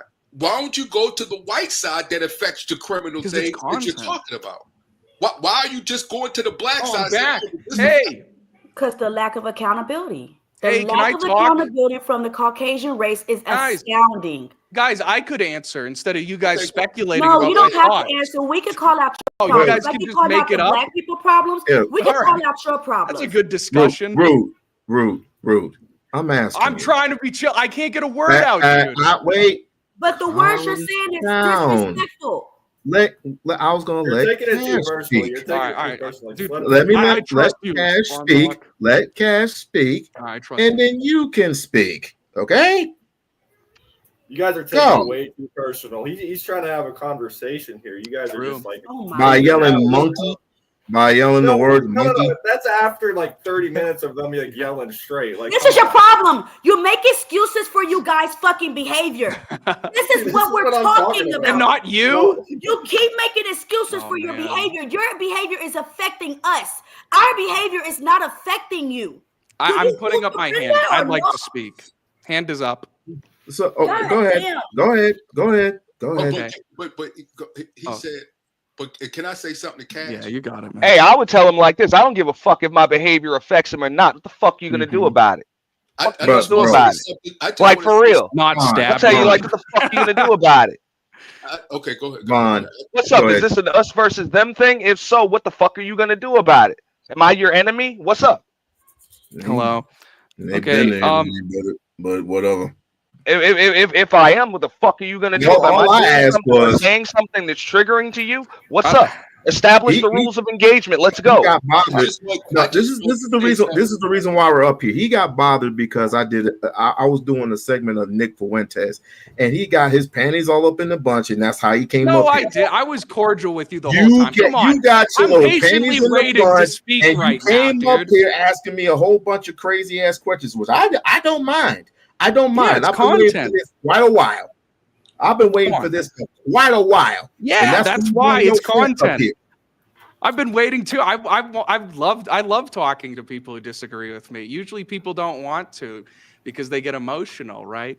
No, your goal is to trigger an emotional response, and you're not, and that's why you've resorted to ad hominems and all types of name calling because you just and keep other yapping, things dude, like that this. have spoken to I your didn't even intellect finish a or fucking lack sentence thereof. before you started yapping, dude. Yeah. Yeah, okay. Let me just speak, okay? I've been really listening to you guys speak. Okay? Is that a request? Yeah, it is. Please, Massa, please.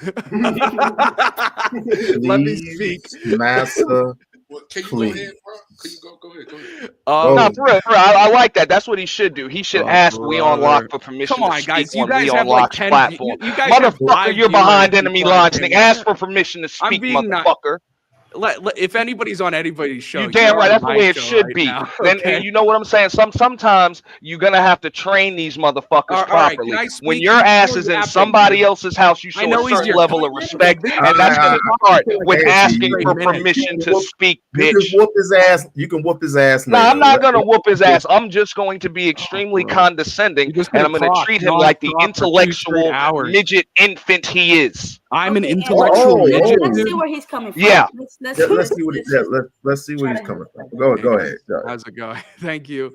I like having productive conversations about this stuff. I don't like it when somebody just starts talking nonstop and it's completely Okay, go ahead and irrelevant say what to you're the going to say discussion. before you piss him off again. Yeah. What did you want to say? We giving you permission to speak, so you better use your well, words I'm trying wisely to and sparingly do it. before we tell you to shut the fuck up again. Dude, if I leave the stream, it goes back to 5 viewers. Like I really don't have more to stake than you guys do here. Hold on a second. Do you think I do this just for the content, or I do this just for the fun?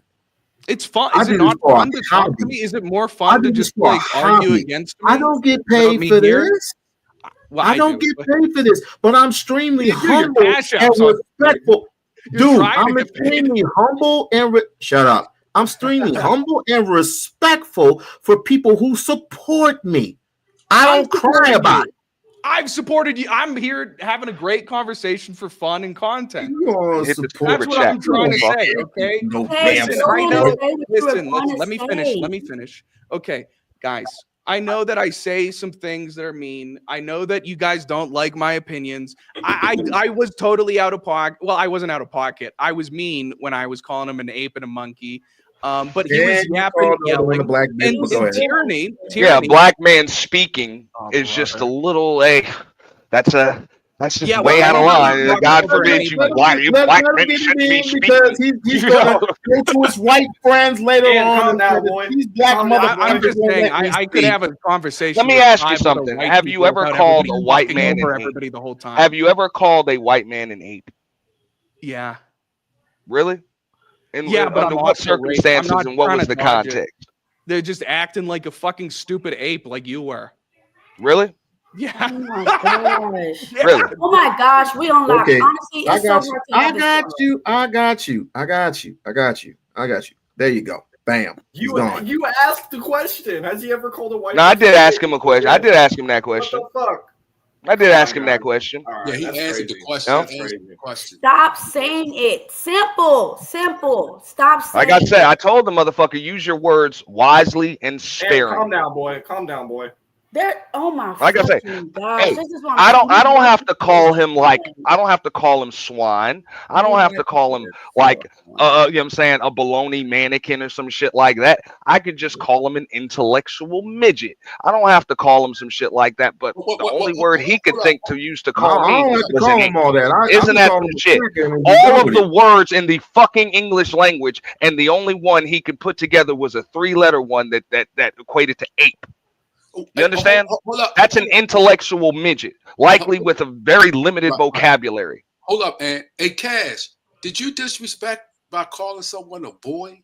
Yes, he did. Yes, he did. Oh, he did. Oh, he did. Huh? Oh, okay. All right, cool. But y'all got to ask yourselves why these folks even want to come into these spaces to begin with. It's only to infiltrate and cause division. That's the only reason why they want to be here in the first damn place. Hold on a second. Hold on a second, Ant. What do you want? What do you want? Roman statue is the only one being decent. Yeah, he didn't do no disrespect. Yeah, Okay, go. Hey, can you hear me? Yes. Yeah. Go ahead. Thank My you bad. I forgot who you were. Go ahead. Hear me? Yeah, go ahead. Yeah. So yeah, for me, like I actually really liked it. No, I really like I like hearing from you guys. I like hearing what's going on, and it's certainly not me trying to tell you guys how to think and how to feel, but if there's something that has been left out, because like I said before, Dr. Tony Martin, like his works have been buried. Like they tried to go after him, they tried to get his job. He was uncovering stuff that was not meant to be uncovered, and like for that information to get out, it will really change your perception that maybe it's not as black and white and as cut and dry as we've been told history is, And for me, it's one of those things where it's like, I just want to know the truth. And I feel like everyone has they deserve to know the truth as well. And it's not that the truth is what I say it is, but I feel like there's been incredible truth tellers throughout history, but unfortunately, they've paid the price, Okay, so hey, Roman statue, real quick. I'm gonna give it right back to you. Now, this is an issue that I have, and then not just in this particular case, but a lot of cases. People read a book, right, one day, and they find out that the book tells them the water's wet, and they assume, holy shit, water's wet. Wow, I gotta tell everybody else that, and they don't realize that, motherfucker, you're the last one to know that shit. So even though you're just learning the truth, you'd be amazed how many people already know it. And the only thing with that is it might be new to you, but believe a lot of other folks have already known this shit. And true, and and it's something that, like you said, people have known for some time, but it's one of those things that it doesn't get spoken about enough. And like I said, I've tried to go into spaces like this and talk about it. And when I'm with other people that start saying who it is directly, we'll get booted from the space because to talk about a certain group of people, you're not even allowed to. So my point is, like, people can say that white people are in charge, and I'm not going to deny that, like, white people, Caucasians, Europeans, however you want to put it, that they are running a lot of things, but to say that they're the ones at the end of this chain, it's just not the case. Like, because the people that you cannot talk about, the people that you're literally not allowed to talk about, those are the people holding the bag at the end of the day. And that's. I just want to say, I'm familiar with Tony Martin. Not all of his work, but little of his work and the things that he wrote. And yes, like Ant said, a lot of people did know that. Matter of fact, you can go and listen to on YouTube and listen to what David Duke and him going at Wolf Blitzer. He brought a lot of that up. That is true, and what Tony Martin said, but we still can't let go because those people are still acting the way you're saying those people put them in position to do, and they are still doing it. And we can't put all our focus on what Tony Martin's saying. We can listen to that. We can acknowledge that. We're not putting it in the back, but we're saying, yes, they was wrong, but these people that followed them, they're wrong too. That's something that we can agree on. And it's one of those things where, like I said, the more that people know about it, the more we're able to have conversations, the more we're able to work through things. And it's frustrating, like, when it devolves into the situation we just had, because I feel like no progress can be had, and I think people having the conversations and weighing in and giving a different perspective can be helpful. And it's not, again, it's not me telling people what it is that they should behave, do or think, but again, it's just trying to do everything we can to try to help one another out. That's all that it is. Okay, so I hear you saying all this pretty stuff, but what's your take on your people constantly disrespecting the Black race after we're just trying to get some understanding and some agreeing to move forward? That what you guys are doing is hindering us. Like, how do you feel about the behavior? No, it's not. It's not hindering you at all. No, Okay, we're so doing is you hindering can you. speak You're on throwing a what fit. you can speak on my experience, right? Right? Can you speak on my experience? I don't even know who the fuck is talking. So like I said, That's Mr. Joe Biden. Joe Biden. So Joe Biden, know your place. fucking president and wait till speaking. I'm finished talking. That's common sense. Wait a minute. You're a Democrat? You asked me. Right. Okay, why are you interrupting me while I'm speaking? All right, I'll let the Black woman speak. I apologize. No, you're gonna let Tyranny speak.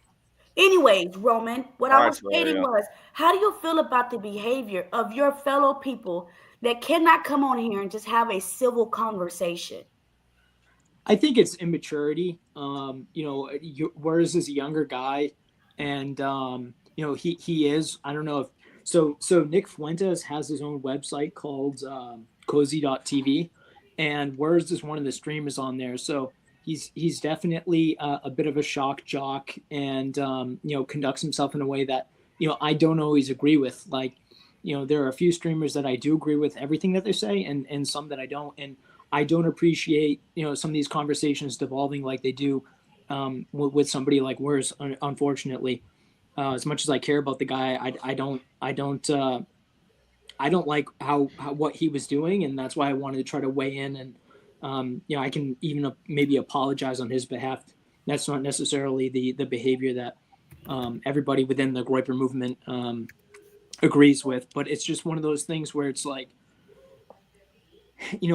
I really want to try to come to like a reconciliation to the best that we can. And it's not about making concessions that put ourselves in a precarious position, but it's definitely one of those things where we really want to benefit one another. And, it's something that doesn't get talked about enough, but I'll tell you right now, like, I get my hands dirty. Like I said, I've done all kinds of mentoring for Black youth.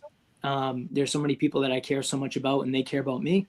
And it's one of those things where, I have no problem going in almost the other direction too, and hearing what people say. And I will listen to, like white supremacists and what they have to say. And it's not that I agree with it, but I do want to hear and learn what the conversations are being said. And when I hear the white supremacists and the violence that they preach and everything, when I hear a lot of the stuff that Nick says, it's nothing like what it is that they're saying. And you can pull out statements that he said that are aggressive, and I'm not going to deny that, but the kind of movement that he's trying to lead with the Groypers, being namely a Catholic first movement, and with Christianity, some of the worst you're ever going to hear him say is him talking about segregation. And the idea of some sort of self-separation where we're having these conflicts, I don't necessarily think that's the worst way to go. And it's not a matter of hatred. Like I said, he even says it himself, he has Black friends, and he wants the Black community to succeed. And I think segregation is a good thing. Hold on. I mean, hey, in this day and age, I think we're like past that. Like the toothpaste is already out of the tube. But to go back to what he was just saying, and I think we need to kind of back up. One moment. Hey, we can get back into that in a moment. I just want to address something that you said even earlier to that. Now, this goes to society as. Let me finish. Just let me finish real quick. Now I'm gonna let you finish, but I just wanted to, because We-On-Loc, this guy Joe Button just disrespected. You said, "May I help you?" He said, "Let me up." That's not a good response. Why? Well, that's how you can help me. Oh, trust me. I know. I said, "Let me up." That's No, I'll just say, hey, Von Eric, I'll just ask We-On-Loc, bro. Hey, you got it? As long as you just paying attention. He just putting you on game. Von Eric just putting you on game. I think you told him I was paying attention. I got you. You in charge. Don't worry. I got my finger on the trigger and ready to pull it. I got it. Nah, respect. No, respect. We-On-Loc, and that's what I'm talking to. And Von Eric. Shout out to y'all. Let me finish what I was saying. I'm so sorry, sir. What did you just say? Yo, Von, you from Baltimore? Yes, I'm from Baltimore. Okay. I could just tell from your accent. Respect, bro. All right. Oh, yeah. All right. Nah, what I was saying right there, this is where, like, America, I would say, most definitely America, society as a whole, that's when you got to educate yourselves on things. Words matter. So to what Roman statue was just saying, I understand that there's a difference between white supremacy and white nationalism. Do I agree with any of it? No. But I know there's a difference between the two, which is one of the reasons why, just like Roman statue said, look, even I'm capable of listening to what they have to say. Will I subscribe to the ideology or allow the motherfuckers to give me orders? Of course not. But I know that there's a difference between the two things. Yeah, So what you're speaking to what Nick Fuentes says, that would be considered white nationalism. And that's why it doesn't come off as hatred and violence and all of those other things that a lot of people try to point it out as, which, don't get me wrong, if you peel back a few layers, you can find those things in there if you look deep enough. But at the same time, he can explain that. I'm sure you probably gone deeper into the teachings than I have. I just understand that the reason why the words are different is because there's a difference between the two. Agreed. Right. And to that, he would describe himself as being a Christian nationalist more than anything else. But okay, let Mr. Joe get in here. What's going on, Joe? I don't know. Dude, I don't know why we couldn't have this conversation with words. You know, you guys were crashing out very hard. All right, it was. Ain't nobody crashing out. Everybody's being calm, cool, and collected. Now, everything's gonna be fine until somebody starts calling folks primates and stuff on a pen when they're behind enemy lines. That's not it's disrespectful, and disrespect won't be tolerated. You guys were disrespectful. So that's it. The conversation will get derailed as soon as disrespect just seeps in. There is no more conversation. Everybody's about to be made to feel real uncomfortable once disrespect comes in. Yeah, that's fair. Fair. You know? Oh, yeah. But as long as everybody's respectful, we can disagree. We can have, you know what I'm saying, conflicting opinions and definitely different perspectives. It's okay. Maybe we can take something from it. You know, it's all good. But as soon as disrespect comes in there is no compromise. But I would like to know your perspective, Joe, on this conversation. About what specifically? Pretty much racism. I don't know. I think all people are racist. I think it's in our nature to be racist. And I don't necessarily think it's like a bad or a hateful thing, you know, to not, like what Nick said, he doesn't want to live around black people. Like, I don't think that's really like a crazy thing, you know. You want to be around your own people, and that's not hateful, you know. That's but you don't have to explain away the reasons why you want to move away from black people. I mean, if you want to do it, just do it. But to have hatred and vitriol against a group of people, I just think it's kind of. I think it's kind of weird that you would sit up on a podcast or a live stream, because he's done this plenty of times before, and we all have to admit that people like him do not like black people for obvious reasons. Well, let me ask you this question, though, We-On-Loc. Well, he's friends with Kanye. Would you prefer that Nick Fuentes want to live around black people? No. Would I prefer if he wanted to live I was around talking to We-On-Loc. Would I prefer that Nick Fuentes' preference were to live around black people with his current, you know what I'm saying, with his status and ideology? Like, that's his preference, where he says, look, I would prefer to live in a black neighborhood around a bunch of black people. Would you prefer that? A guy like him? No. Hell no. Okay. So when he says he don't want to live around black people, what's the problem? But you don't have to announce it. Why not? That's what I'm saying. That's his show, though. I'm like, who cares? I'm kind of with the other dude right there when you say that, bro. If the motherfucker don't want to live around somebody, you don't have to. Just like if I don't want to live around somebody, I don't fucking have to. And then I don't give a shit whatever my reasons are, what my reasons are. They can be whatever they want. His show is catered towards white nationalists, you know. So like, if you're tuning in, I'm just saying that as a man, I have respect for any other man. Just, hey, man, if you don't want to live around me, I don't want to live around you neither, motherfucker. It's all good. I don't blame you. Cool. And fuck if it. But in this case, I was doing I respect that.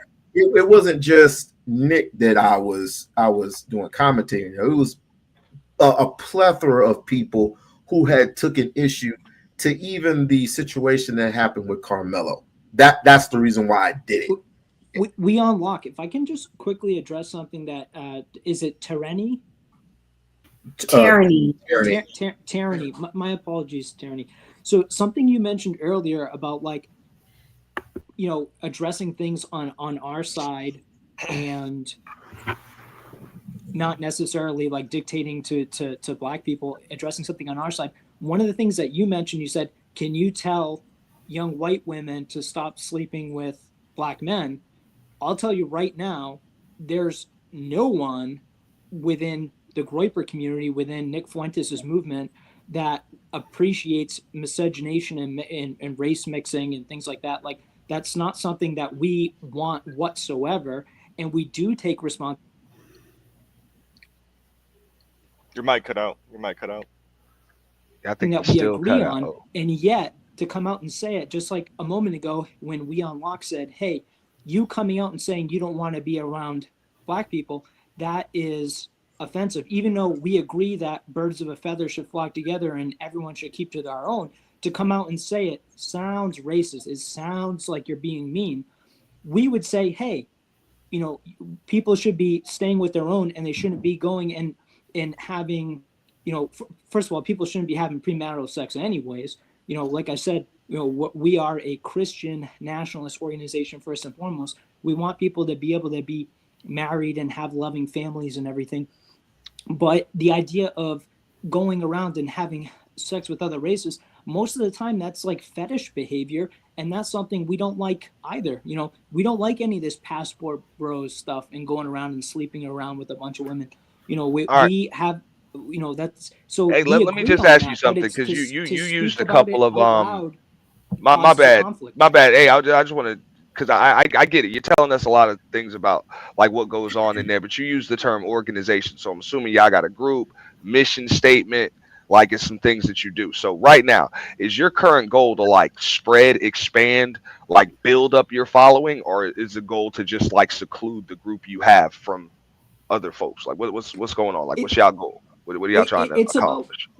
In my mind, it's just about having the exact conversation that we're having right now, and that's what this whole thing is about being able to speak. And unfortunately, there's powers that be that really do not like free speech. They don't want us to speak in the way that we're speaking right now. And it turns out we agree on things. When we're saying we want to keep to our own, we agree. When we say we don't want to be, mixing with other races genetically, we agree. So we're actually in far more agreement, and it's not a hateful, mean, cruel thing that we're doing. Like I said, but I'm saying, are y'all trying to just be left alone as you are, or are you trying to get more people to subscribe to your movement? Like what's the goal of the organization? We want everyone to have these conversations. So it's like, if that's the case, then yeah, more people, I guess more white people would be subscribing to what it is that we're saying. But it's also in agreement with what it is that you're saying within your black community. We're on the same page. I mean, with any organization, they'll tell me this, you know, when I'm on a consult or whatever, like, yo, are you trying to like bring in more revenue? Are you trying to get more customers? Like, I'm trying to figure out, what are y'all trying to do? Are you trying to sustain what you got? Like it's got to be a goal. Y'all are an organization, so you're organized. It's got to be for more than a conversation. Like, come on, bro. We're obviously looking to grow. Sell me the steak, not the sizzle. What's really going on? It's about you know, for real. Yeah, so obviously it's about all that cool shit. All that shit sound good, but come on, let's come on. It's about changing what acceptable conversation is in the public sphere. You know, that's why we have conversations like this. so we can push the window of it's one of those things too where, like I said, first and foremost, you have to, it's so important that we nail down what it is that we mean when we use certain terms and we talk about things, because when we say that the Groyper movement is a Christian nationalist movement, that's what it is first and foremost. It's not necessarily having to do with Europeans being in charge and everything. It's specifically Christians. It's Christianity that was removed and torn away from the schools and everything, over the past 50 years. But Christianity was also brought over to the race of people that was already here and made us believe what you guys felt like Christianity was, right? So Christianity never started off as something righteous and wholesome. It originally that's where we fundamentally disagree. And that's you can't, because that was the whole Romans thing on saying that Jesus is right, his name is Jesus, and you better be a Christian. Hold on, where is it that you gain your morality from, if not from the Bible? Well, I gain my morality from the Torah, and from the Torah is where you guys said we're going to change it from the Torah to saying, okay, it's now Christians and Jesus is white, and you guys are going to say you believe in white Jesus, and then we're going to go from there. I hear my We-On-Loc, you got feedback, bro. Hold on. So with that, when it comes to like for us, we view Christianity, and if you listen to what Christ's words are versus the Old Testament, Christ's words are far more. Christ said, all right, so now I get it. Now I get it. One of the oldest, most lucrative industries in the history of planet Earth. Hold on. And that being religion and Christianity, y'all are trying to get in on some of that market. Right. That's the goal. But you know what I'm saying? Well, y'all are trying to get a piece of that Christianity market share. That's what it is. It's not about money. It's an organization. He used the term organization. So what's up? This is business. Wait. Let Tierney finish. Thank you. I appreciate it. Christ also said that I came for the lost sheep of the house of Israel. Israel is a continent where there are black people, no Caucasus. So when you take this Christ that you guys say you believe in, and you try to change him to be the image of you so that we worship you, that's where Christianity becomes a problem. Then you guys also dilute a lot of other things, and you got it so good to where black people has lost their history. We don't even know who the hell we are anymore because you guys want us to be who you want us to be. You come onto our land and you tell us that we are not behaving in a manner that you feel like is acceptable. So you start saying that we're loud, we're ghetto, we're rough, but this is our fucking land. Excuse my language. But that's the problem with the Caucasian race. You guys go onto everybody's land and you create the word purge, which is killing of other races that don't agree to You're unpacking a lot there. Can I address some of that? You guys came onto everyone's land and you start killing people that don't behave in the way that you feel like we should behave. And then you start making people feel like we are less than you. So would you like me to address that? Let him address it, and then I'm gonna go to Hold on, man. I think she should get to land first, and then he can address it. Let me finish, you guys. Oh, I didn't know. My bad. I'm juggling two things at once. Wait. Okay. I love you too, baby. I'm saying you guys come onto other people's land. You make us become what you want us to be. Now we're here in 2025 and we're trying to live up to the caucus standard. But when we look back at the caucus history, you guys were kicked out of the Caucasian mountains for being such a destructive people. So again, that is my problem with your race of people, is that you're disingenuous on why the world is the way that the world is. And it is because of you and your behavior. That's it. Okay. All right. Well, I'm gonna let you respond, and then I'm gonna go to Vaughn. But Auntie, could you take over for me for a little bit? Just give me like 2 minutes. That's all good. I got my moderate. He got it though. And thanks for Okay, being so patient. just a couple of things there. You talked about believing in the Torah. So my question is, so do you believe in Christ or not? Of course I believe in the Messiah. Yes. Okay. So if you believe in Christ and we listen to his words and he comes here, he comes here for all of us. No. I would say that you would believe in the new covenant that Christ, brought forth, not necessarily the old covenant, because the old covenant is the Torah, the Old Testament, the old covenant has been fulfilled. It's been fulfilled through Christ. There's a new covenant now. Right, but Christ said, I did not come to delete the words of my Father. And Christ did not come for the Caucasian race. He did not come for you guys. He came for everyone. He absolutely did not. He came for the house of Israel. And the house of Israel is on a continent of black people. You guys are not included. You have to let me address it, because we can't go. Okay, but I'm letting you know, you guys come from your Lord and Savior Lucifer. Your forefathers made a deal with Lucifer, which is why you guys have absolutely everything. That's racist. Hold on. You're going to have to bear with, because I have to address some things here, okay? Okay. So when we're talking about believing in Jesus Christ did come for everyone. He originally came for his own people, the people of Judea. And when they rejected his message, they extended it to the Gentiles, which is everybody else. And when they did that, the idea is we are all equal in God's eyes. We all have original sin. We're all guilty of sin and are worthy of damnation. And through his sacrifice, we're all able to be redeemed and be in his presence in the life after. I mean, that's the whole purpose. Okay, let's just say that. Let's just say he came for everybody else. That's wrong. Because in the book of Matthew, We-On-Loc. When you get back, this is the fundamental disagreement. Okay, and this in is the book of Matthew, the lady said, "Hey, can you help my daughter? She's vexed with the devil." And what did Christ say?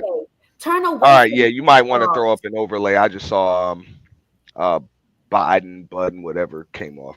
You know what I'm saying? So here's the thing. So that means you wouldn't. That means that you wouldn't be Christian. That's the thing, is because we're not Christian. I just told you you can't fundamentally reject who it is that Christ is and make him out to be whatever you want. That's the biggest thing. Well, it clearly states. Hold on. Vaughn wanted to go because y'all had a back and forth for a minute. Let me tackle the Christianity part.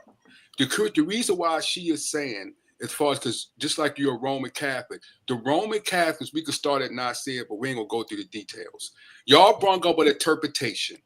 Matter of fact, your Bible was put together by Coptic and other priests outside of that. Let's look at Ethiopia. Ethiopia had Christianity before y'all even came there.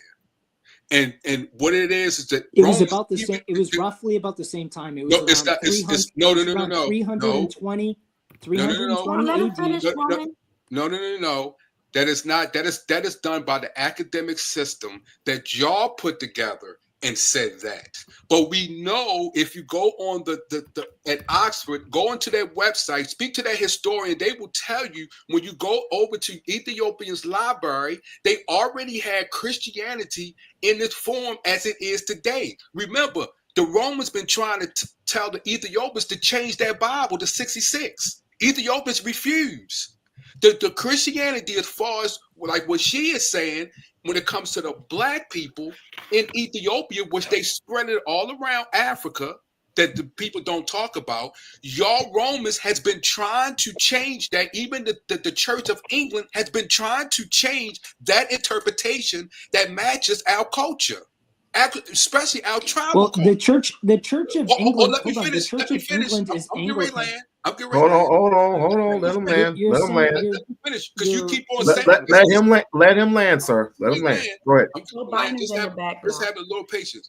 What she is saying as far as y'all changing things, she is right. You're changing. Y'all have changed the interpretation of the Bible to fit y'all culture.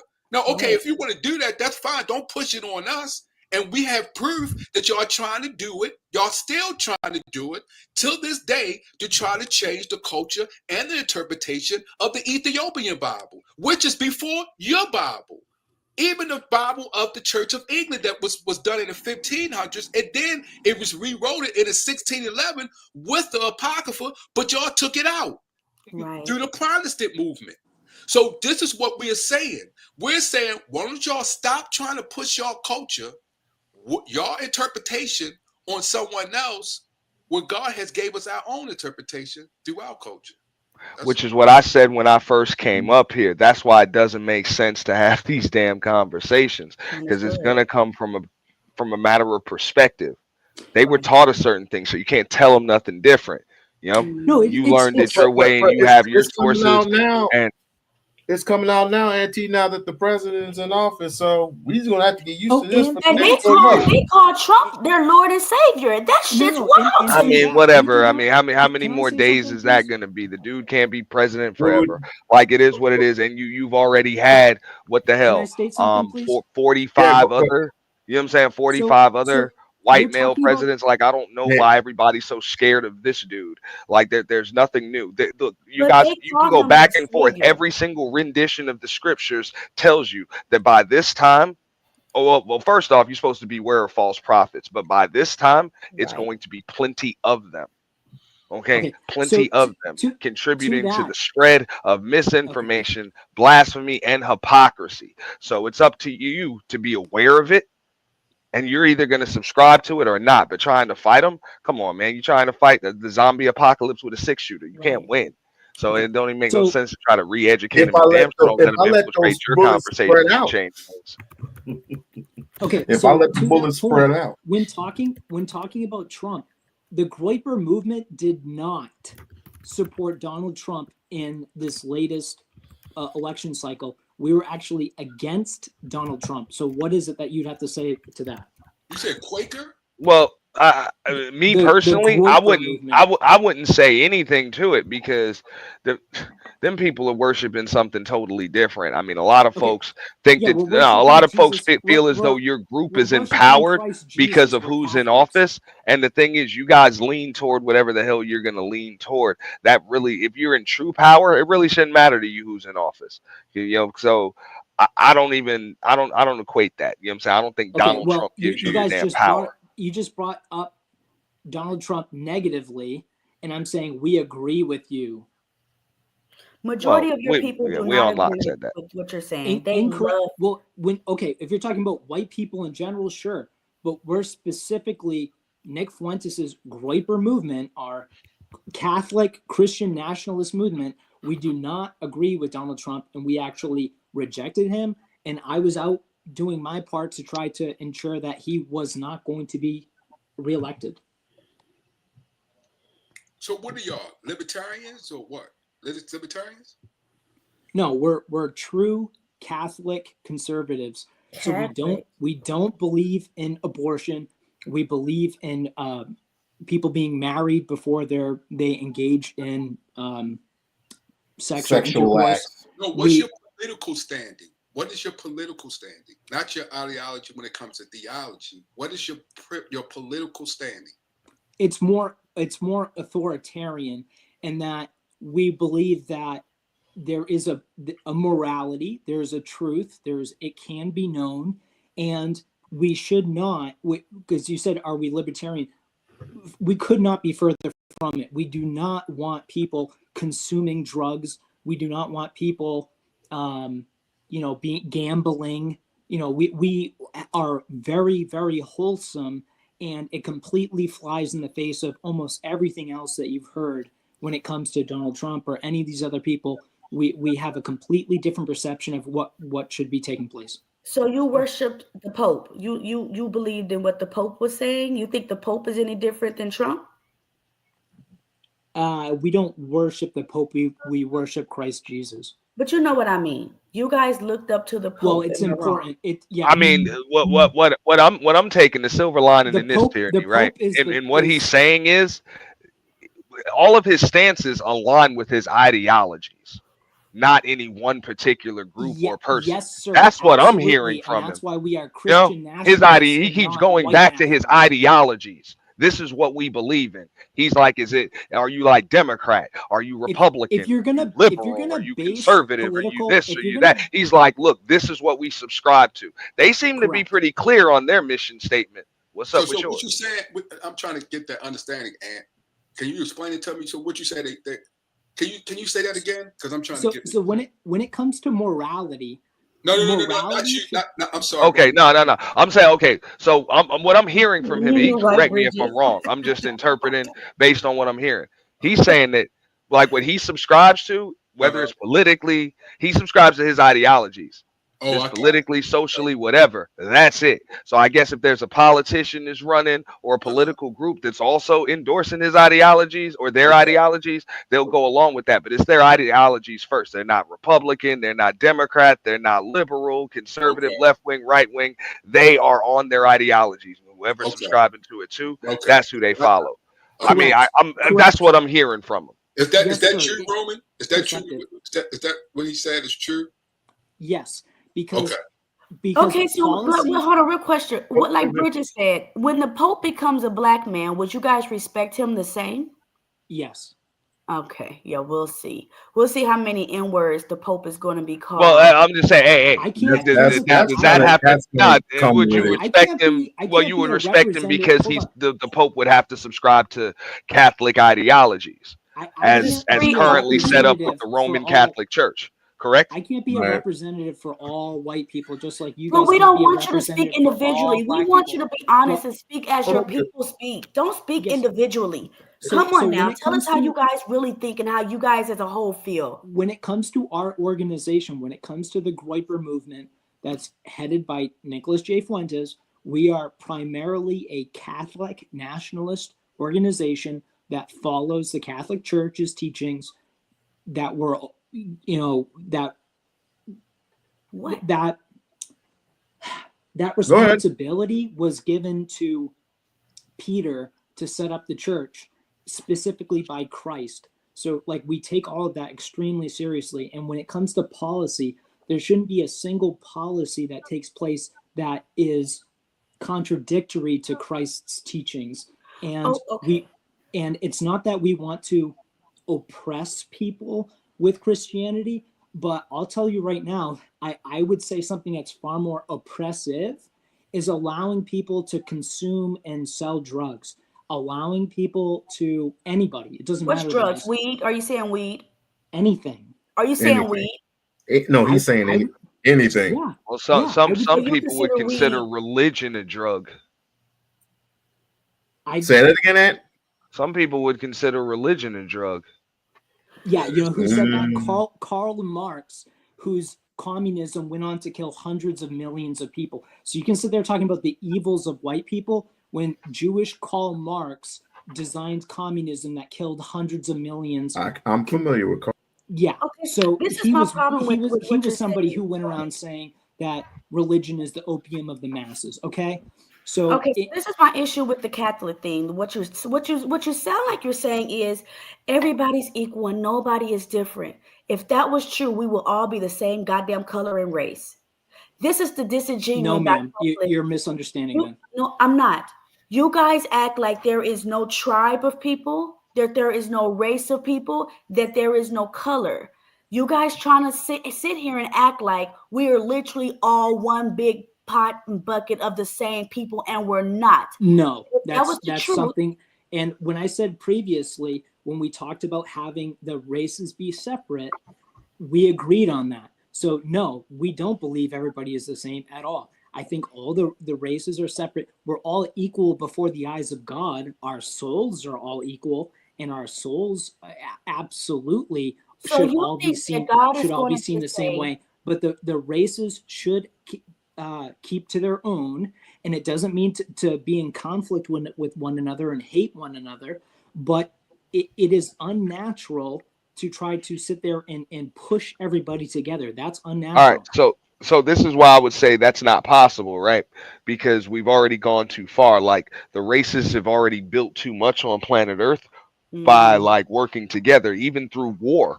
you know, through war and fighting and everything else. So in order for the races to just totally separate at this point, everybody would have to go back to whatever. Hold on 1 second. Let me finish. Everybody would have to go back to whatever region or area that their people are indigenous to. Means your people would likely have to leave fucking North America, and there will be a lot of people that have to. You know what I'm saying? So that's never going to happen. Why couldn't we go back to Europe or go back That's what I'm to saying. Like, Africa? that's never going to happen. So that's what I'm saying. Like, what you're saying is not even realistic. It is. Why? So okay. So explain to me how. Like, are you willing to go back to the area, to the region of the world in which your people are indigenous and from? Like, just all your people just go there. This is the issue that we're going to have. So explain to me how we have. I'm saying you won't give up what's been colonized and taken. You feel as though it's been taken. You feel as though it's yours now. That's what I'm saying. I'm quite curious. I'm quite curious, man. What is he saying? I'm saying we had successful segregation in America for hundreds of years. We can go back to that. No, we have not. We want. How the hell are you gonna come to somebody else's shit and then say we need to separate? I'm gonna come onto your shit with you and then say we need to separate. If you want to stay separated, you wouldn't have came here in the first place. All right, so are you trying to resolve it? Like, bro, are you trying to resolve it, or you're gonna try to? I'm telling you what. I don't mind resolving it, but you got to be realistic at some point. Yeah. Like in order to fix that whole issue of everybody being mixed together, you would have to reverse what put everybody together in the first place, which is the fact that you wanted your shit built, so you needed labor and you wanted to bring a bunch of folks over to do it, people that could survive in any damn climate, because a lot of your folks couldn't. You know what I'm saying back then? So, this is no. This is the biggest issue. Is when I'm talking about Dr. Tony Martin's work, the reason why it's so important, it's not because it absolves white people of ever having done anything wrong, but you have to understand the group of people that brought black people here, the ones that ran the slave industry and the ones that owned them at the plantations. But you already talked about that, Roman. That right there that you're talking about, as far as Dr. Tony Martin, that kills your argument, because they're not going to allow you to do what you want to do. That supports Ant. That's Tony Martin. I'm talking about Tony Martin, the singer. That's what I'm saying. I'm like, yo.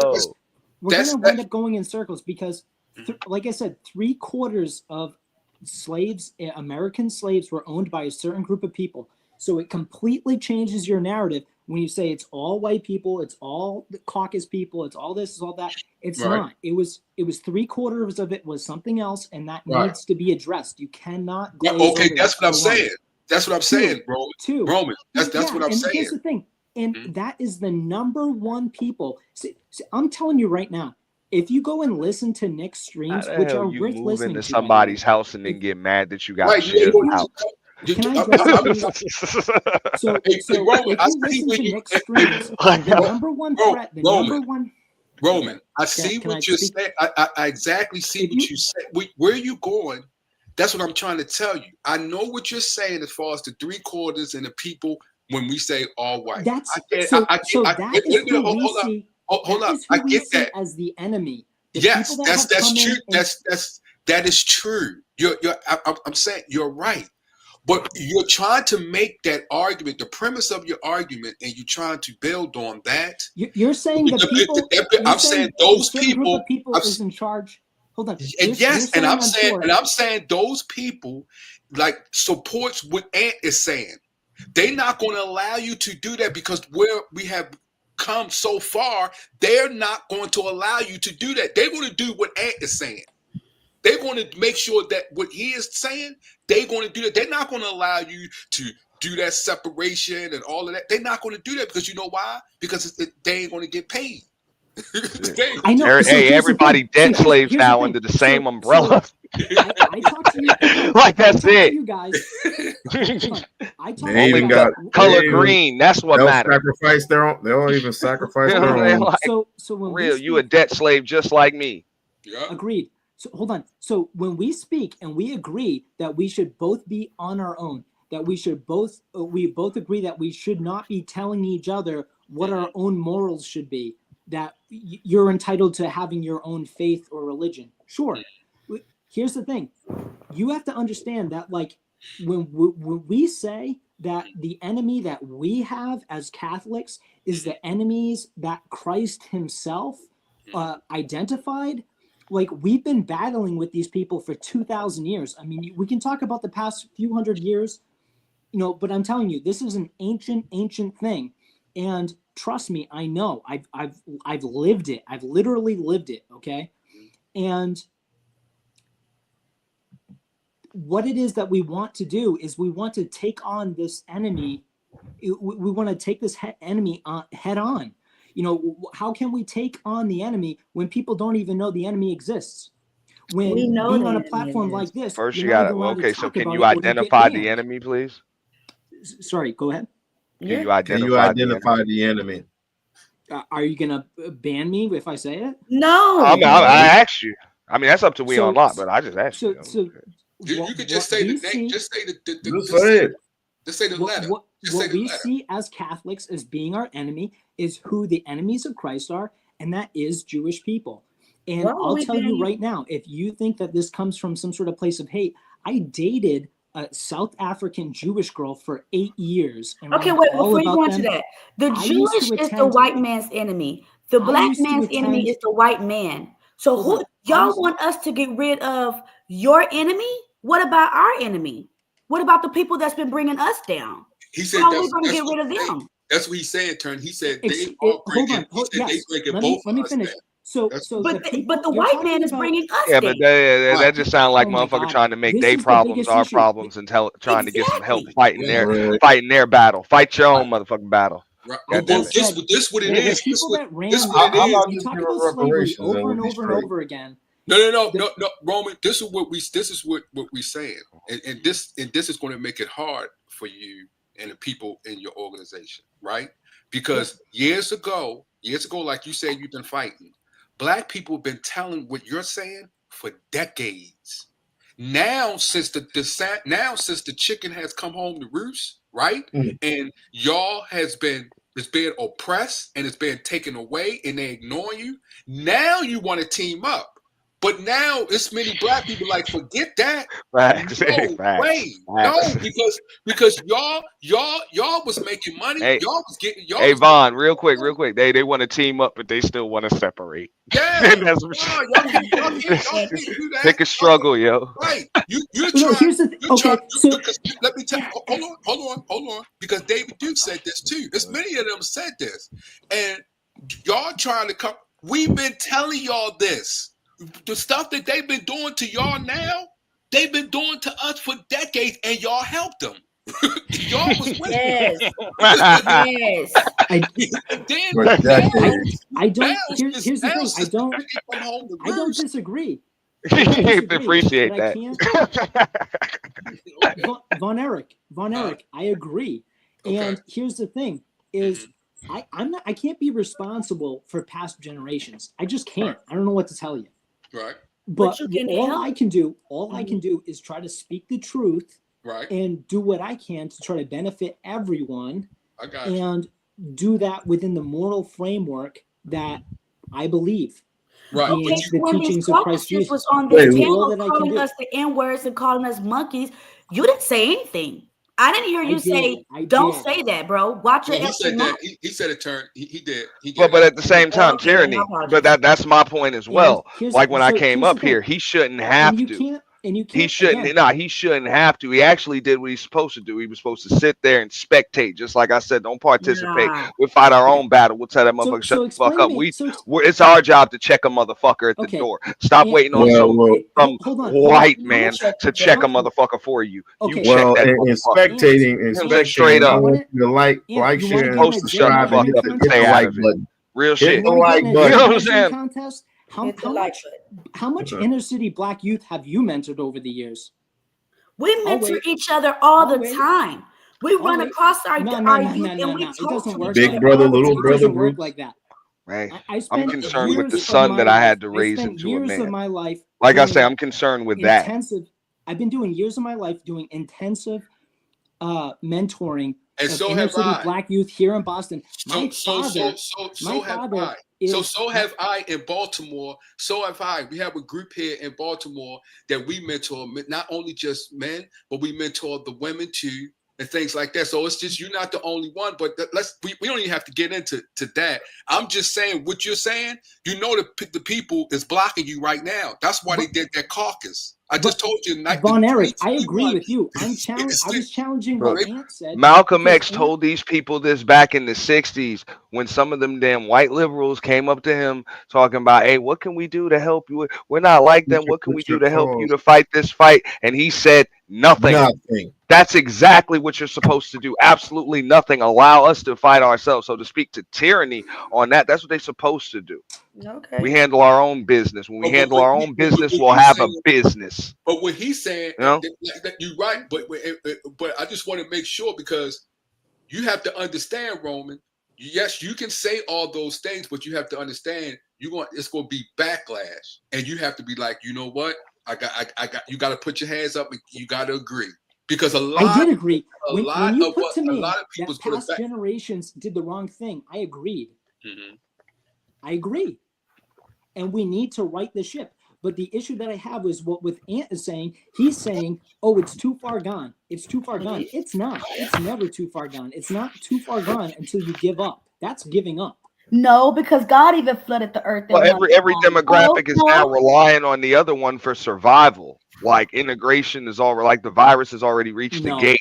So it's no putting this has been part of their plan. What This has Ant been is part of saying, their plan for well over 100 years. Okay. Roman, what Ant is saying when he said that it's too far gone, he's speaking on the masses. Yeah, it is too far gone when it comes to the masses of people that you would need to accomplish what you're saying. That is too far gone, because people is not. They're going to say, "Hold up, you mean to tell me?" That's why I asked if he was trying to expand or just be secluded as what they are. Yeah, as far as you're not going to be able to accomplish that. And even in certain aspects, you will be considered a traitor. Here's the thing: we're in total agreement. This is the frustrating thing.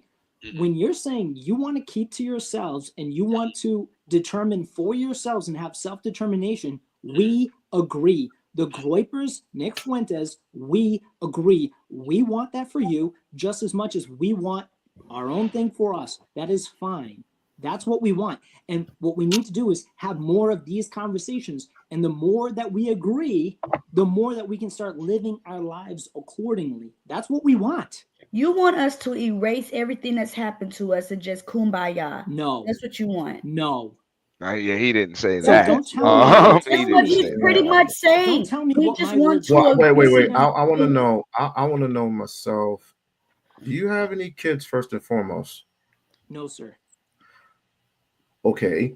So if you did have kids, what would you tell your son about racism? Just to be curious. That people shouldn't be hating people of other races.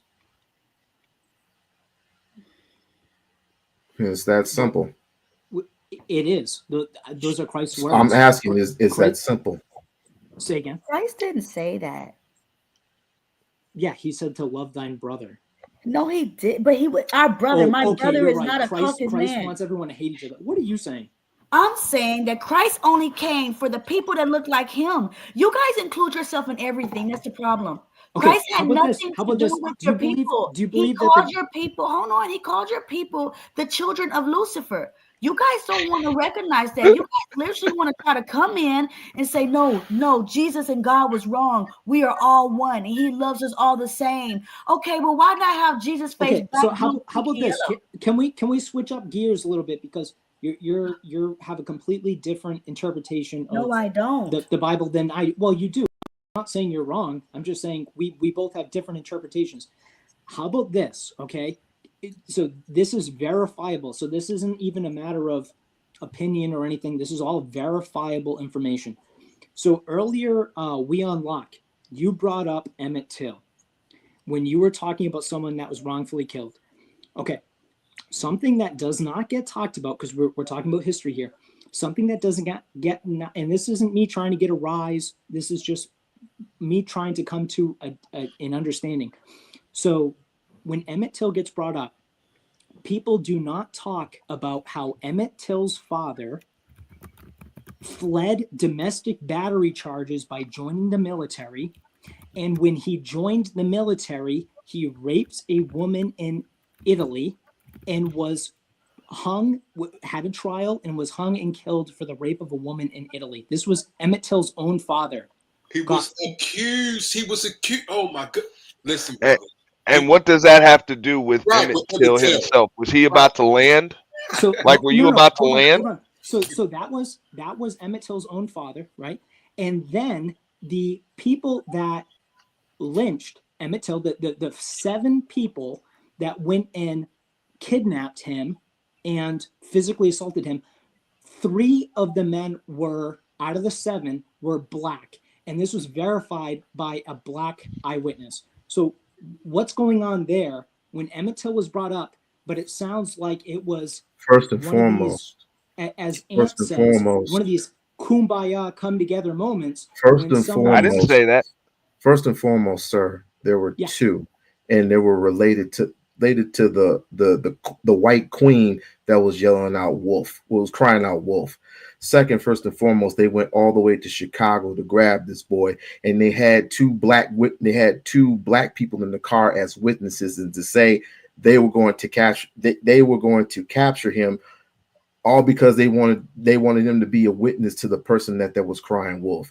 Thirdly, they went into the shed, they tortured this boy, cut this boy's ear off, tortured him some more, shot him in the face, and threw him in the river. Why did you bring up Emmett Till? And then he conflated and brought it up to Emmett Till's father, and then the race of people that assaulted him, even though the reasons in which he was assaulted were still the same. Are you talking to me?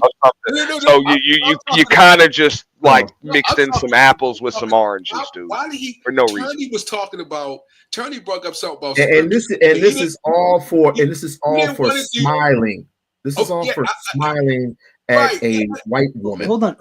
That's what I'm saying. He left that part out. He brought up a bunch of other fluff, but historical. Okay, how about no. But why'd you bring up that? I'm going to go before I go berserk. Before I go fucking berserk, I'm going to go and I'm going to get a glass of water.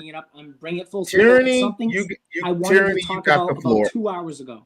Okay, I'll be back. Okay, but I just think that was a wrong. I don't know what point did you try, but that, and then to bring up things that you went straight right, way off. She was talking about scriptures. I understand if you didn't want to talk about scriptures because it's different interpretations. No, sorry, you went straight to Emmett Till. Yes, because again, We-On-Loc brought up earlier. I've been waiting hours to talk about this, and I wanted to put a pin. He brought up Emmett Till. I hear him bring up Emmett Till. Maybe I'm wrong. Did he bring up Emmett Till? Yes, he did, but he just used it as an example, and Roman statues decided to start spitting out a bunch of details about Emmett Till's father and some stuff in Italy and the race of the people that assaulted him, as if any of that shit mattered. But it looks like another attempt to rewrite history. Okay, for black folks, and for some reason you think you're in a position to do that. My bad. I thought that. Okay, do you want to know why, Ant? Is because me and this young woman were having a disagreement on scripture. I'm saying there's another historical thing that happened. Apparently, we have a disagreement on that as well. And when it comes to, and I'm not defending what happened to Emmett Till. I'm saying there's other surrounding things that like people don't talk about, because when you talk about it, it seems to really change the situation. But apparently everyone already knows that there were black men that were present when he was killed, and that is like, that doesn't matter apparently. Like I would think if this is supposed to be a racial, doesn't make, just like hey, does it make it any less wrong that what happened and for why it happened? And doesn't make it any less wrong. To me saying that the Caucasian races of their father Lucifer. So when I said that, then he said, "Oh well, black man killed Emmett Till too." Oh, okay. I see. That's why he said that. Oh, okay. I see. And this is a perfect example. This is a perfect example of why. May I speak? No, I was saying I was sorry for saying something about about what you were saying. Hold on. And this is a perfect example why we're a Christian organization, is because when you said, does it make it any less worse that black men also killed him? No, it is just as bad. When it comes to morality, lynching someone, it's just as bad. And we view it the same. But I'm saying it definitely makes it less of a specifically racial issue. It's not race. Oh, well, that's the biggest thing, is talking about race, and he's only being killed for being a black man. When I'm saying if black men are killing him, then it starts to become about something else, doesn't it? But by we not knowing the details, he just spread as far as the details why those two black men was there. You know, they used to force black people to kill each other. So come on, so that's why I'm saying.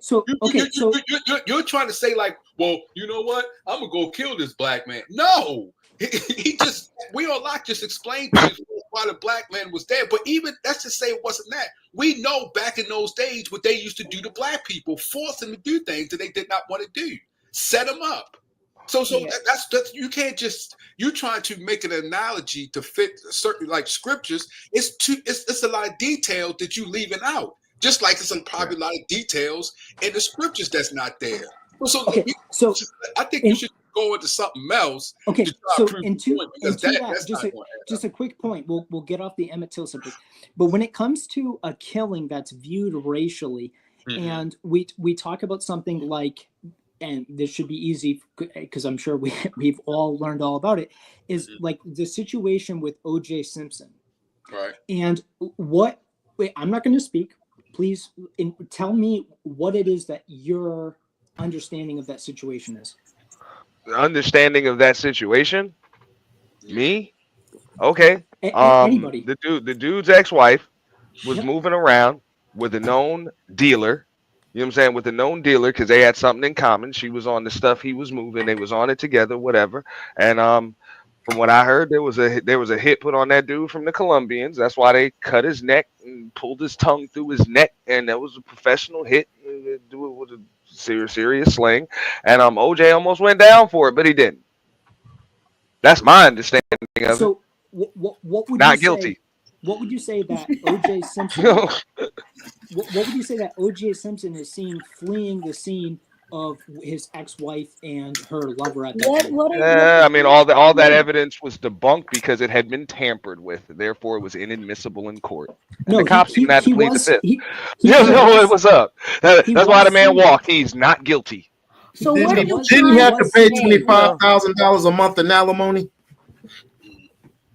That, and I mean, he got hit with the civil suit, but as far as the criminal case was concerned, he was found not guilty in a court of law, and a jury of his peers, and that's what the fuck it was, bro. A bunch of that evidence was tampered with. That case was so open and shut. Why are the cops fucking with evidence? So what's your take on that, Von Eric? Oh, my one take was on there is the racist cop. He had a nerve. This is the reason why he played fifth. This is the reason why he did the fifth. He had to because he lied the first ball. But this is the reason why. Do you know he had a nerve to go out and file a disability against against the LA Police Department? Do you know why? Do you know what he filed? He said, "I have a disability because I hate black people so much." Yeah. Wow. He filed his disability because he said he is disabled because he hates black people so much. Then that's the reason why they said, you know what? Just plead the fifth. They had to. This right there. That right there was enough for me. Oh, that's it.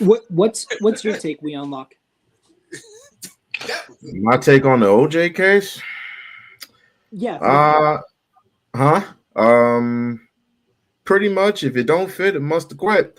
I see planted evidence in the Colombian necktie. That don't sound like OJ did it.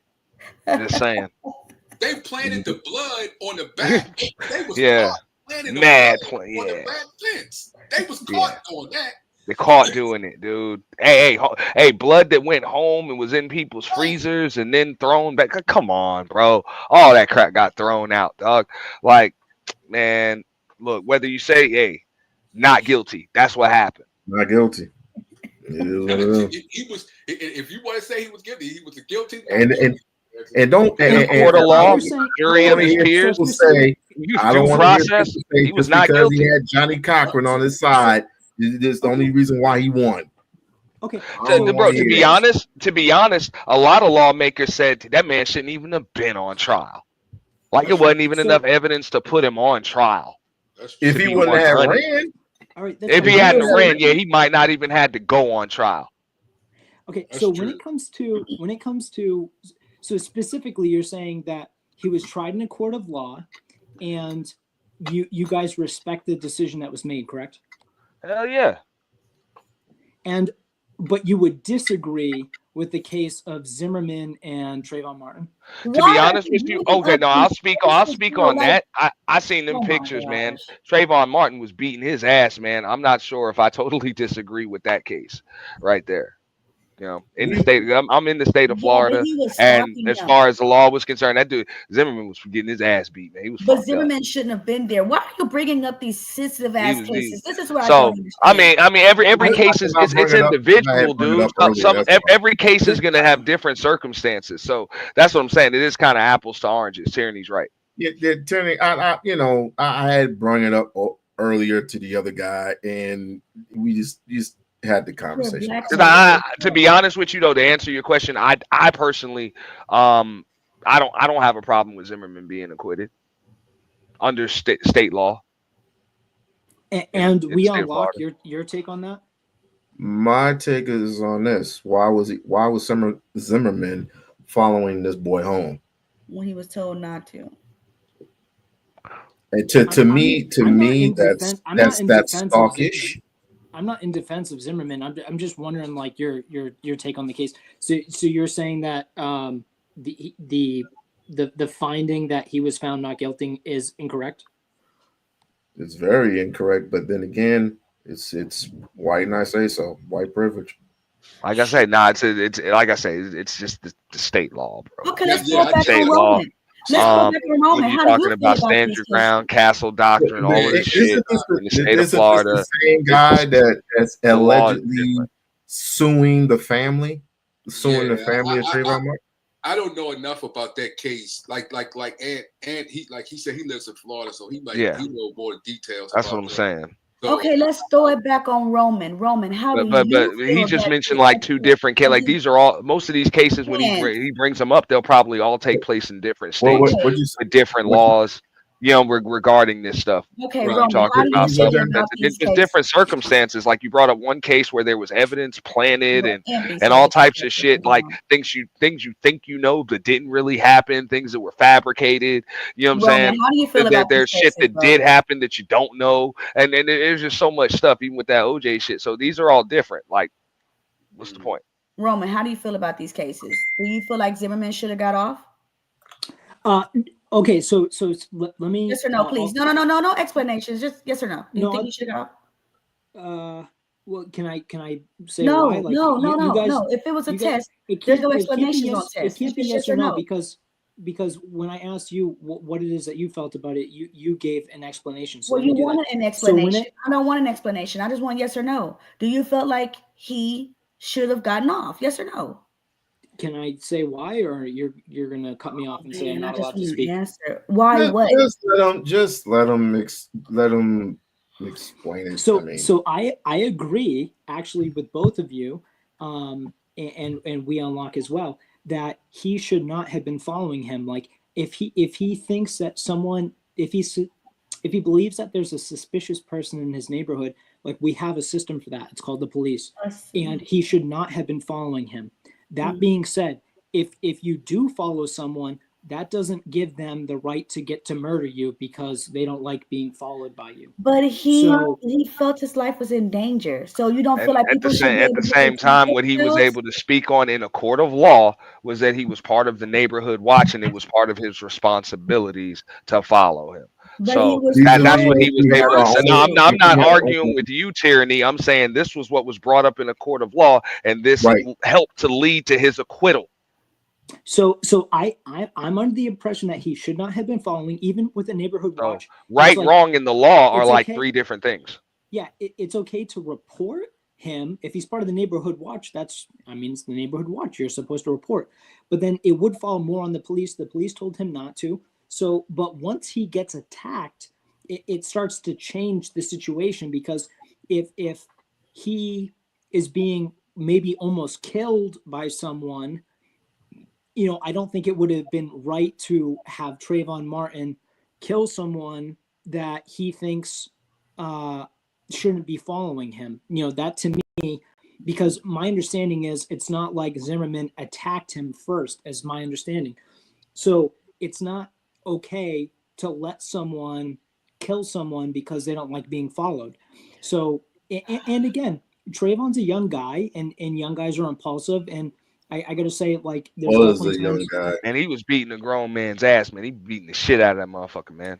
Yeah, and here's the thing. So, man, the fuck, you ain't seen them pictures? Hold on. And you better Google it, Jimmy. Man, Zimmerman was fucked up. So We-On-Loc. That motherfucker leaking, he was fucked up, man. I want to say We-On-Loc actually mentioned that he believes that it was more of a defensive situation when it comes to the Austin Metcalf, because Carmelo Anthony stabbed him once. You did say that earlier, correct?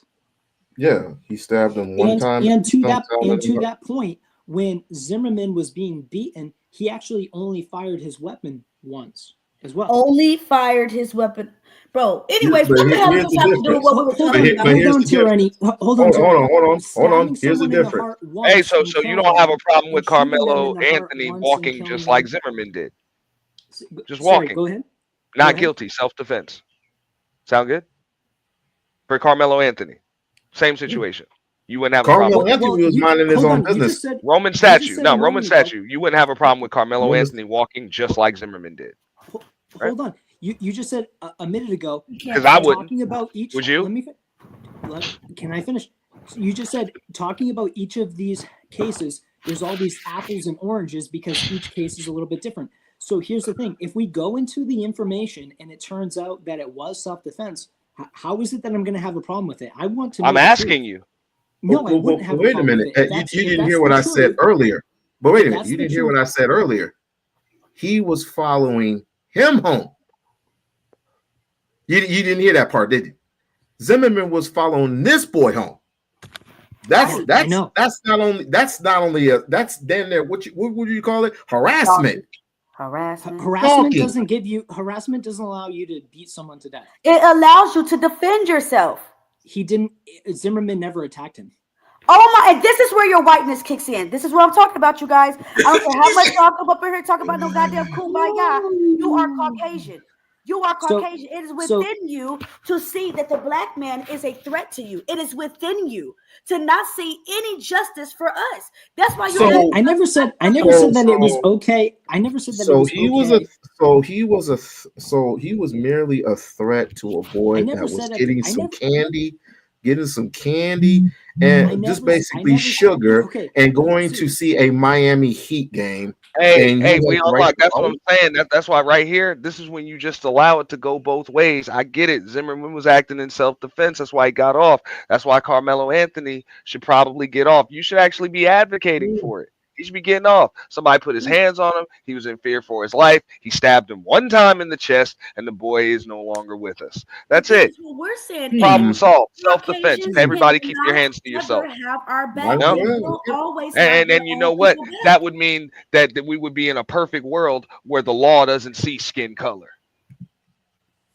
But that doesn't work. That doesn't work in reality, does it? It does it exactly. So here's the thing: is there ever any situation in which there's been an attack, interracially, in which the black person had ever committed anything incorrectly? Like I just don't. What? We start. Like, has there ever been a situation? Has there ever been a situation in which? To be honest, I wouldn't even entertain this right here. Like people do fucked up shit. People of every race and demographic do fucked up shit. Some people are just wrong place, wrong time, and other different people of different races and demographics are just get fucked. Like people are just in the wrong place, wrong time, and bad shit happens to them, dude. It happens like that, man. Like people sin too, but we're not on you guys fucking up. We're not killing y'all. This is one case where you hear us killing y'all, but we're not doing that to y'all. Y'all are doing it to us. That's the issue. Y'all need to. I just be saying, keep that same energy. It's okay for a motherfucker to just pull out his pistol. Don't tell me that it's okay for a motherfucker that feels for his life to pull out his pistol and pop once and blast a 17-year-old black kid. But a black kid that fears for his life, it's not okay for him to just pull out his blade and stab a motherfucker once. Just keep that same energy across the board. Okay, so just like when old boy came up there, look, don't try to tell me that as soon as you see a black man that has an opinion and doesn't want to be a subordinate, now all of a sudden there's a problem, we're a threat, when we don't want to just sit in our place and do as we're told. Why didn't he just move? Whatever. Look, we don't have the duty to retreat. Stand your ground says we don't have to, just like you don't have to retreat. You know? Okay. That stand your ground law is just the same. It's supposed to work for you, just like it works for us. Like he made Tillman an excuse because black men killed Tillman. That's what it kind of sounded like. It kind of sounded like you were saying, well, maybe it was okay because 2 black men killed him too. No, I'm saying it becomes less of a racial issue. If you're saying it's specifically white men. The reasons in which it happened were racial. They were racially charged. The reasons in which it happened, regardless of who carried it out or who was forced to do it, the reasons in which it happened were racially charged. That man was accused of doing something to a white woman. Yeah, you looking at color. Okay. You're looking at falsely accused of something. Right. And because the alleged victim was a Caucasian woman, that's why what happened to him happened to him. And here's the thing: you put to me that what happened to Emmett, that somehow I think what happened to Emmett Till is appropriate. I don't think so. I think it is immoral. Nah, you've already cleared that up. Yeah. So it is immoral. It shouldn't have happened. But I'm saying I feel like it becomes less racially charged. It doesn't make it go away completely. It becomes less racially charged because 2 black men. Nah, it stemmed from racism. Like, what are you talking about? Like, that was the root of it. Right. But he thinks because black men killed them, it makes it less because of the racial dynamics in that area, and the fact that there was a white woman and a black woman. I'm sorry, and a black man implicated. A white woman. People leave that out. No. Roman, what we're trying to say, even your argument, even though the 2 black men, they was on. Listen to what Ann said is. They are on a racial white supremacy. Black people is black people. You know him. Your homeboy, your leader was going against Jason Whitlock. Jason Whitlock is black, but he supports white supremacy. Like Tatum. Yes.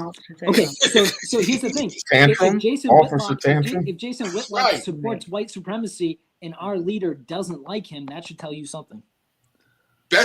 It tells us nothing. I mean, why the hell would y'all want to take on a clear as day damn traitor? Like, it doesn't make sense. Just like we don't want them in our camp, y'all don't want them in yours neither. I get it. I don't blame you. Y'all did deny Officer Tatum, though. Y'all didn't deny Officer Tatum. Blue Lives Matter. What did Officer Tatum say? Hold on. What did Officer Tatum say? Oh, wow. See, that's the reason why y'all don't like Jason Whitlock. Hey, he's next. He's next. Tatum's next. Okay, they coming after Candace Owens now too. Oh yeah, Candace, they don't like her no more. Can you guys fill me in? I haven't heard. You'll never understand. Well, you know, Candace Owens is a race mixer, so y'all don't like her. Yeah, we can't. Same thing with Officer Tatum. Same thing. I mean, same thing with all these goofballs.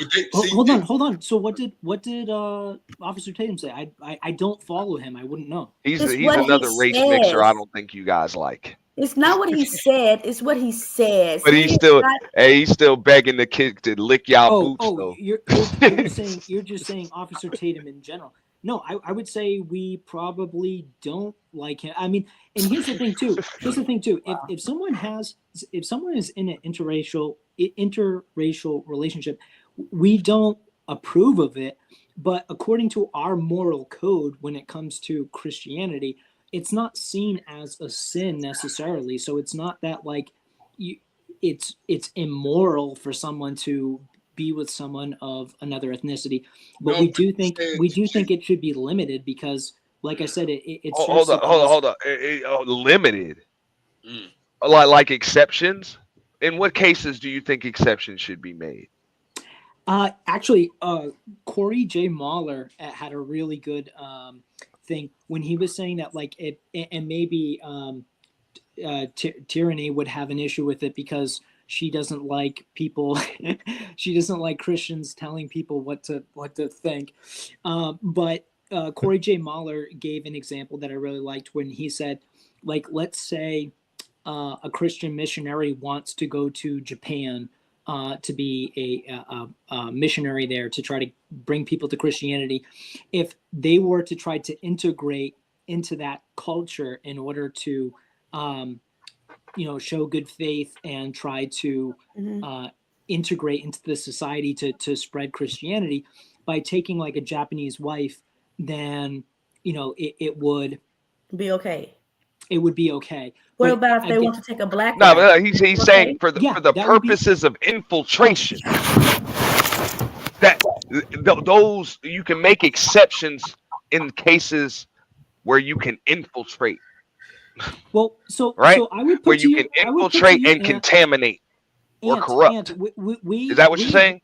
We seem to agree on some stuff, and I am just curious, like, what's your take on Christianity? Because that's pretty much what you just said, though. Now, I don't believe it or not. I try not to really get into religious debates or even conversations because I believe that's all up to like interpretation. So I don't even bother. I'm just going back to what you just said earlier when you said it should be limited, and I said exceptions, and you're like the exceptions. You use an example of when somebody's trying to get into some other culture and then kind of spread your message. So that's infiltration. Well, hold on. Like You're saying it's spread- always hold on, the you're No, I'm rule. just saying. spread- So you're saying in cases of infiltration, that's when you think it's okay when so you when can you said- infiltrate when you someone said else's spread our shit. message.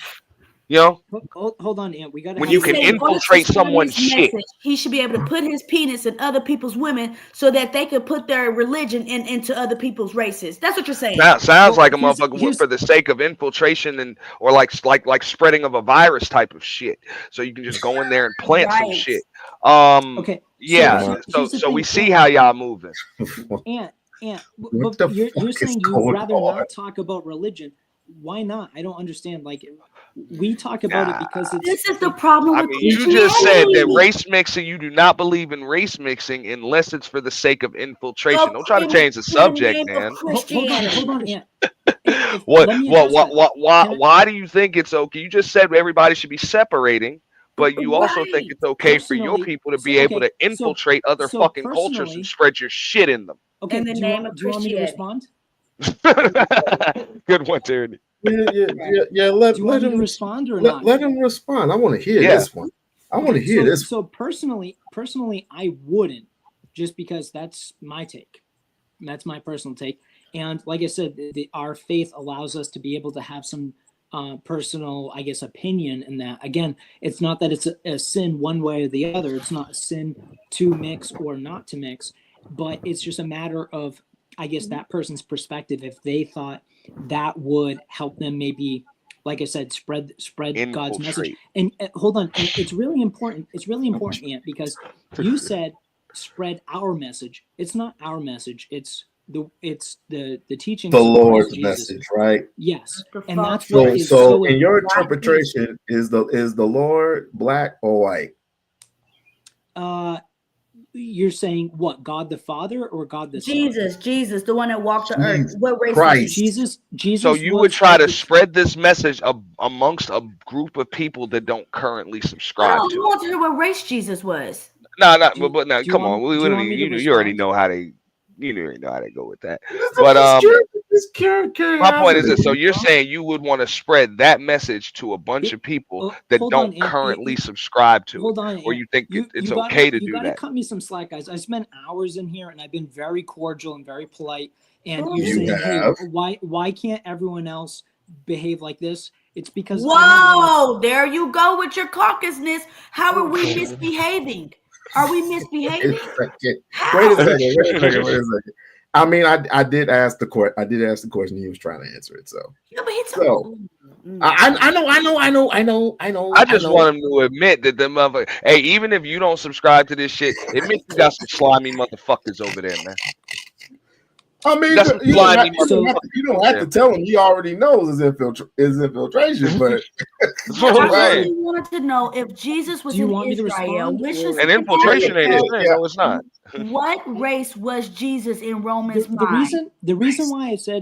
reason why I brought up me being cordial is I said, do you want me to respond? And then I'm being told, oh, we already know what you're gonna say, and you keep interrupting me, and that's why I'm saying that is rude. It's rude to interrupt me and say you already know what I'm gonna say, and we're not gonna let you speak. It's being rude. Okay. Well, then go ahead. Then I'll let you. The reason, right. What color was so Jesus? so I'll say right now, Christ was of the tribe of Judea, and that race has basically been completely wiped out because the Jews of today, if you understand this, because people will very quickly say, oh, Christ was Jewish.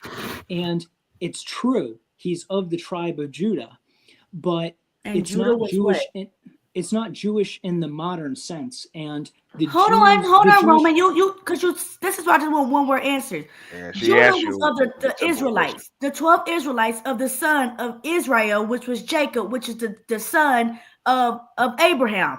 So, what race of people was the son of Abraham? Good question. What race of people was the son of Abraham? Roman, you're super quiet now. I'm to be honest with you, I don't know. They were in Africa. So what color is the tribe of Abraham? Well, and to that, would you? We're talking about. Hold on, we're talking about the continent of Africa right now. Would you say Egyptians, the modern Egyptians, as they are right now? What color are Egyptians? They're not like sub-Saharan Black to African. Let me ask you this: talking do about- you think it's acceptable for people of other races to mix with yours for the sake of infiltrating your group and spreading their word, Hold their on, religion word? can we keep it on set? Can we keep? I want to know, and I want to know why is it okay for you to do it to others if you don't think it's okay for it to be done to you?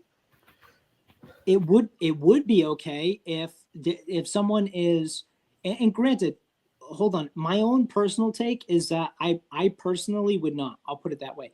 This is Corey J. Mahler's specific example, and yes, because you brought up earlier when it comes to the Pope being black, and we would support the Pope. And if anything, we actually want. I haven't been following it as closely as I should, but the gentleman who is one of the prime candidates right now, there's actually a push that we would want him because of how conservative that he is. He's actually so conservative that he may not get the nomination. So I actually would be rooting for probably the most conservative person. So I wouldn't necessarily have a problem at all with the head, the vicar of Christ on earth being of African descent. I wouldn't have a problem with that. Okay, so what descent was Abraham of? Just say it.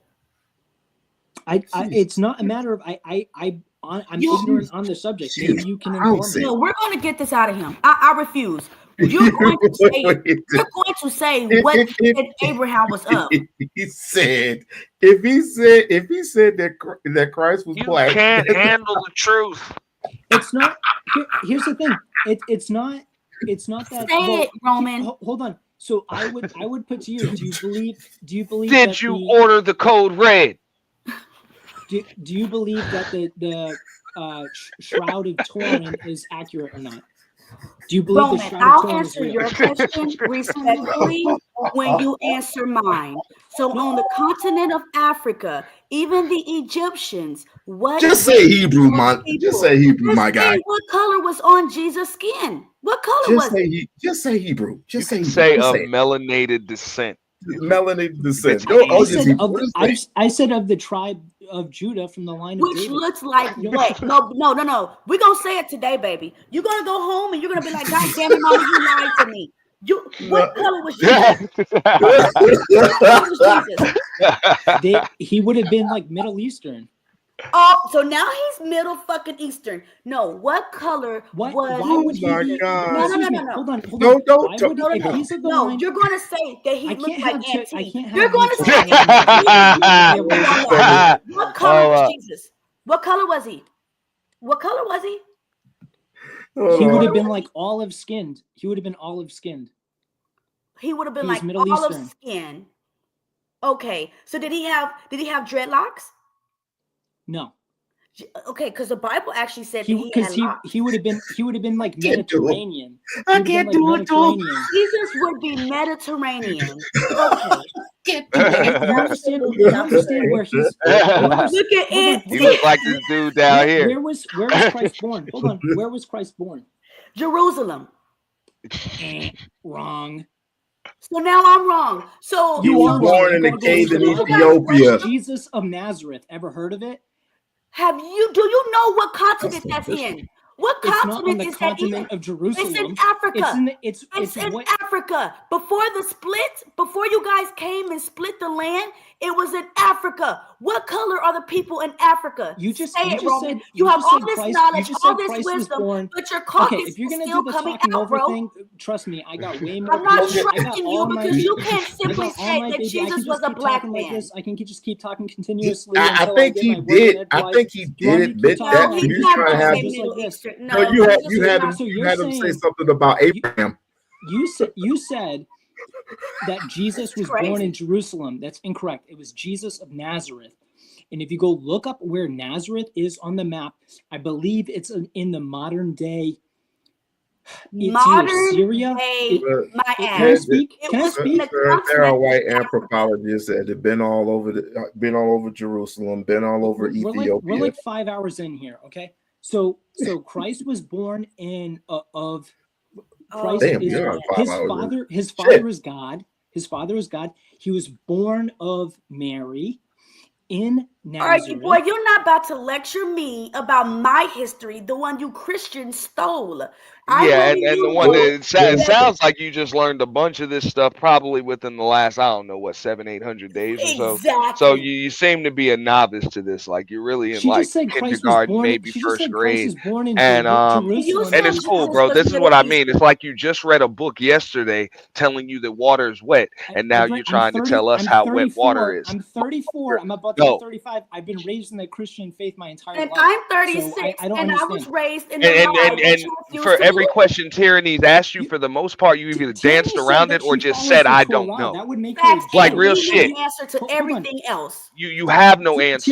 Tyranny said that You've she either follows the answered with a Torah, which would question, make her a Jew. danced around it, or just had to straight up say, "I don't know." And it's cool, bro. It's okay to not know. And at But first maybe he you said need to start. Egyptian. Maybe you need to listen more than you speak.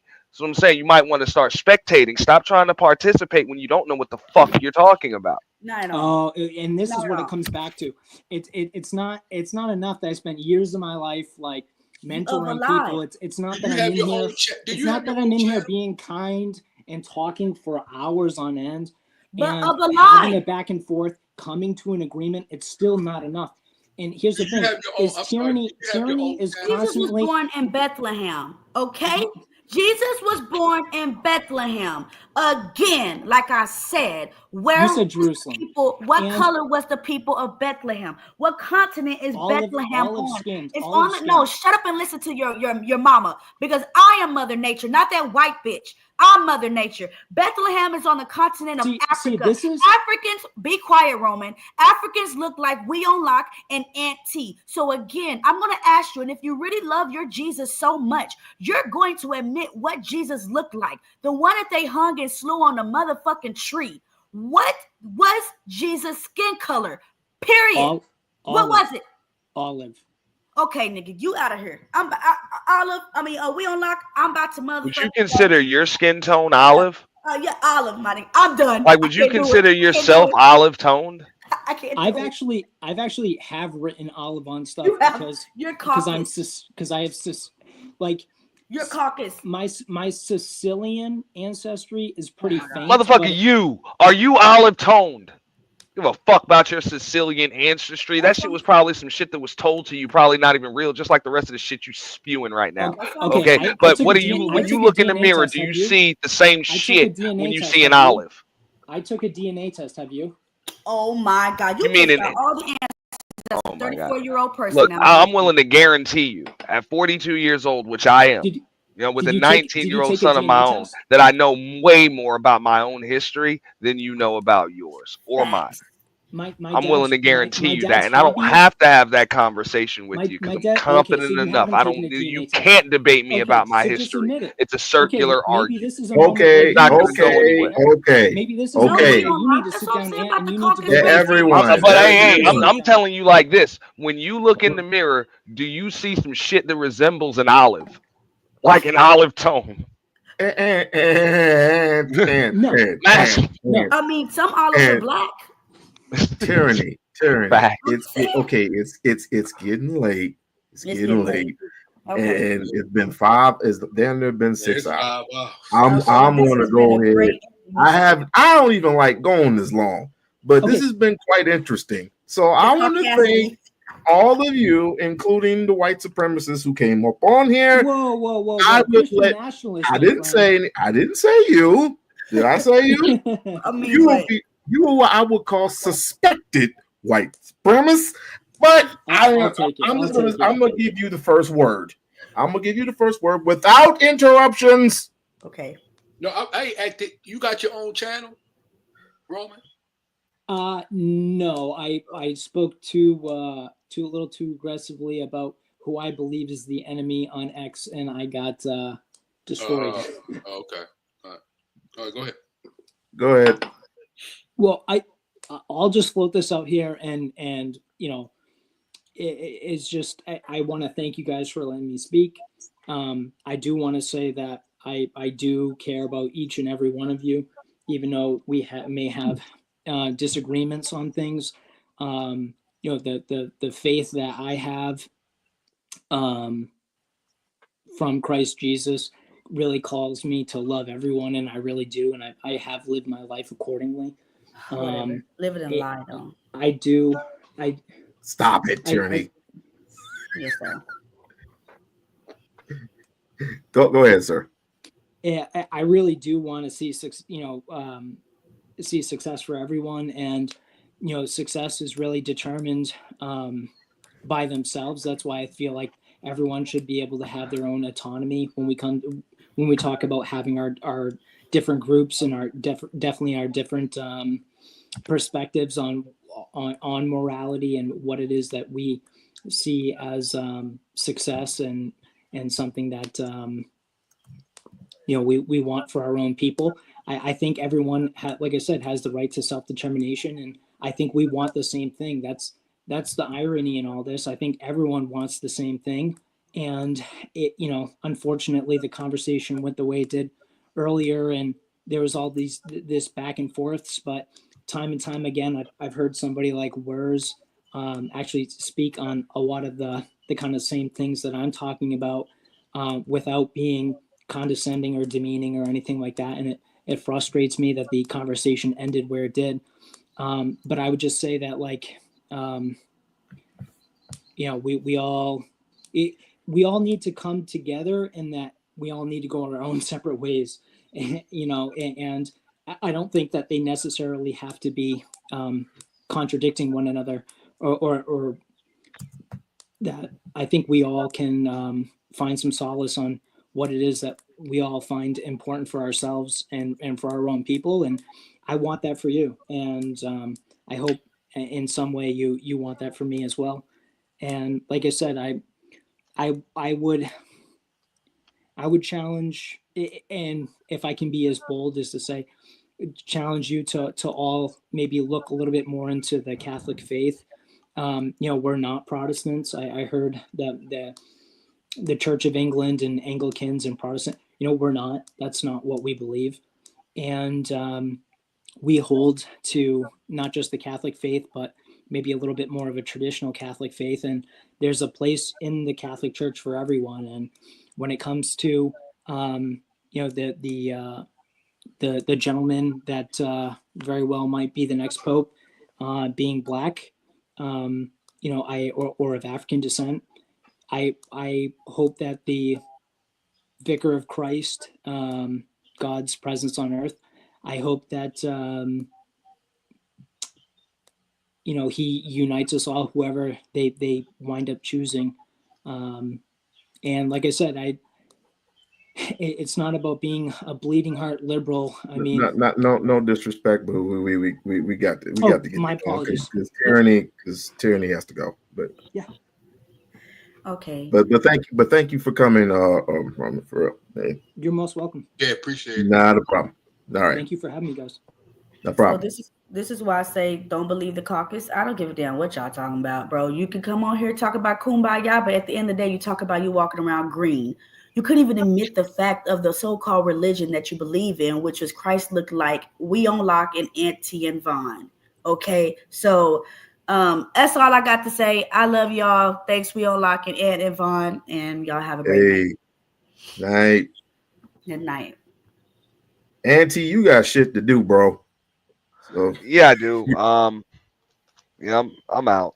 This, like I said, this is clear example of why you just can't allow these motherfuckers to come up in your shit and tell you shit. This is why you have your own platform, and they got their own. I mean, I do appreciate him being respectful of your platform and pretty much respectful in the things that he was saying. This Roman statue dude. But as far as the other motherfuckers that was here, it was pretty much a clear-cut example. Now, even if you can actually have a conversation, this shit will show. These people will show themselves it's the same way. He pretty much said it. Hey, there are exceptions to all of their damn rules. They got all these ideologies they follow and they subscribe to those first, but they will make exceptions for the sake of doing things like infiltrating, building, growing. But they talk about separation, but they had no problem coming over here to derail, fuck your shit up, and tell you what the fuck to do. That's when it's okay to integrate, when they're fucking your shit up. Notice that. You ain't got to tell me. Notice that. They can always make those exceptions to all of their rules and ideologies when it's time to come over and put your ass in line. Don't allow them to do that shit, bro. You know what I'm saying? So, on that note, you know what I'm saying? I'm gonna get up out of here, man. Thanks for having me up. We-On-Loc. All right, no problem, bro. Thank you so much, Ant. It was a pleasure meeting you. Appreciate you. Vaughn, you're next. Well, I gotta have a meeting with Vaughn. So, you got anything else, Roman? No, just thank you guys. And like word. I said, I'm gonna say something. I'm gonna say something. Rome, I appreciate. No, wait, no, don't say because I got my personal meeting with you. So no, but I still everybody else get to talk. Got to say that last. I know. I'm gonna let him talk once he leaves. No, but I want to get it in my last word. I want to say something to him. Please. I'd love to hear from Vaughn. He's been excellent. I respect that you coming up and saying the words that you spoke, and I see your agenda, but I just say this: I'm a spiritual person. I love God with all my heart and soul, and I see that you brought up the Catholics and things like that. That's a different interpretations. I just wanted you to focus. You know how interpretations go. There's different even interpretations in the Catholic organization. So, and I'm saying the way where your heart is and your approach that you want to do, it looks deceptive. I'm not saying that you doing it, but it is going to look deceptive of the people, especially when it comes to the Black community on your agenda.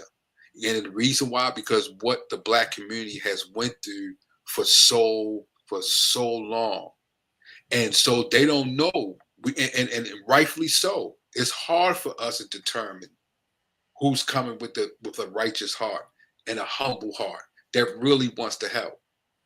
And then now that you're doing it because it's in your need, because what you're trying to do is not. That's why when Ant said what he said, we have gone too far, and he is absolutely right. And you have to take that into account. Now, I'm not saying to stop what you're doing. I'm just saying make sure you have that in your forefront, and make sure you be humble when you approach many of the people in the Black community. Because like I said, they formed that caucus. And the reason why they formed that caucus is because they keeping an eye on you. And they hear you. And they see what you're doing. And that's why they prepare themselves in this way. because they're going to use that same tactic, what they did on y'all, they're going to use it on the other side. I just want you to keep that in mind. But hey, as a spiritual person, I must say much love and respect, and whatever the path that you on, I just pray that God just strengthen your heart and show you the righteous path, a righteous path that you're able to be comfortable with. Thank you. Thank you, Vaughn, and that really means a lot coming from you. I really appreciate the opportunity to speak to you guys, and